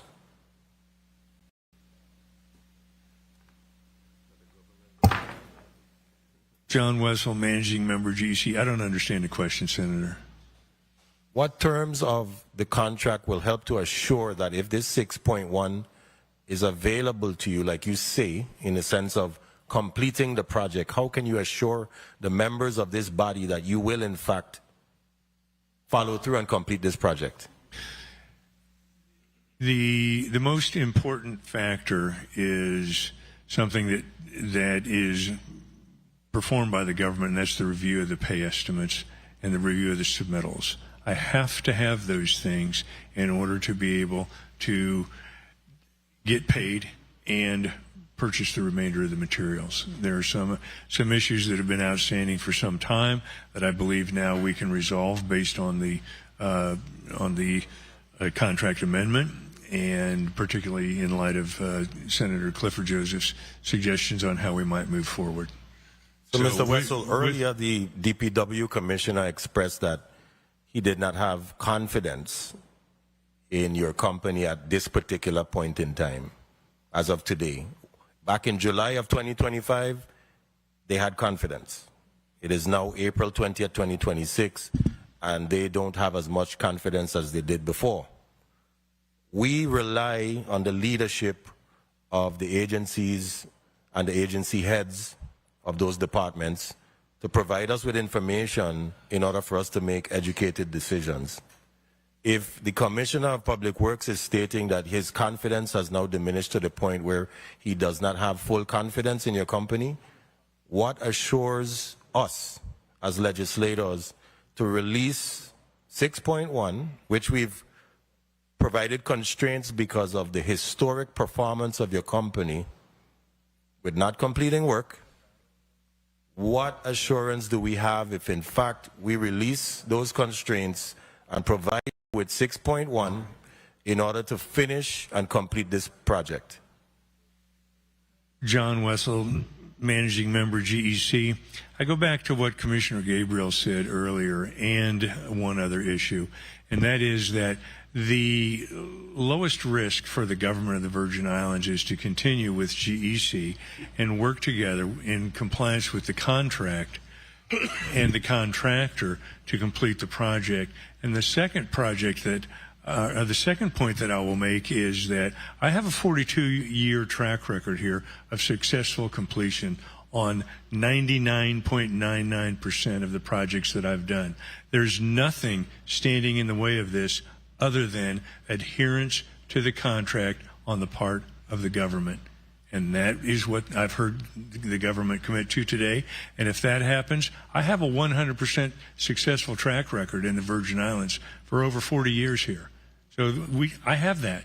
You can't take that away from me. When you drive to Frederickstead Highway, you drive on a highway that my company built. When you turn your water faucet on, it goes through pipes that my company installed. These lights are on because of underground electrical conduits and wires that my company put in the ground, all under my supervision. I have an excellent success rate when the owner pays according to the contract, and they have committed to doing that today. Point of information, Senator Johnson. Years ago, I used to run 10 miles. To that, I walk 3 miles. So don't tell me what you did before. I could only look at you right now and talk about the project at Public Walk, which they had to take from you. Look at the project in St. Thomas, in Dunu, that they had to take from you. So don't tell me what you did in the past. It's what you've been doing presently. And that's what we're seeing. Again, I used to run 10 miles. I'd only walk 3 now. So what can I say? Look back 10 years ago, I used to run 10 miles. I can't run 10 miles now. I could only walk 3. So don't tell me about the past. We're dealing with the present right now of what we're seeing, which is factual. You couldn't finish the project for the federal government. They take that from you. You couldn't finish Dunu project. That's what we're seeing. Aren't those the most recent projects that you had? Are they not? John Wessel, Managing Member, GEC. No, they're not the only recent projects that I've done. Several references have been made to the DUNO project. That was away from me because of anything I did or didn't do. That was taken away from me at the convenience of the owner, and that is recorded in the contract record. So do not refer to the DUNO project as somewhere that I failed. Let's take the DUNO project out. In the last 5 years, what project you complete? Senator, I'd have to look at that. I don't recall off the top of my head. Let's be real. You're telling me how magnificent your record is, and you can't tell me projects in the last 5 years. Don't play this game with me, because I'm going to put you to the... Okay. You can't even name a project in the last 5 years you complete. Let's take the Megan's Junctions Apartments, which is the tallest building in the history of the Virgin Islands. That's there. I did that. I completed that on time during the pandemic. We completed it, and when I gave the owner the certificate of occupancy at the end, he said, I can't believe that you completed this during the pandemic. So that's just one. That's your last one, right? I don't recall. Thank you, Senator Johnson. Proceed. I just got a text from a contractor. He said, GC owe me $161,000 of credit cards, debts that he have not finished paying. I mean, people listening. People are listening. So, and that's why I said to the government, you know, when we put this money out there, you have a lot of debts out there to pay. So how are we going to get this project finished? Because the folks that may coming back to work, they're not. And if we stay here, more tax going to come. Senator, let me answer that question. You just got a text that said $160,000 if something wasn't paid. I have no idea what that is, but I do know that I spent $2.3 million in delay costs and that I didn't get any more than $675,000. So if you would just pay me the money that the contract says I'm due, that can be wiped out instantly. So, this isn't on me. This is on the process that has resulted in me not getting paid. You're strapped for cash, I know that. Mr. Wessel, what I also understand is that your company is being sued with 2 separate court cases. Is that accurate? John Wessel, Managing Member, GEC. My company has some lawsuits, yeah. And is that part of the issue that you have with liquidity or being able to finish this project? No, Senator, it's not. So why is it that you're so dependent on the funds from the government? Is your company not in a position to provide its employees with payment and purchasing of goods and materials, etc.? Why is it that you're in a standstill here, waiting or more money and more money and more money? Senator, I've already pointed out many times that I spent $2.3 million. That's a lot of money for a small company like GEC to put into this project and not be reimbursed for. I don't know any other way to say it. That's what happened. And in addition to that, if you look at my Exhibit 6, there are thousands of days of excusable and compensable delay for which I have not been compensated for, but have also spent money. So I've put millions of dollars of GEC money into this project, and I've reached the limit of what GEC is capable of, Senator. However, given the plans that we've discussed here today, going forward, I will be able to run my 10 miles instead of walk 3. Just as several people in this room have seen me do many times before. For example, Senator Joseph watched me at the University of the Virgin Islands on Senator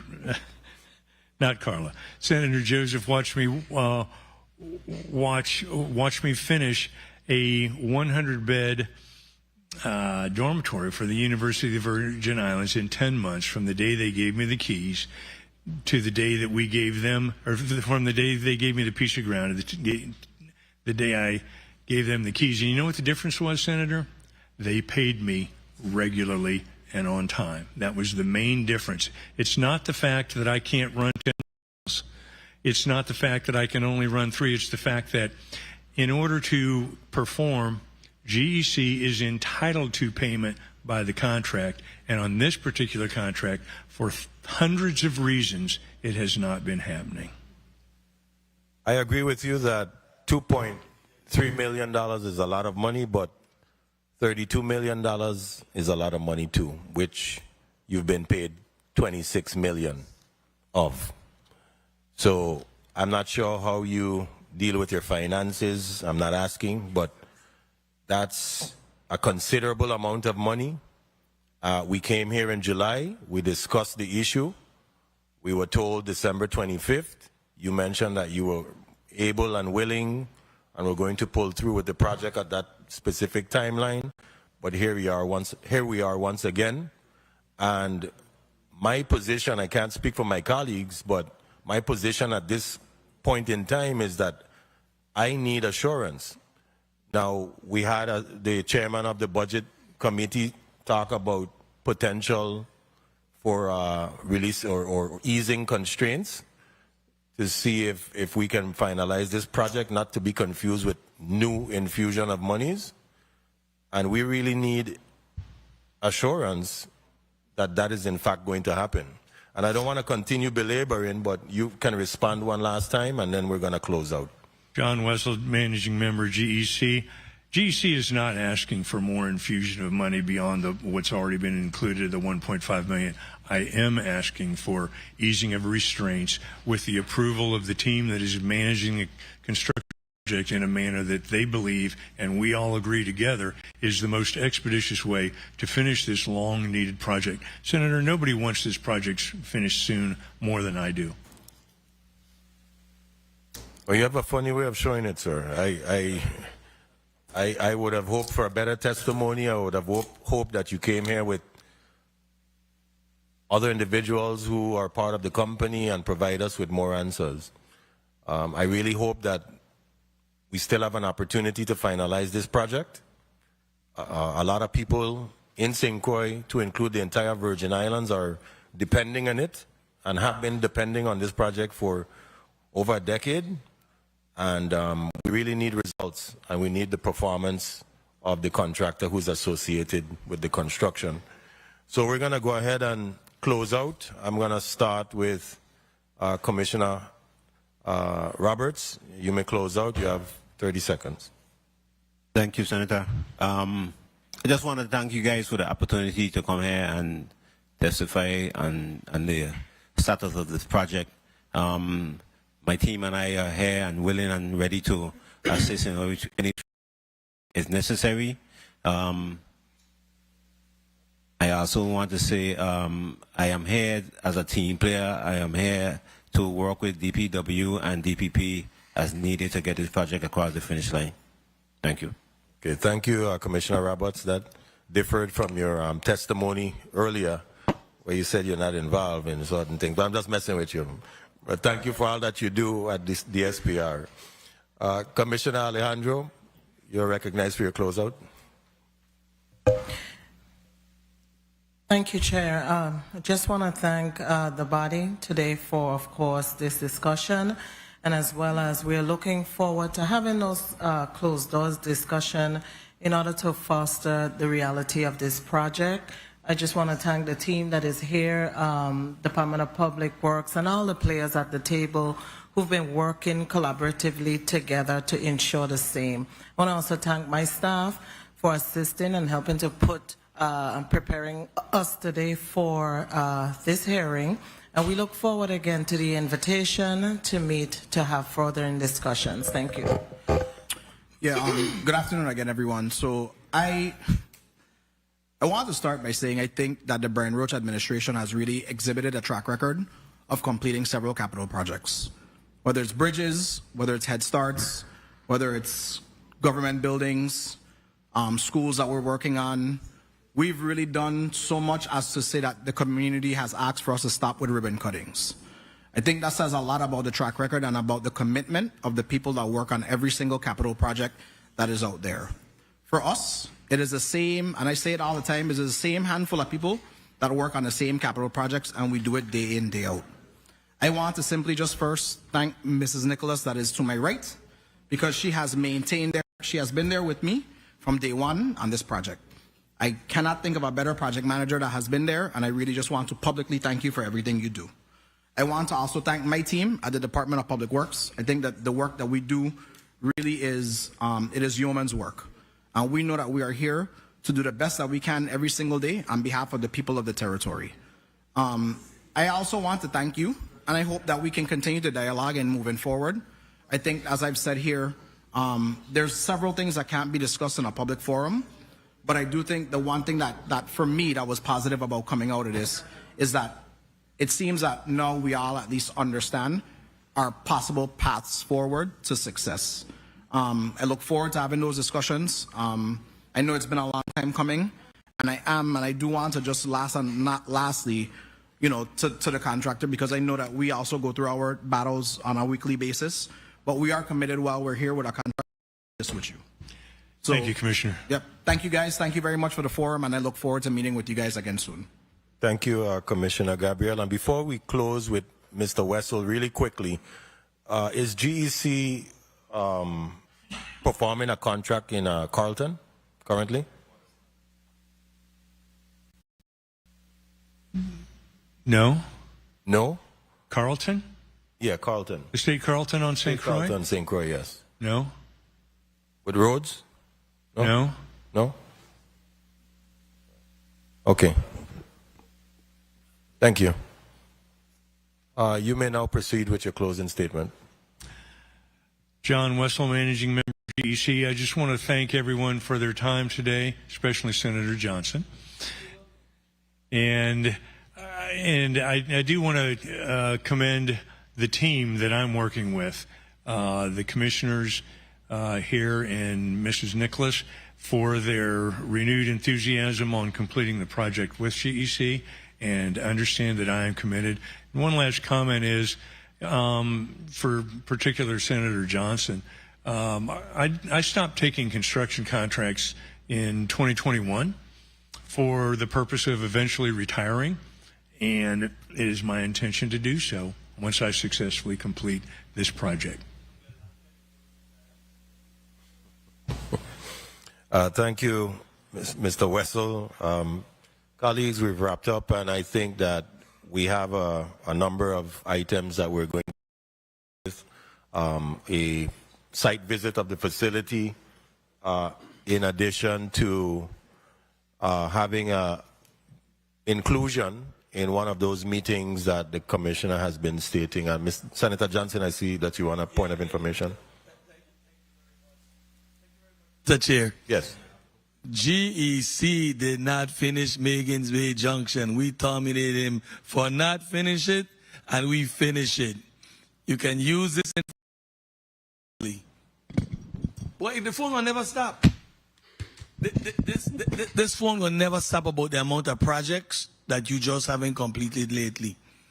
Just like me. I don't run 10 more, I walk 3. Thank you very much, Mr. Chair. Thank you, Senator Johnson. Again, just to reiterate, Commissioner, we're looking forward to that site visit, including all the senators, in addition to the inclusion in one of those meetings so that we can better understand the full dynamics of what we're looking at here so that we can find a cohesive solution to the problem before us. I would like to thank each and every one of you, all the testifiers, for attending this subpoenaed committee hearing. Hopefully it will be whenever we invite you in the future. It has been very informative and productive. We appreciate your time and effort. And of course, I want to thank you, my colleagues and non-committee members, for attending.